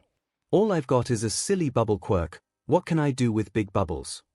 She deflated and he felt a small pang in his chest. It wasn't the same kind of emotions that he felt for his quirk, but no child should hate their quirk. At all. Well, you know All Might. Duh. Is all you talk about silly? He is not. He let out a laugh as they continued their yes-no banter for a few seconds. In all seriousness though, his ex-sidekick Sir Night Eye is his own hero now, and one of his most trusted sidekicks is called Bubble Girl. She uses her quirk to trap bad guys and help get people out of trouble. So if you wanted to be a hero, you could use them that way. Or, you could go into entertainment. You'd be able to do so many cool tricks with your quirk. She laughed at him, burying her head deeper into his shoulder. That sounds cool. You really think I could do that? What if I'm not good enough to be a hero? Hisoshi, you don't need to be a hero. Saving people doesn't just mean fighting villains. If you want to help people, there are plenty of ways, and if you don't end up becoming a hero, you can always move on to bigger, better things. Better things than being a hero. She leant forward over his shoulder and he looked at her in the corner of his eye. She looked so confused, and it reminded him how hero-obsessed his generation was. It was unthinkable that there were things better than being a hero. Yeah. Like a doctor, they save more people than heroes every day. Or a psychiatrist, they help people who are ill but don't show it. Like when you go see Nakamura-san. Mummy says you talk to her because your quirk hurts you. It was strange to hear it put so simplistically, but it also comforted him to an extent. Yeah, like when I go see Nakamura-san. Or you could become a police officer or detective like Tsukochi. He helps people all the time. Maybe even be a builder. People can't have houses if there's nobody to build them. And think of how easy it would be for you to carry heavy supplies. He started to ramble off ideas and job options, answering any questions thrown his way by the 6 3/4 she would remind him, year old. Reaching the train station, he set her down as the girl pulled out a bent-up train card and handed it to him, grabbing onto his hand the instant she had her bag back on as they walked through the gates, swiping the cards as they went through. She didn't climb on his back again, instead keeping to his side as they stood on the platform. They only needed to wait another 5 minutes and their train would arrive. I was so disappointed today in training. Hagekyo and I were thrashed. Todoroki is way too powerful, and he was only using half his quirk. Yeah, but look at Midoriya. He didn't even use his quirk. I wonder what he got up to when the camera short-circuited. It couldn't have been that intense though if all he did was make his way to the stairs. He didn't freeze up, but he felt himself becoming tense. Risking a look, he spotted both the redhead who asked about his health before and the boy with the tail who was also in his class. If he remembered the list he looked at correctly, his name was Ojiro and the redhead was called Kirishima, though on the profile he saw his hair was black. It must have been an old photo. Something clicked though as he looked forward again. All Might or somebody else must have disrupted the camera feed of him having a breakdown. He'd have to find out who to thank them later. Big brother, those boys over there are looking at us. Looking down at his sister, he looked over to where she was pointing to see his classmates had spotted him. His first response was to swear, but Hisoshi had been picking up one too many of his habits recently, and swearing really wasn't one he wanted her to pick up. Looking away from the direction where Kirishima and Ojiro were walking towards him, he glanced up at the sign Tiche read when the train was meant to arrive. They only had 2 minutes left. If only a crowd could just disrupt them. Midoriya! Hey, Midoriya! He attempted to pretend he didn't hear them, but Hisoshi, young, sweet, pure Hisoshi, smiled brightly at the two and yelled out to them. Are you two big brother's friends? He really couldn't ignore them now, could he? Looking over at his classmates, they were about 3 paces away and had stopped due to shock, he believed. Big brother. They're my classmates, Hisoshi, you know me. I don't have any friends. The train arrived just at the end of his sentence. Come on. We need to hurry up or we'll be late for dinner. He didn't attempt to communicate with the boys, though they spluttered and followed behind him and his sister onto the train, all the while trying to breach conversation. So, we didn't know you had a sister, Midoriya. Is it really safe for you to be walking home if you passed out earlier? You passed out. Are you okay? Looking down at his sister, he nodded, still ignoring the other two. You were really cool in your fight with Bakugo, by the way. How'd you dodge like that? It was so intense. My brother is really good at fighting. He protects loads of people. He could see the gawping looks from the two next to him. Squeezing the girl's hand, she looked up at him. Don't talk to strangers, Hisoshi. It's not safe. I know.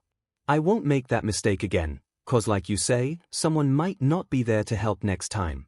He let go of the railing he was holding to support himself as the train moved and ruffled the once near hair atop her head. At least you listen to me sometimes.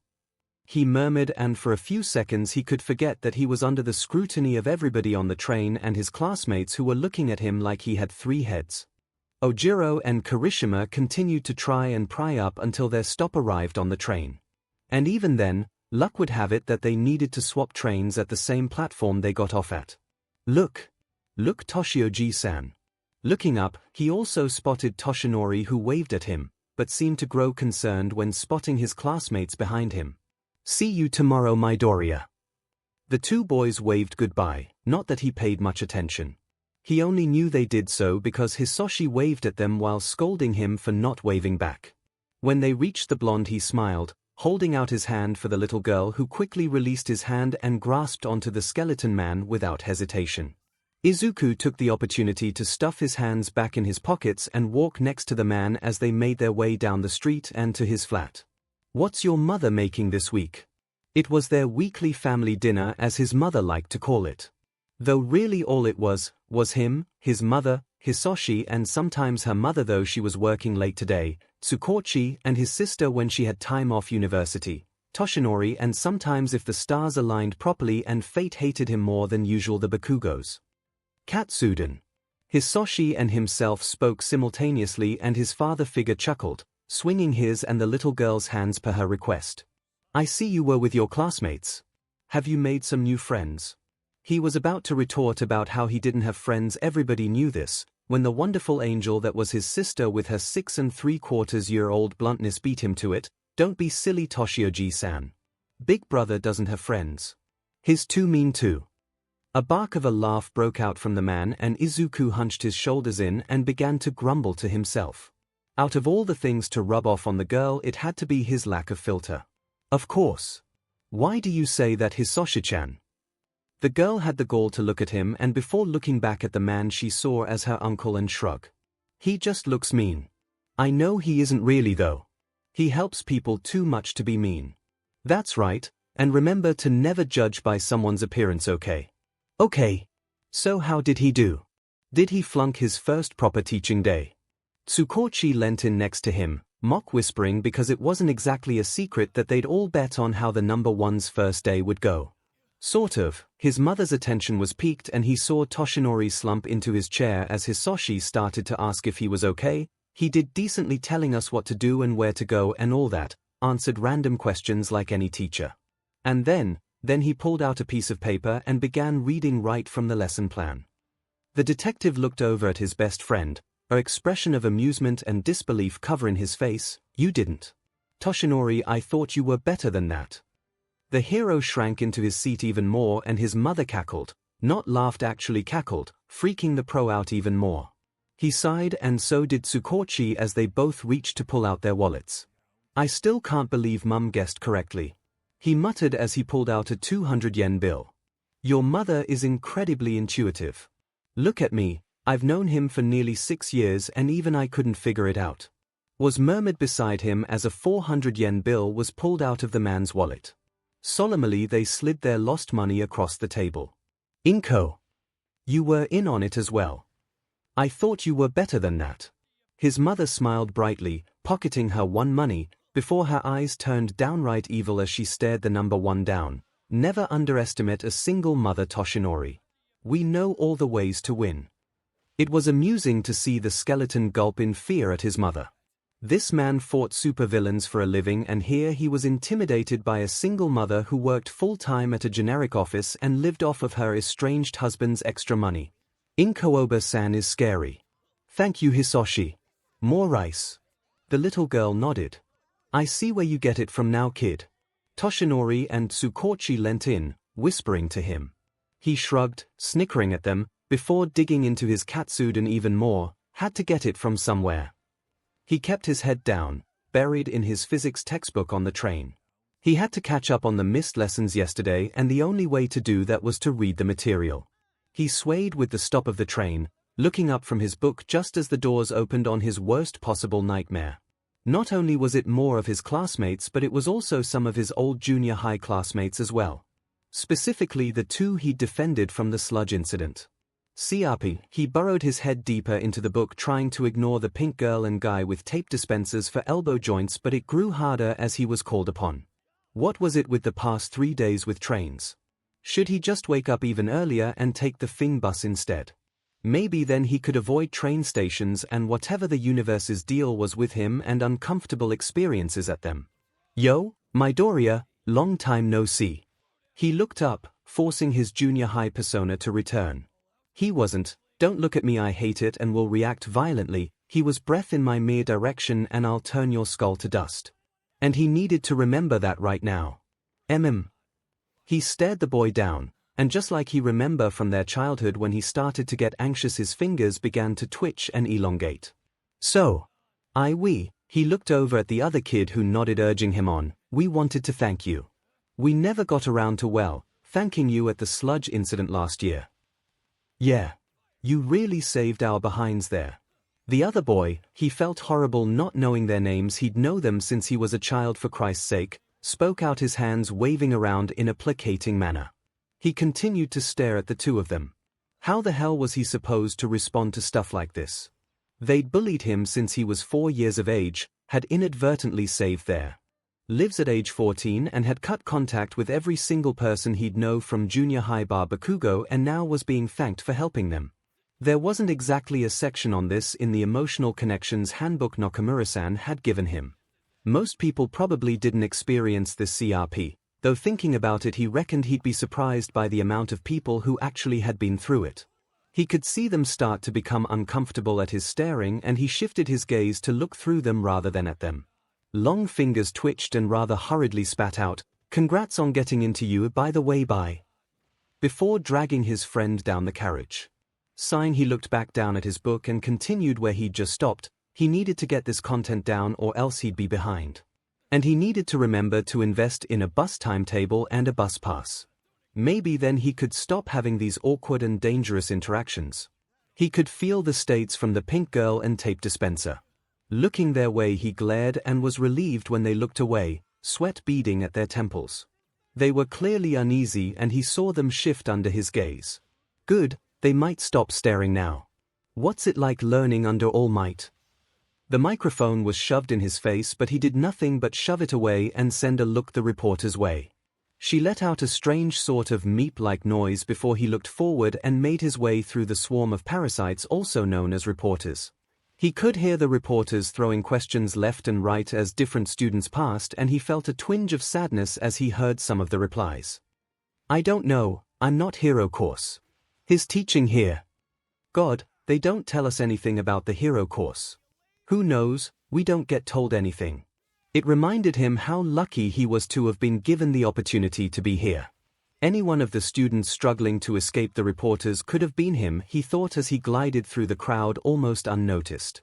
It was uncanny how he always ended up bringing so much attention, but when it counted he could pass through this throng of people who were all so close there wasn't really anywhere that wasn't touching another body part undetected and without any form of resistance.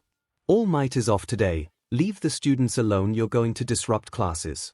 He saw his homeroom teacher up ahead shooing the reports away and squeezed through the last of the adults before silently passing the Eraser hero, who nodded his head in acknowledgement. Before he was out of earshot he heard the man's gruff voice, the old lady wants to see you, don't keep her waiting. I went over your evaluations and grades from yesterday's physical hero training. He didn't pay much attention to the announcements, far too preoccupied with wondering where Nana had gone and why neither Tsubasa nor Kuririn were willing to tell him. It was getting to the point that he was considering willingly going to the hospital to check if that was one of her alternative haunts. Bakugo, grow up already. You have a talent, but you allowed your emotions to cloud your judgment, leading to damage to the building you were training in and landing yourself with the fact that yours was the only match with severe injuries.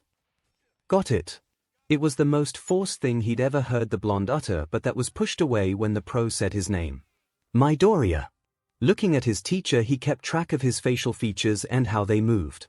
Did his eye twitch when he spoke? Did the corner of his mouth quirk up? It was the most intense game of body language reading he'd ever played. Try not to pull a weapon a fellow student without some form of prior warning. You of all people should understand the fatal kind of mistakes that can be created with a blade. He nodded, cataloging the small mouth quirk and lazy eye contact for later analysis. Of course. Aizawa sighed, and he visibly deflated, and Izuku got the impression the pro preferred napping and hero work to actual teaching. He could somewhat relate, at least to the nap part anyway. Sleep was something to be treasured and he could never get enough of it. Now, on to homeroom business. Sorry to spring this on all of you all of a sudden, but he could feel tensions rise in the classroom. Their teacher may not have taught them for that long, but his sadistic personality had already made itself apparent, and he could only imagine what form of family-friendly and only mildly questionable torture he'd cooked up this time. You have to pick class representatives.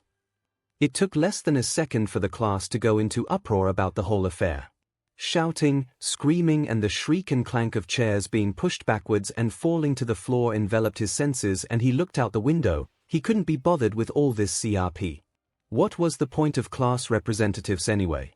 They never did anything but act as temporary teachers when the staff were late, or just acted as snitches if you sessed them off enough. He looked out the window but focused in on the new ghost that hovered in front of him. He'd never seen this specter before. It looked young, maybe a year older than him at the most, and was wearing the UA uniform. I heard you can see me. The voice gave it away to be female, but the bob cut and translucency of the ghost in front of the sun didn't really give much else away. Sparing a quick glance around the room, he saw everybody was much too loud and much too busy to notice him. Yeah, I can. She smiled, nodding to herself. I just wanted to let you know good luck. He blinked, confused at her words. She started to fade like many ghosts did when they didn't want to be seen anymore. You're gonna need it, ghost boy. Quiet down, everybody. He slipped out the door when the bell rang for lunch, and began making his way to the stairs. He had last night's leftovers for lunch and he was starving. He was pleased with the class representatives, he thought to himself. Despite his prior thoughts on the position, Yororozu and Ida were the perfect people for the position. Both were serious, and Ida had proven himself to be able to adapt in the training exercise yesterday, and Yororozu had proven to be a quick-thinking strategist. Those two qualities would go perfectly together. Opening the door to the roof, he didn't really pay attention to the other students that were there. Instead, focusing on the empty spot by the railing where there was a wind barrier of sorts. He'd found it his first day and nobody had come to claim it in that time, so it was his until somebody else came along and tried to take it from him. Reaching his spot, he placed his bag down against the fence rail before sliding down and against the wind barrier. Pulling out his wrapped-up leftovers, he said a small prayer before digging in. Even if it was cold, his mother's katsudon always tasted brilliant. It was amazing and always made his day that much better. Uraraka's voice sounded bright and cheery over the once serene quiet of the rooftop. It lay there, shattered and degraded, as she trampled over its corpse on her walk over to him. She held a bento box high in one hand and a distraught and apologizing Sonic by the wrist in her other. See? I told you we'd find him. The girl didn't ask, just plonked herself down on the floor across from him before pulling the new class rep to the ground with her, ignorant to his protests that his uniform might get dirty, or worse, he may appear to look like a ruffian. Of course he didn't say those things, but it wasn't too hard to imagine him saying it. How are you today, Deku? You feeling any better after yesterday? He looked at her, keeping his emotions off his face for a few seconds. Maybe if he kept staring long enough she'd leave him alone. Ida clearly didn't want to be here, as was made apparent by his constant twitching and shuffling.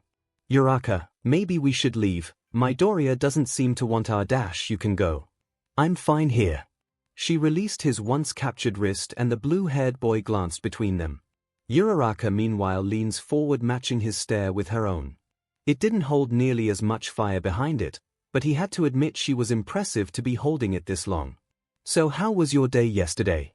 The sickly sweet tone was seethed through clenched teeth as they refused to break eye contact, and he increased the intensity of his look. She was clearly trying a more aggressive approach. Mine was fantastic. Got home early and everything. She folded her hands in her lap and their food lay forgotten next to them as they stared, and he felt a scowl threaten to make an appearance at his lips. What he'd give to be left alone right now. He didn't think she was actually serious about being a proper friend. DMN's sunshine child and her motherfucking positivity, friendliness and caring CRP. He let a small growl slip past his own lips, hoping to frighten her. That usually worked even on the most persistent of people. Out of the corner of his eye he saw that Sonic hadn't left yet, though he was sweating bullets where he sat today. His opponent simply smiled sweetly at him, clearly proud of how angry he was getting at this exchange. I'll smash her smug little face in a second. Stupid Sonic BSTRD just sat there not doing anything. Some class rep he is, watching the two of us fight without doing anything. Suddenly Uraraka huffed over dramatically, looking away with a flourished sigh, dim in it. And I thought I had him. Why couldn't you just look away first? He blanched as she continued, cheeks puffing up as she began to eat almost angrily with her, and it really hadn't been more than a few seconds opened bento box. Ugh, I was sure I'd win.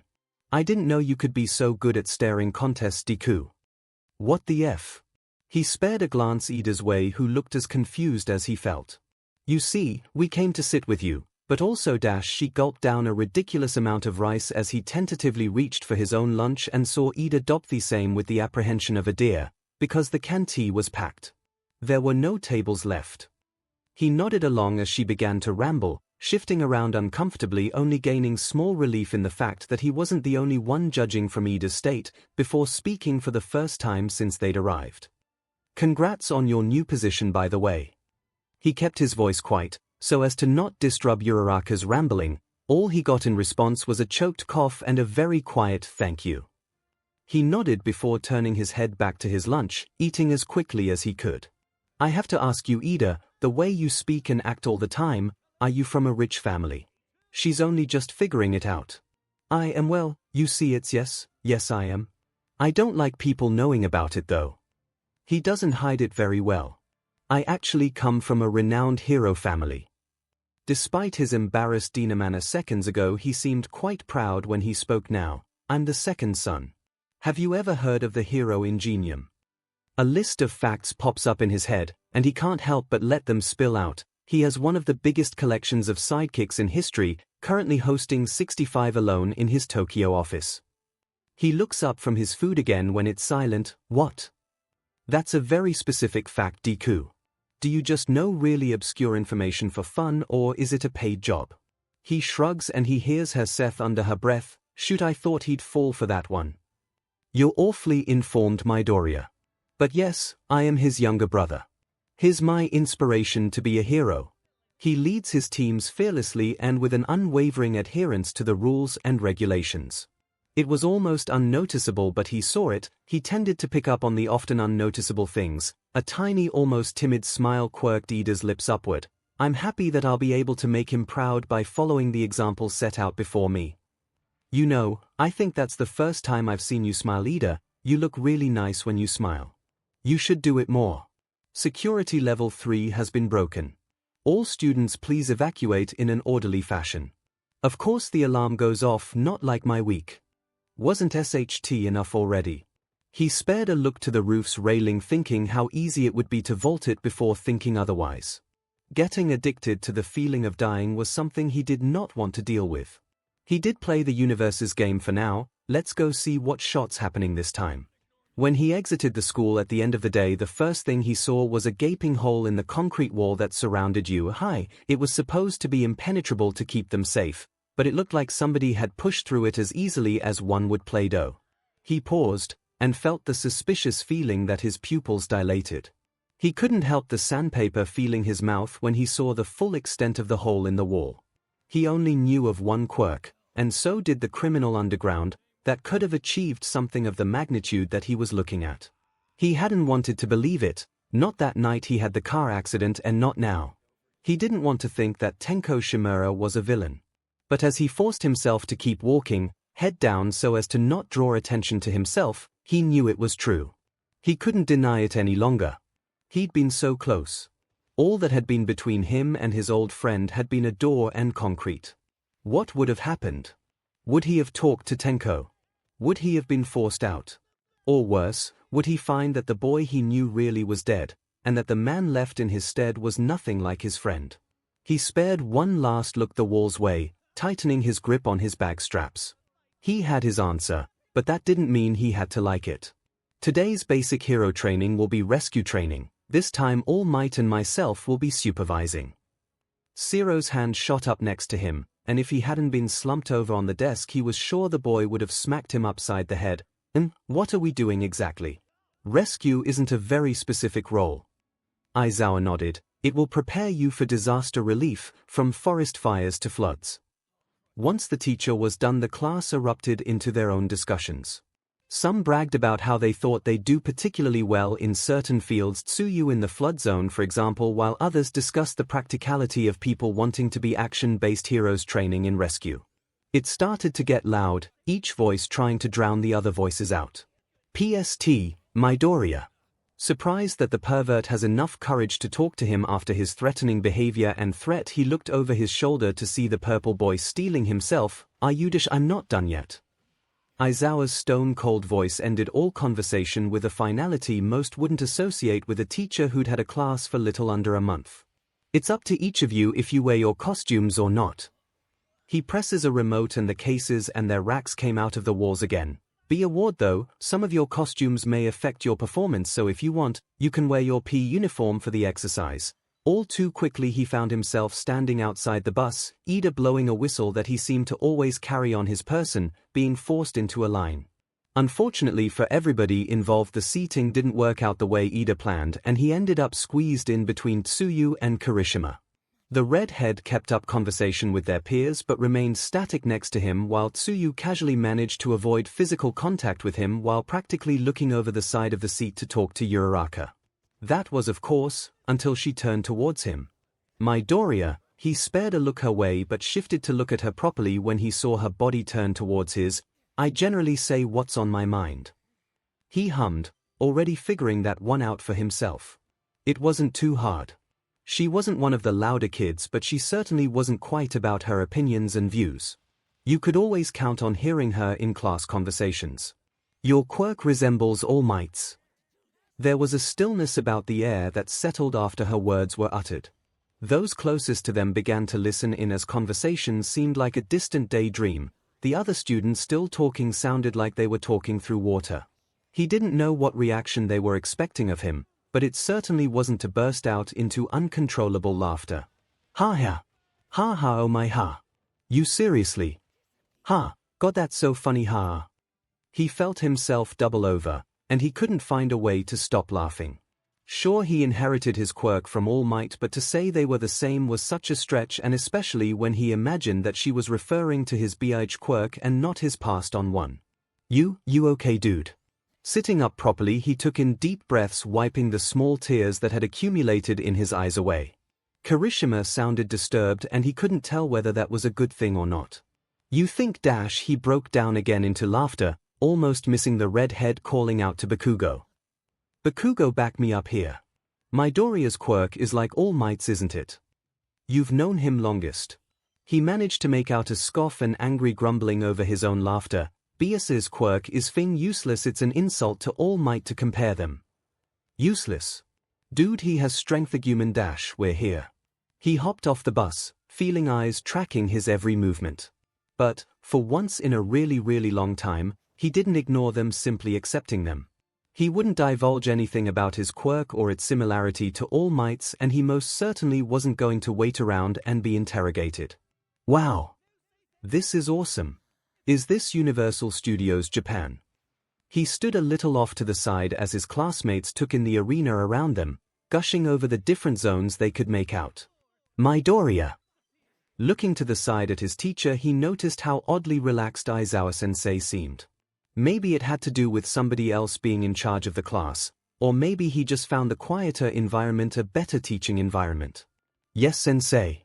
I never got chance to tell you, but Recovery Girl informed me of your break down during your training the other day.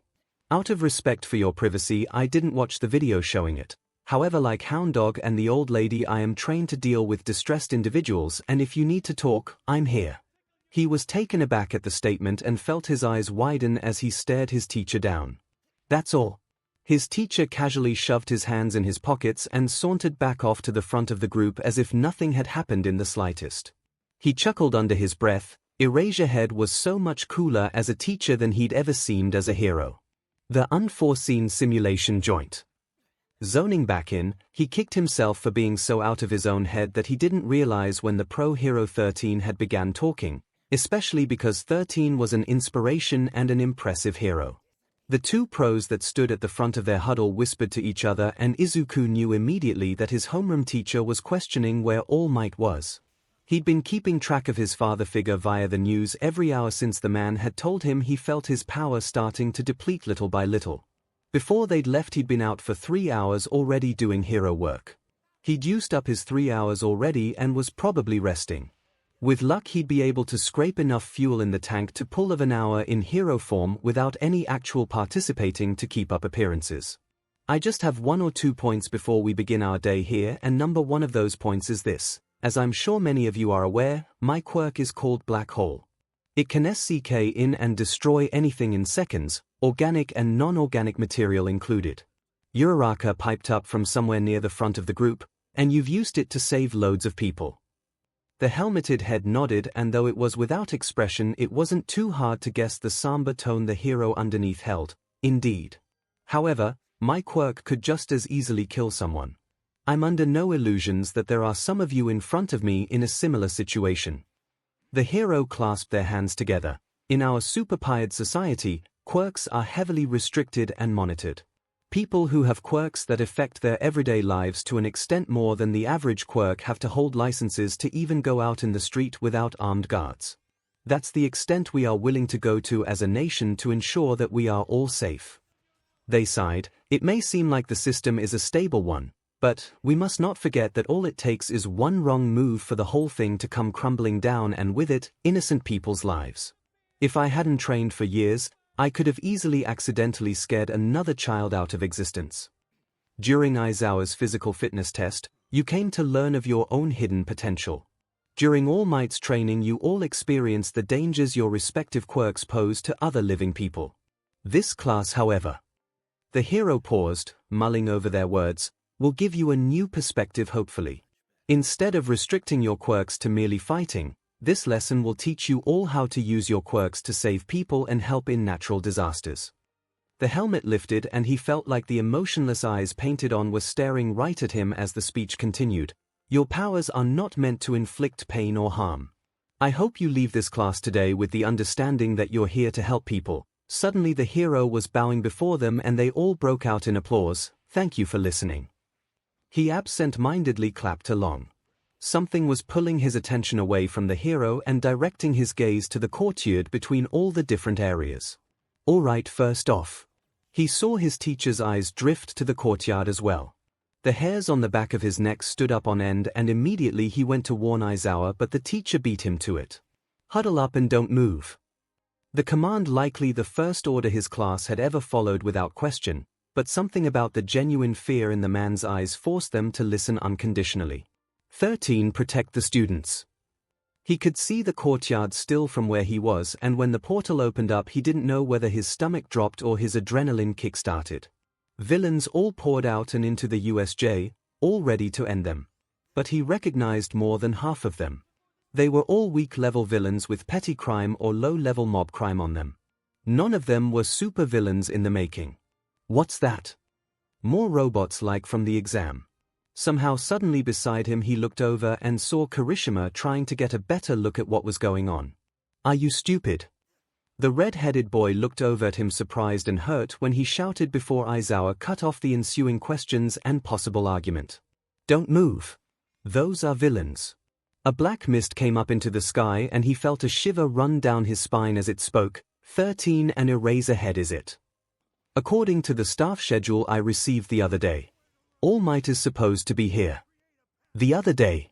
But that was, the BLD rushes from his face and he knew it must have showed because he suddenly felt someone holding his arm and asking him if he was okay. No, no, no. He couldn't be. Tenko couldn't be here. He didn't want him to be here. He needed more time to figure out what the F was happening and how it had ended up like this. He tried to ground himself but reality and fear were starting to merge. Even the physical grip on his arm that he tried to shrug off but couldn't wasn't helping. Villains? No way. Who'd be stupid enough to attack UA? At that his senses started functioning properly again and his mind redirected its anxiety and adrenaline to problem solving and protecting his classmates. They'd never experienced this before. Even if some of them had skirmishes before, they'd never have done this before.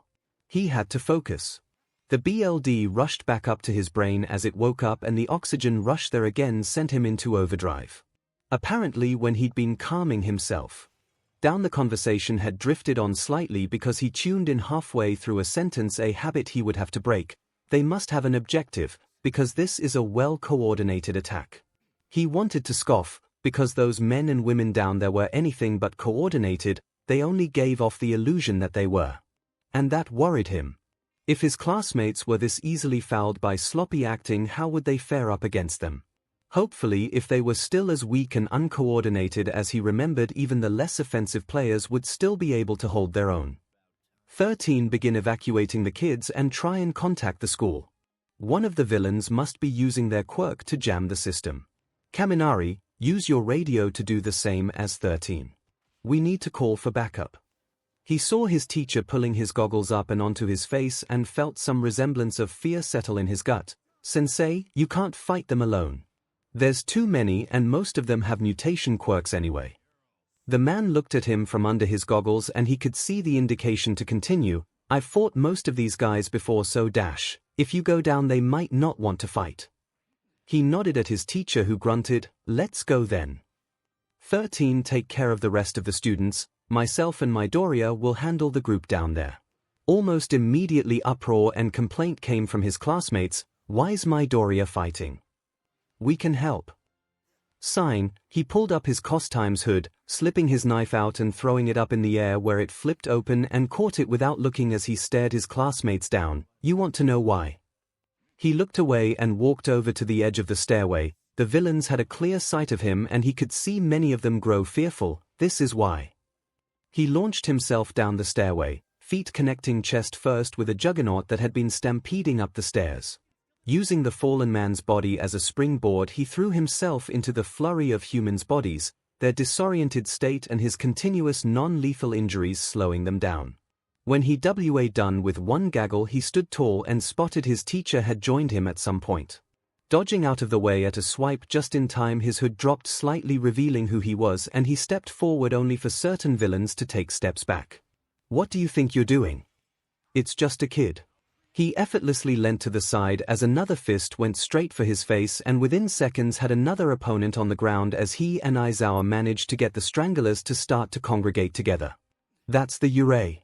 No matter what we do, he ain't gonna stop coming at us. Not even if we kill him. He just gets back up again. The Yurei. That's a thing myth. Even if it wasn't, it wouldn't be some kid. Oh. He let his voice be airy and breathless as he stalked further forward. He relished in how one of the taller villains fell onto their backside as he got closer and began trying and scoot away, too scared to get onto his feet again. Is that so? He could see the resolve start to die in the eyes of the villain that had tried to deny his existence. He hadn't even attacked these guys yet and they were already looking on the verge of tears and surrendering. Sparing a glance to his sensei, he saw that he was dealing with them fine.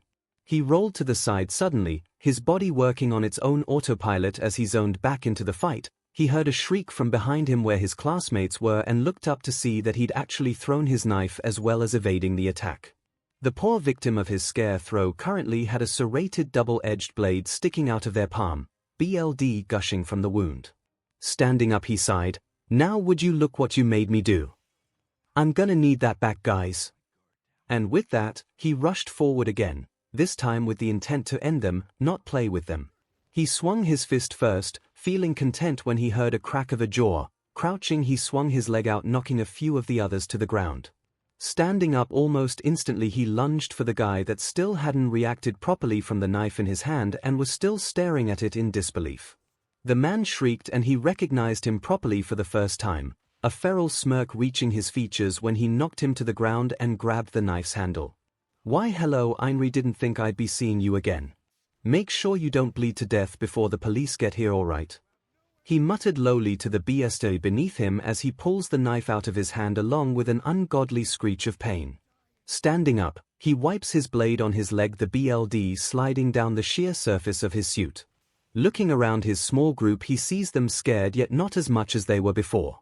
All too suddenly pain enters his mind and he hears a cocky voice above him as his knees give way. Let's see if the 𝐸𝐸 is as powerful as you say he is.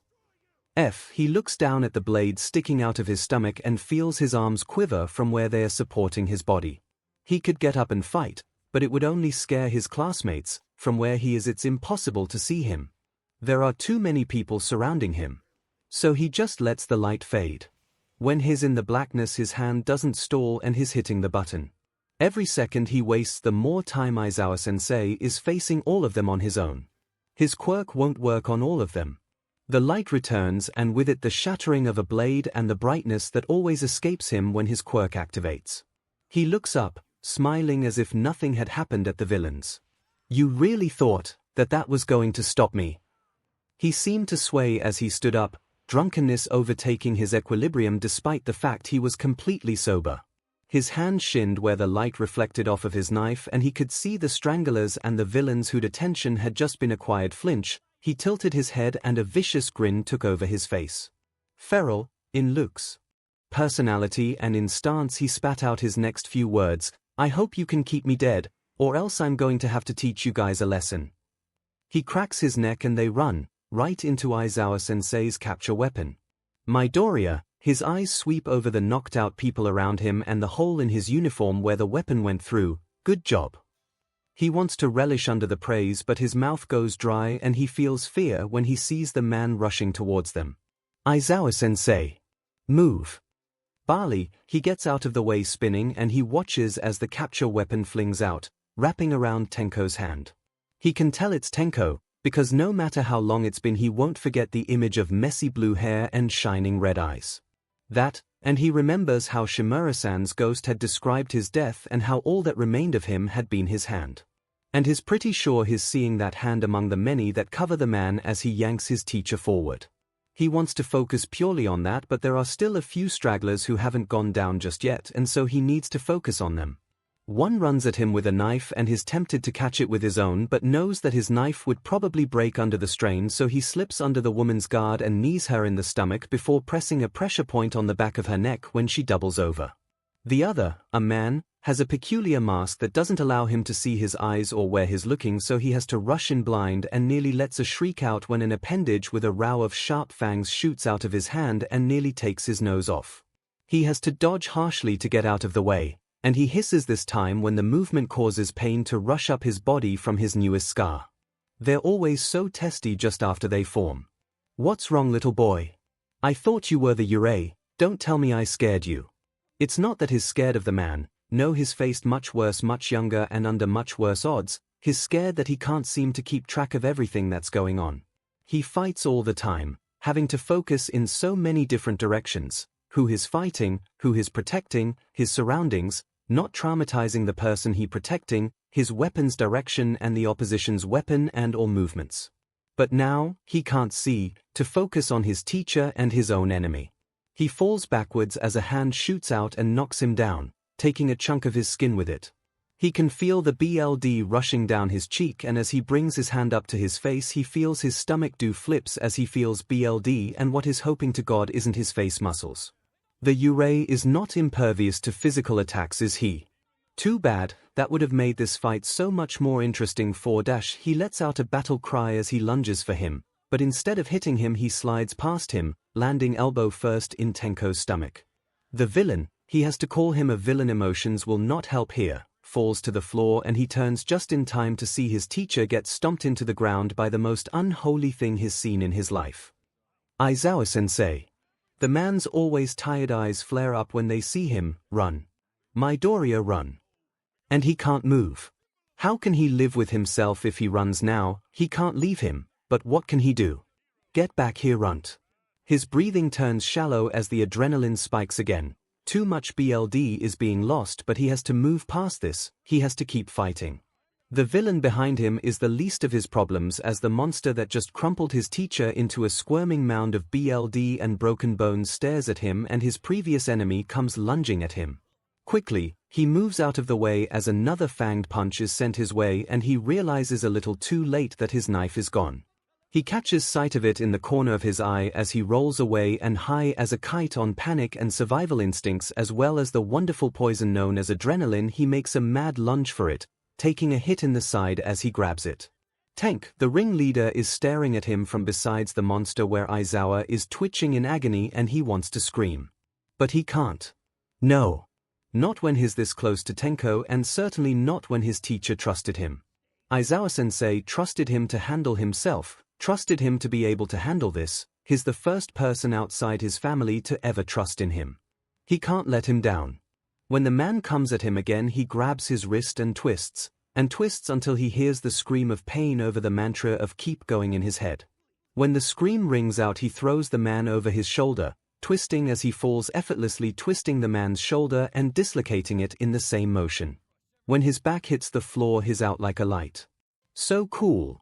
The eye that shines bright underneath Tenko's hair and the stupid hand covering his face makes him feel sick. He was right. Tenko Shimura really did die. This isn't even what he feared. This isn't even a former shell, this is some demon from another world. The worst possible version of what could have happened.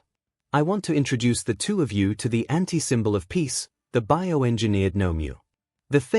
The Nomyu grabs Aizawa's arm harder and he sees his elbow and realizes that it truly is Tenko. Because his elbow is disintegrated. He feels his shoulder scar flare up. He hears the grunt of pain from his teacher and calls out, "Stop hurting him." But is either ignored or the monster doesn't understand him, because he keeps pulling as Tenko speaks, cancelling out quirks, cool but nothing special. The red eyes that had been on his teacher suddenly slide to him, and he can tell there's some form of recognition before he's focusing on his teacher again. Up against crazy strength, you might as well be quirkless. Before he can process the pained expression he's staring at, he hears the first noise of pain from his teacher in the entire experience. It's no even a scream, because he's so strong to not let it out, to not give them the satisfaction. But why isn't he moving? He could try and distract the beast, but then he'd be leaving him undefended against Tenko, who showed he has no hesitation in using his quirk against living people anymore. And you? Yurei, is it? What exactly is your quirk? You should be dead by now, you're just a kid. The black mist that appeared before materializes, and he doesn't know what to do when he hears a new name for the face in front of him, Tomura Shigaraki. The attention is diverted from him and he can see Aizawa-sensei directing away. Where the hell is Nana? He needs her right now. He needs someone right now.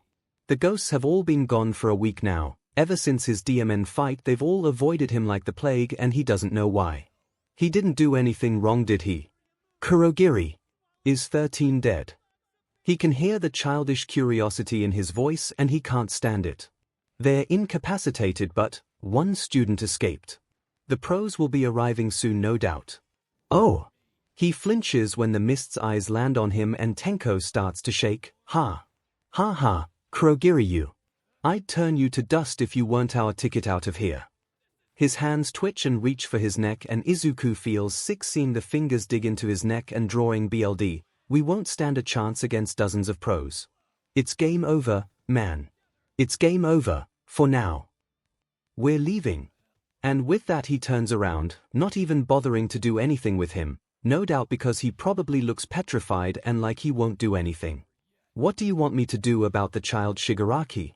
He has your name, he could tell the pros. Leave him, Kurogiri. After all, the eyes stare at him over a shoulder and his BLD boils. The Yurei doesn't stay dead, does it?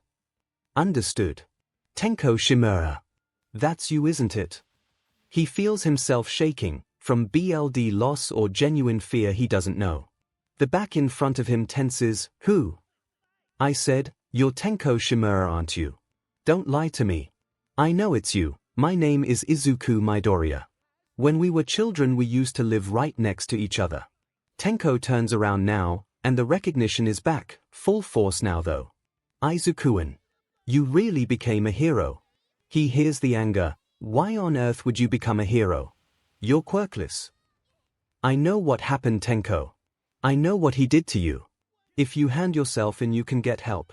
Nobody has to get hurt any more than they already have. He doesn't know what to do when the man laughs. You always did like helping, didn't you, Izuku-an? Tenko's attention drifts to Kurogiri. Change of plans. We're taking Izuku-an with us. I don't want my little doll getting hurt again. He feels his body turn to stone at the name, doll. He'd always remembered being called that. Tenko had always been childish and possessive, but most kids were. He just never anticipated that it was a serious name. It had always been used in jest. Hadn't it? Izuku-an. Where are you? He held his hand over his mouth, muffling his giggles. He could see Tenko's feet walk past his hiding place under the bed.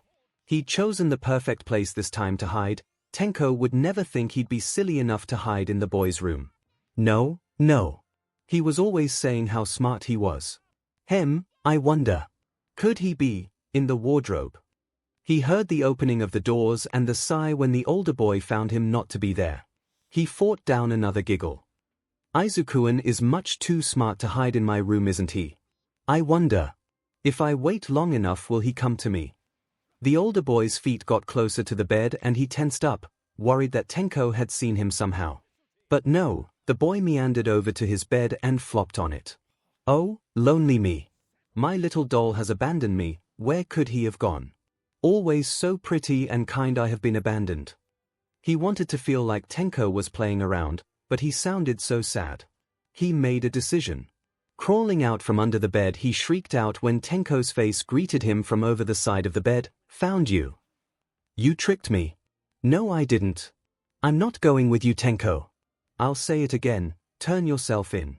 It's not your fault your father hurt you. I've been trying to find you. For a while now actually. He spared a look at Aizawa, who despite being in pain was looking at him not with distrust but worry. Even as he was the pro was still worried for him. I want to help you. I can't do that if you don't come with me. Oh. And how would you help me, little doll? He hated the childish tone coming from the man. It was so patronizing, and why would I need help? There isn't anything wrong with me. You're running with villains. Tenko, how is this not a bad thing? He was ignored. You never answered me. Why are you becoming a hero? You're quirkless. They'd never want you. You have to be looked after. You're fragile. You're a doll. Quirkless, fragile doll. Each word sent a stab into his heart, though he couldn't tell why. He clenched his hands though, fighting down the pain in his chest, and got himself into a fighting stance. I'm not like that anymore, Tenko. You saw what I did to those men. What makes you think I won't fight you? He let out a chuckle, a sound like bells greeting the warm summer air, and his head tilted. You're my little doll, Izuku-an. You'd never hurt me. And we both know it. Fear not. For I am here. All might. He looked over his shoulder and to the doorway where the number one hero stood tall and proud. He wanted to be relieved. But he couldn't. Toshinori had overused his powers. He wouldn't be able to fight properly. I've been waiting for you, hero, you useless piece of trash. Tenko's attention turned to All Might, and in less than a second he found himself and Aizawa out of the reach of the man-child and the monster's reach. Young Midoriya. You're my boy. What happened to your face? And what happened to Aizawa? He let the first tears start to fall. It all hurt so much, and it was all too much. Villains and pain. And I don't. What can I dash now that he was being given time? His thoughts were disoriented, and that was hitting him full force. He couldn't know he had to. He should calm down, my boy. Breath, Izuku, you'll be fine. Understood. Mutely he nodded, wiping his eyes of tears, and when he pulled back his hand the BLD from his face dropped off his glove. Now, the hero stood from his kneeled position and turned back around to face Tenko and Kurogiri to deal with these guys. Ha ha ha. There's the star of the show. Hurting people to save others, that's our state-sponsored violence. You're fast, too fast to keep up with. But not fast enough. Crouching by his teacher, he checked his pulse, feeling relieved that he was simply unconscious and not slowly dying. Could it be true? Are you getting weaker? His BLD turned to ice and he stood again, trying to keep his shaking under control as he looked back over towards the villains. He'd known there was talk of All Might getting on in his years among villains, people thinking that it might be age finally starting to set in. But there had been nothing. Nothing about him getting weaker in general terms. This was something beyond his information reach. Whatever was going on, this wasn't some simple villain ring. 𝐭𝐻𝐽 wasn't a petty criminal. He took back his earlier thoughts, realizing Todoroki's words were true. This was an organized event. Planned down to the second with long-term reconnaissance and believers in a cause. He was facing a supervillain. And he felt afraid. For once in a really long time he felt afraid. All Might, that thing, the one with the brain 𝐻𝐻𝐽. It isn't human. He said it's bioengineered. I don't know if it will go down against your Quirk. The look he was sent by his hero and father figure was heartbreaking. It was a smile he had only seen a couple of times. The one that he'd seen when he woke up in the hospital after his car accident, the smile he'd gotten when he'd sat down and explained everything about Tenko Shimura. It was the smile of a man who had known too much and was prepared to do anything to rectify the problem. My boy, don't worry about me. I'll be fine. Trust in me, won't you? Once again he mutely nodded as the hero turned back to face the villainous trio and sped towards them, Carolina smash. He couldn't watch it, he actually felt sick. The 𝐻𝐻𝐽 stood its ground against the attack, All Might's fist resting against its chest where the impact had been made.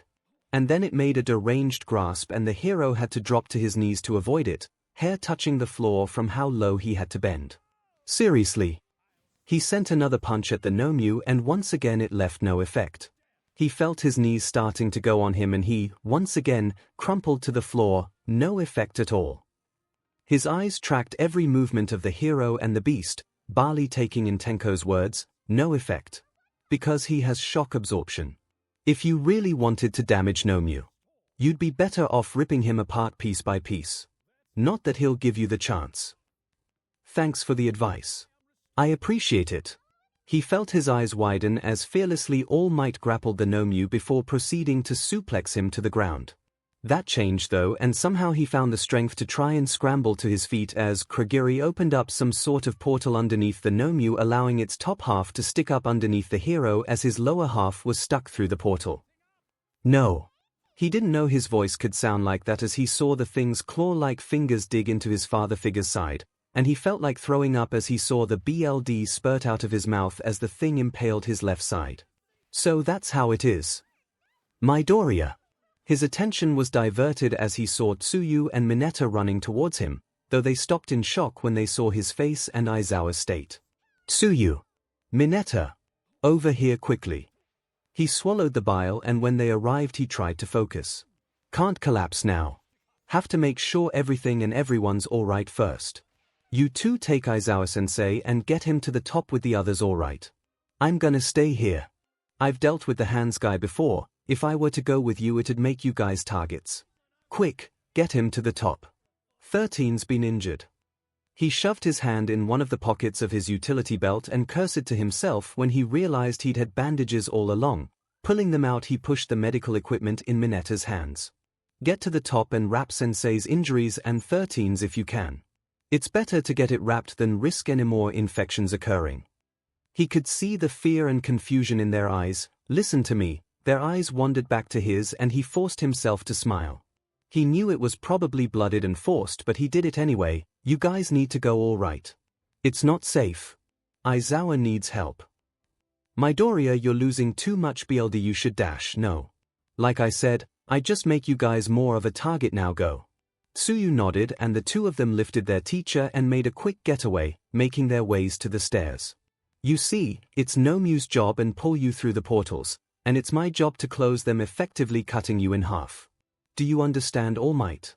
You cannot possibly hope to win. His first thought was to run, not to run away, to run straight to Kurogiri and gut him. So he did. Charging forward silently, he made it just in front of him before launching his knife for the area in between the gap of his neck plate. He had to have something there, he had to. There was a noise of pain before he was knocked out of the way by an explosion right next to his head. Out of the way, Deku. Scrambling back, he saw Kirishima go for Tenko and miss him by a hair's breadth. All too suddenly, cold surged up his spine and his foot felt numb as he saw Todoroki appear out of the corner of his eye as the 𝐻𝐼 froze up as ice crawled over its skin. So I heard you people are here to kill All Might. Looking towards Todoroki, he saw the boy's cold stare on him, though it changed to some sort of fake calm when the mismatched eyes looked at him properly. He most likely looked halfway to death. He accepted the hand that was offered to him and pulled himself up. You've been holding them off, Midoriya. Couching, he realized the pain in his chest. Yeah. Kept them talking for a while. The neutral boy looked back over at the villains. Some like you could never hope to kill the symbol of peace, however. Bakugo, my knife, it's wedged between his neck brace, be careful. You might actually kill him. He tried to hide the way his body swayed slightly, but he was more preoccupied ignoring the looks on how the thing hell he'd managed to throw and or get that close as to stab him there. You've pinned down our way out. That is a problem. He barely noticed how Bakugo loosened the pressure on Kurogiri, taking his warning seriously. You slipped up, you BSE. And it's just like I thought, and Deku just confirmed it. The parts you can turn into that foggy warp gate are limited. And you're using that misty CRP to hide your real body. I'm right, aren't I? If your whole body was mist and physical attacks didn't work, you wouldn't have said, that was close, when Shitty Hair and I attacked you. Kurogiri moved slightly and he felt the words leave him before they ever spilled over Bakugo's. Careful there, if he thinks you're doing anything suspicious he'll blast your brains out. Kirishima's eyes landed on him and widened. That's not very heroic. I'm not wrong though, he spared the boy a glance, am I? Tenko stood dignified in front of them as All Might managed to break free and stand beside them. Not only have you beaten our level, but you're almost all of you are at max health as well. Today's kids really are something. Our League of Villains should be ashamed. His voice remained level and mature, nothing like the temper tantrum he was throwing earlier. 𝐻𝐼, he looked at the still beats, hands still clasped. Take out the explosive brat, we need our escape route back. He took notice all at once as Todoroki's eyes widened the second the 𝐻𝐼 got free, how the 𝐻𝐼's muscle fibers began to grow and how much Kirishima was shaking along with the dark spots growing at the corners of his eyes. Have to stay awake. Have to. Todoroki. His voice jolted the boy beside himself slightly. I need you to put some ice on my arm. I'm minutes away from losing consciousness and that will keep me awake for just a little bit longer. Heterochromic eyes latched back onto the fight as did his own, but the sting that arrived after a light brush on his arm let him know that a thin layer of ice had probably just encompassed his arm. Get back everyone. I thought his quirk was shock absorption. I don't remember saying that was all he had. He laughed. This is hyperregeneration. 𝐻𝐼 is a super-powered living sandbag, created to go toe-to-toe with you at your max strength. Which clearly, you aren't at. There was something smug behind his words. It all happened too fast. 1 second the 𝐻𝐼 was regenerating, the next he had swiped full force at where Bakugo had been crouched. He knew he should have shouted for Bakugo, or All Might who had so clearly jumped in the way of the attack, but he didn't. Anything for a comrade, right? Just like earlier, he motioned towards him and he felt all eyes fall on him, when Aizukuan over there got a chunk taken out of him just to save poor, broken Eraserhead. He felt distrust at the nickname, Aizukuan, being directed towards him, but he didn't care. Instead he found himself rushing forward between where All Might stood and the 𝐻𝐼 was readying itself to get at the hero again. Tenko, stop this. You can't kill him, it's All Might. You're better, smarter than this. My offer still stands. Just hand yourself over already.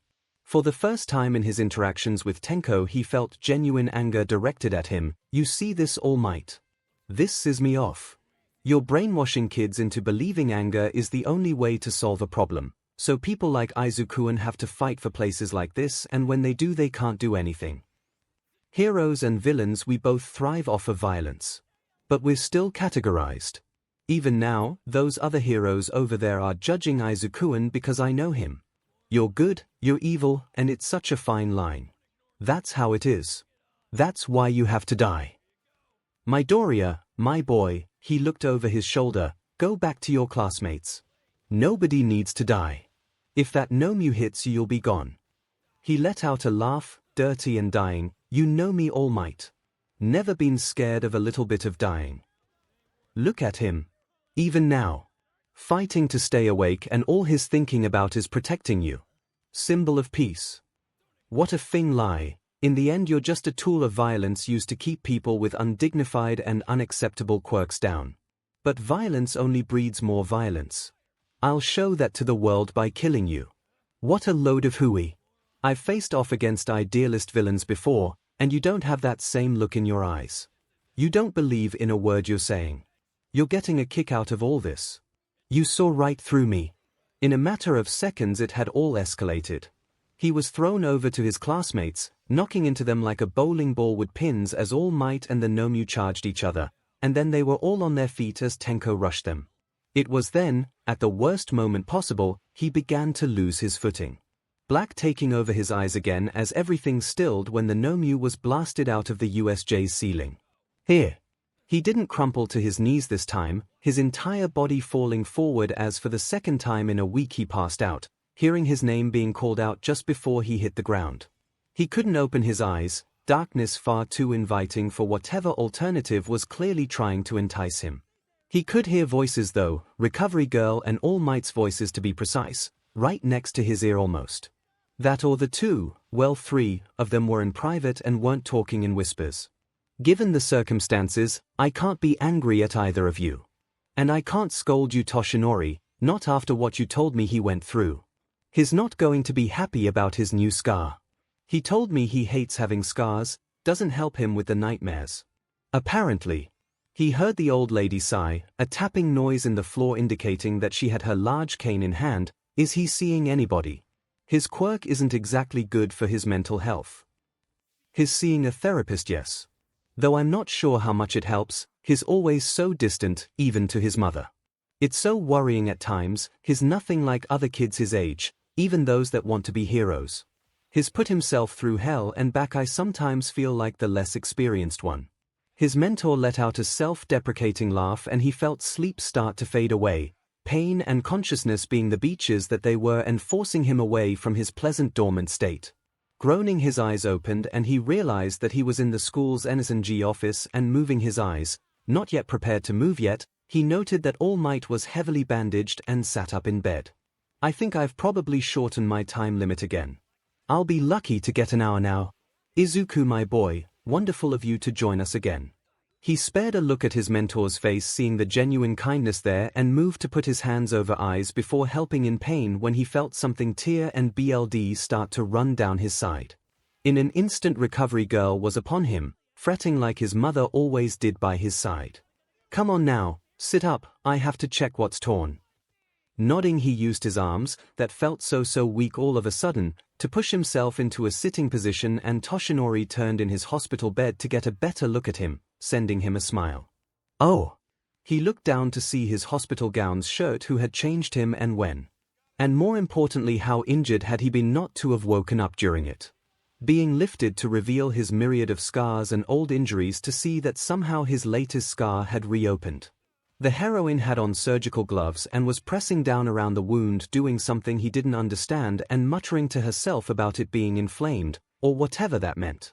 Just as he was about to ask what she was doing, the door opened. Tsukochi. The detective's face slipped from a relaxed smile to a worried expression as he took both himself and Toshinori in, but he didn't fail to notice how the man's eyes stayed on him just that little bit longer. Sorry to barge in like this, Recovery Girl. I can leave if you like. Without even looking at him, she waved her hand nonchalantly over her shoulder at him. You're fine, as long as it doesn't stress the two of them out. What are you doing here, Tsukochi? Oh. That hurts. He looked down to see the NSNG hero pressing a cotton ball to his injury covered in something clearly antibacterial, though for the resurrections of him he can't remember seeing her grab the items she's currently using. I came to check on you too and get statements if that's all right with the two of you. Wait. Hold on first, how are the students? Are any of them seriously hurt? and 𝐒𝐬𝐽 ahead. 13. He kept his eyes focused on the detective, who only sighed playfully. Well, apart from our boy over there, no students were grievously hurt, if that's what you mean. Asui Tsuyu and Mineta Minoru received treatment for bite marks. One of the villains they faced had a shark's jaw, but besides a bandage and a rabies shot, the two are fine. He removed his hat and dragged a hand over his face as he shook his head. Your colleagues are fine as well. 13's injuries, though incapacitating at the time, are nothing more than superficial now that the shock and sudden air pressure change to their body has worn off. Aizawa, though, did receive quite a bit of damage. He flinched at the word quite, and recovery girl sent him a concerned look that he ignored. Aizawa almost died, and they were saying he was merely injured. It made it seem like his teacher hadn't been crumbled into a mess on the floor by some inhuman experiment. Honestly, if you three heroes hadn't put your lives on the line, none of the students would have made it out unscathed. There you go, dear.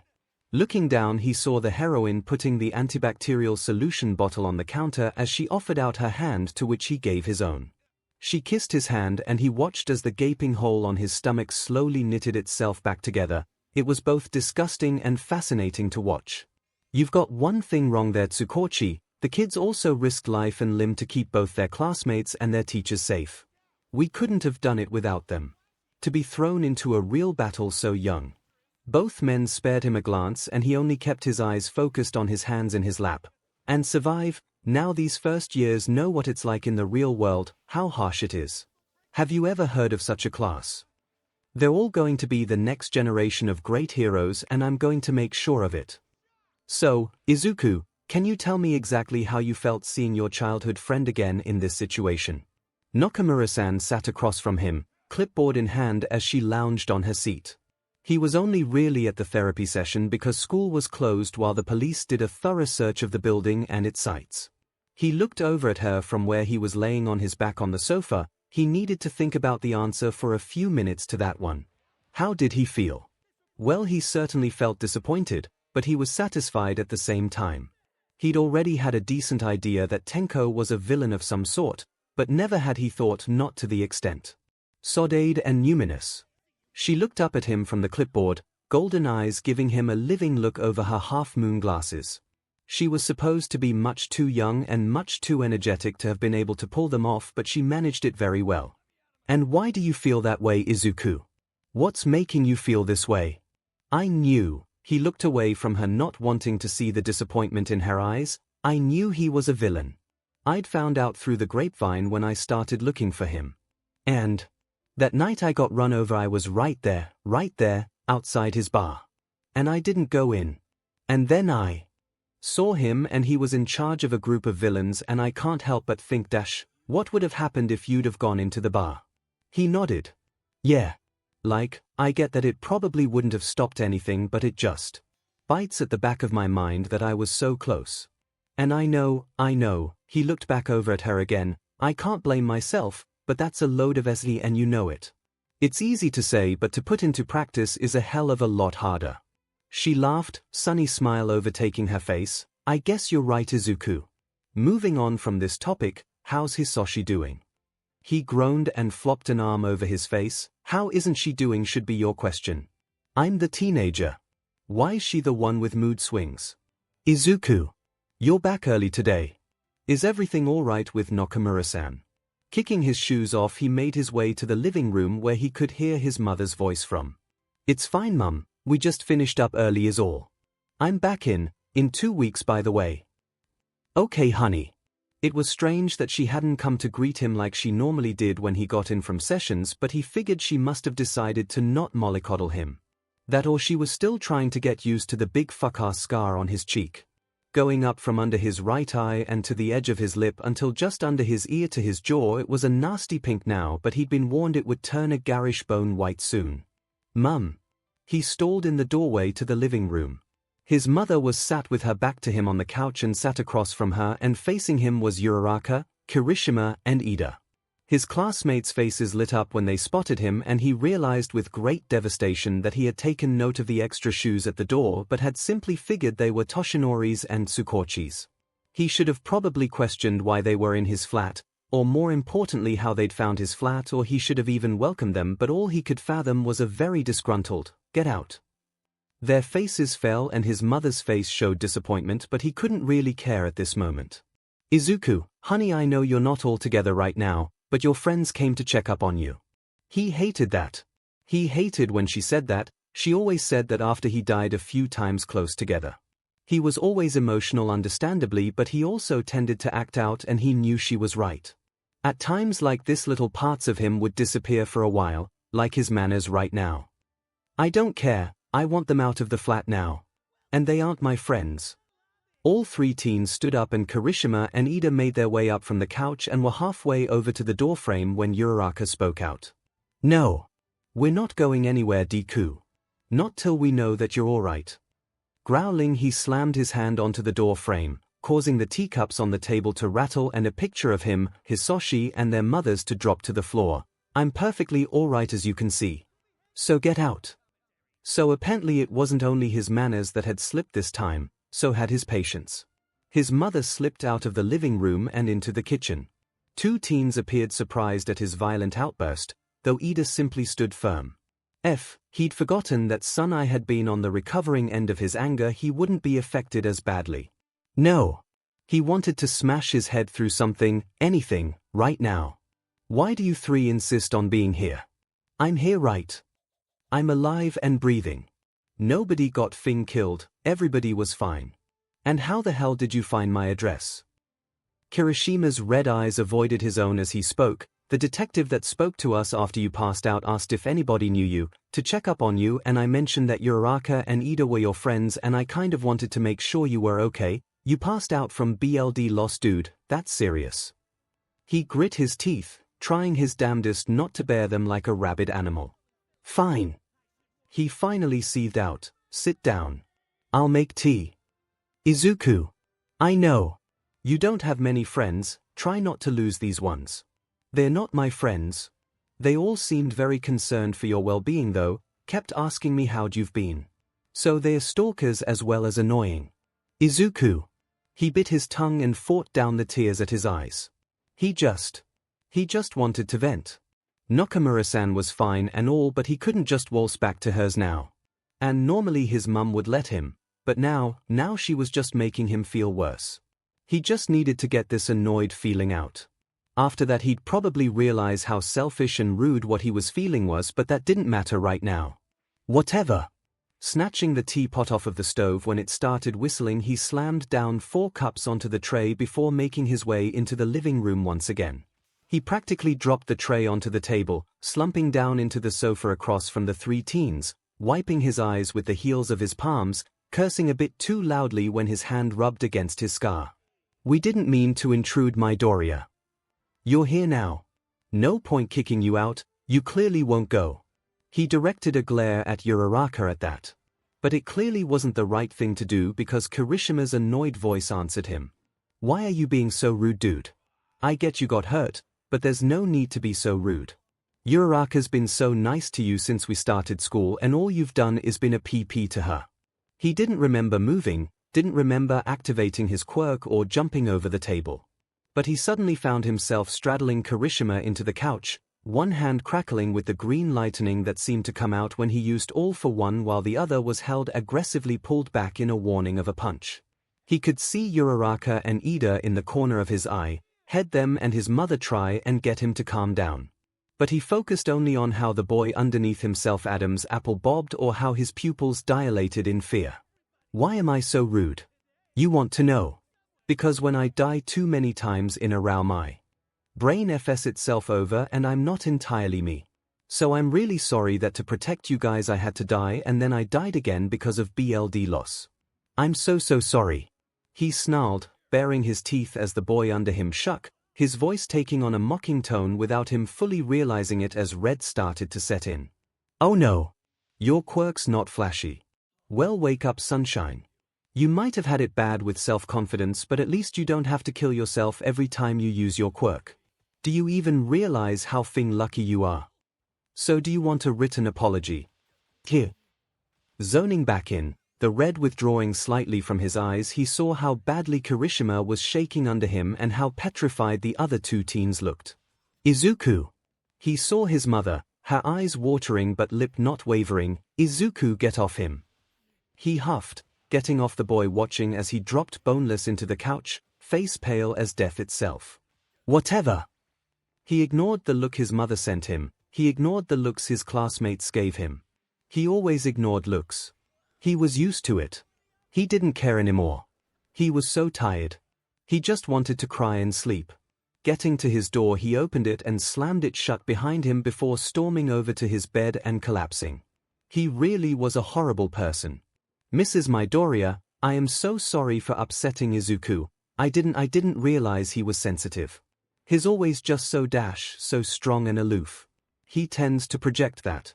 He's never had it easy. I understand you boys have seen his scars, right? They're all from his quirk. Every single one of them."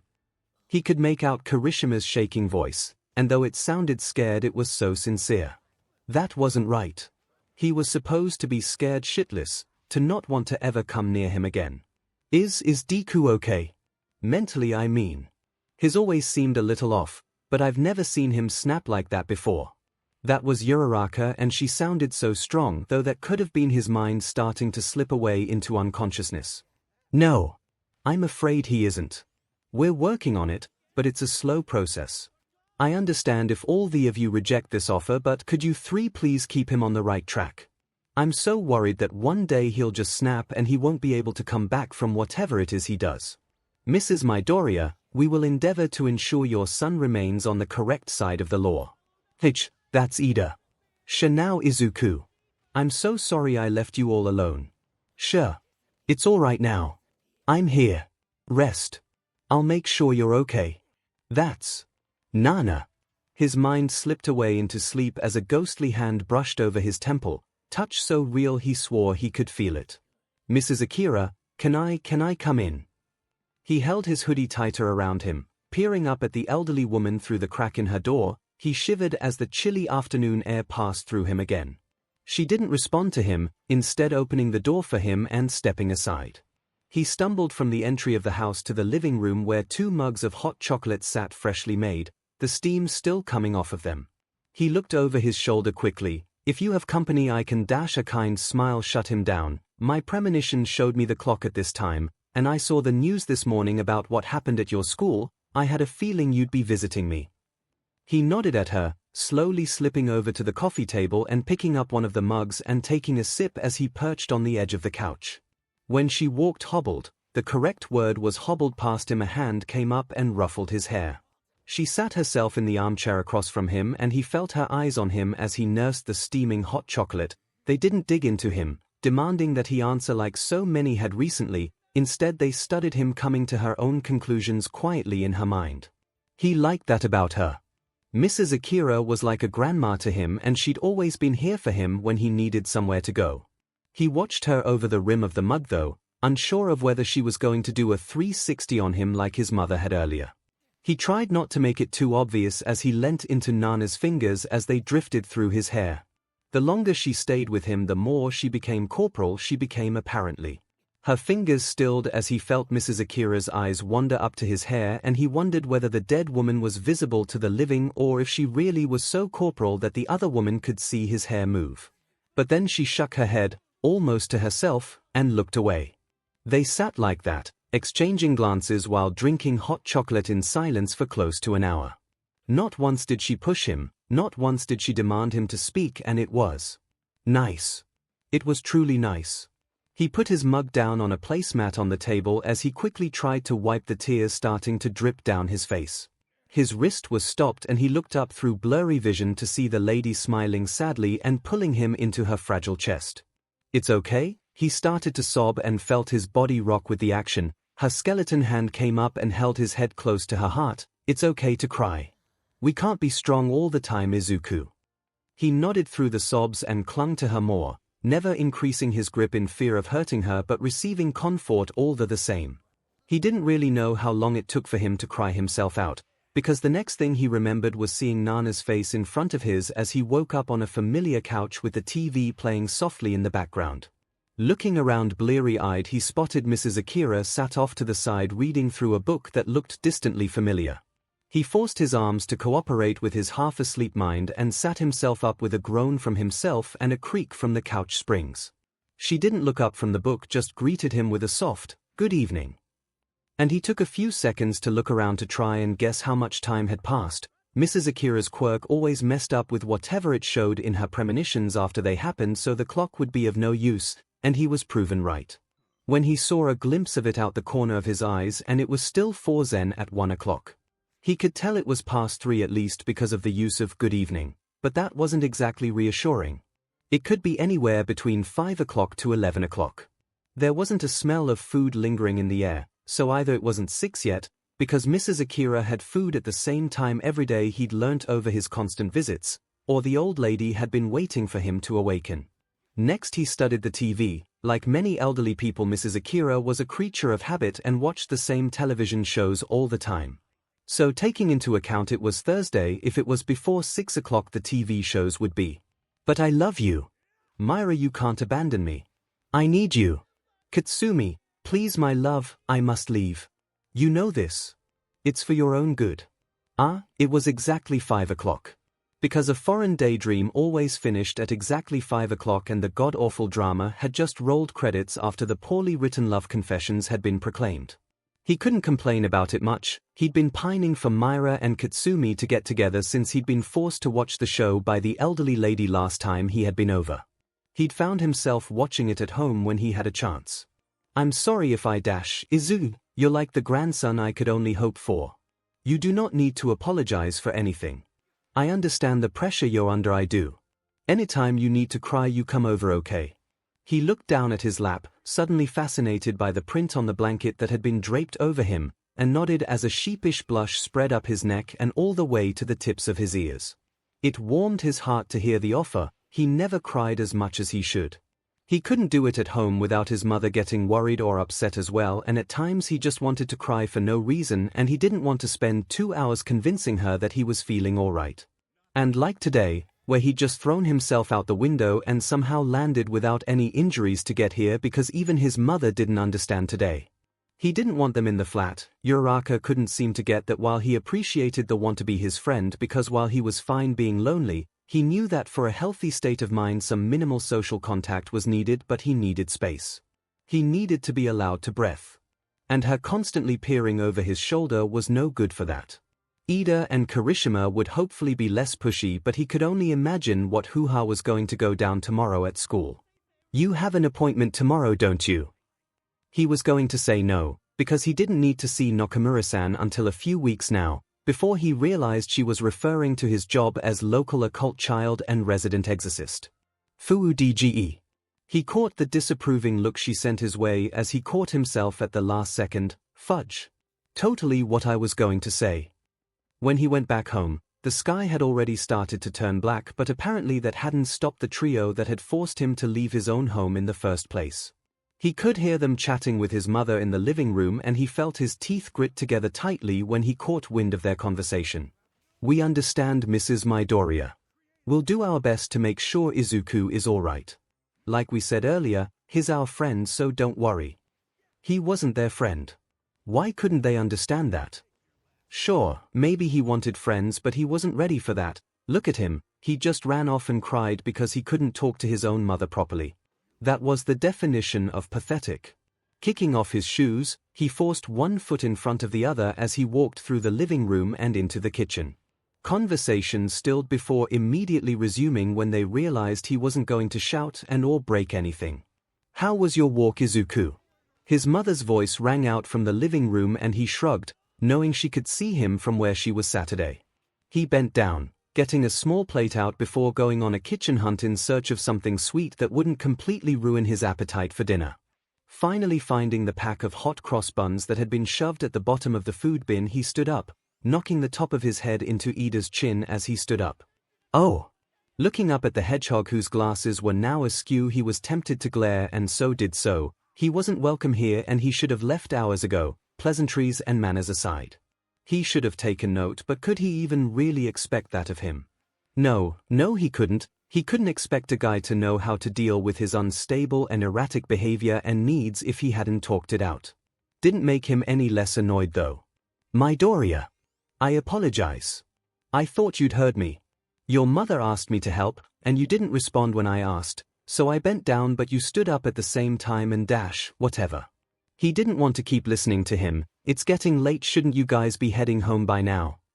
His message was very clear. Why the F are you guys still here? Your mother invited us over for dinner, Midoriya, insisting that it was in the best interest of both yourself and us that we talk through what happened earlier. He muttered under his breath at that, tongue clicking in annoyance, but he stopped and stared slightly at the Ingenium ripoff in wonder when he continued, if that makes you uncomfortable though, I am more than willing to make an excuse so you don't have to deal with me. My brother's dealt with plenty of people who don't wish to be around others. I respect that, I respect you as well. That's why I'm offering this. His mouth dried up and he turned away, quickly putting the plate down a little too brashly and ripping the plastic packaging of the bread treat and quickly sticking it in the toaster. Words rattled around his skull and he could feel red eyes burrowing into him from behind glasses and felt a somewhat smile threaten his sessed-off mood with its existence. I'd like you to leave.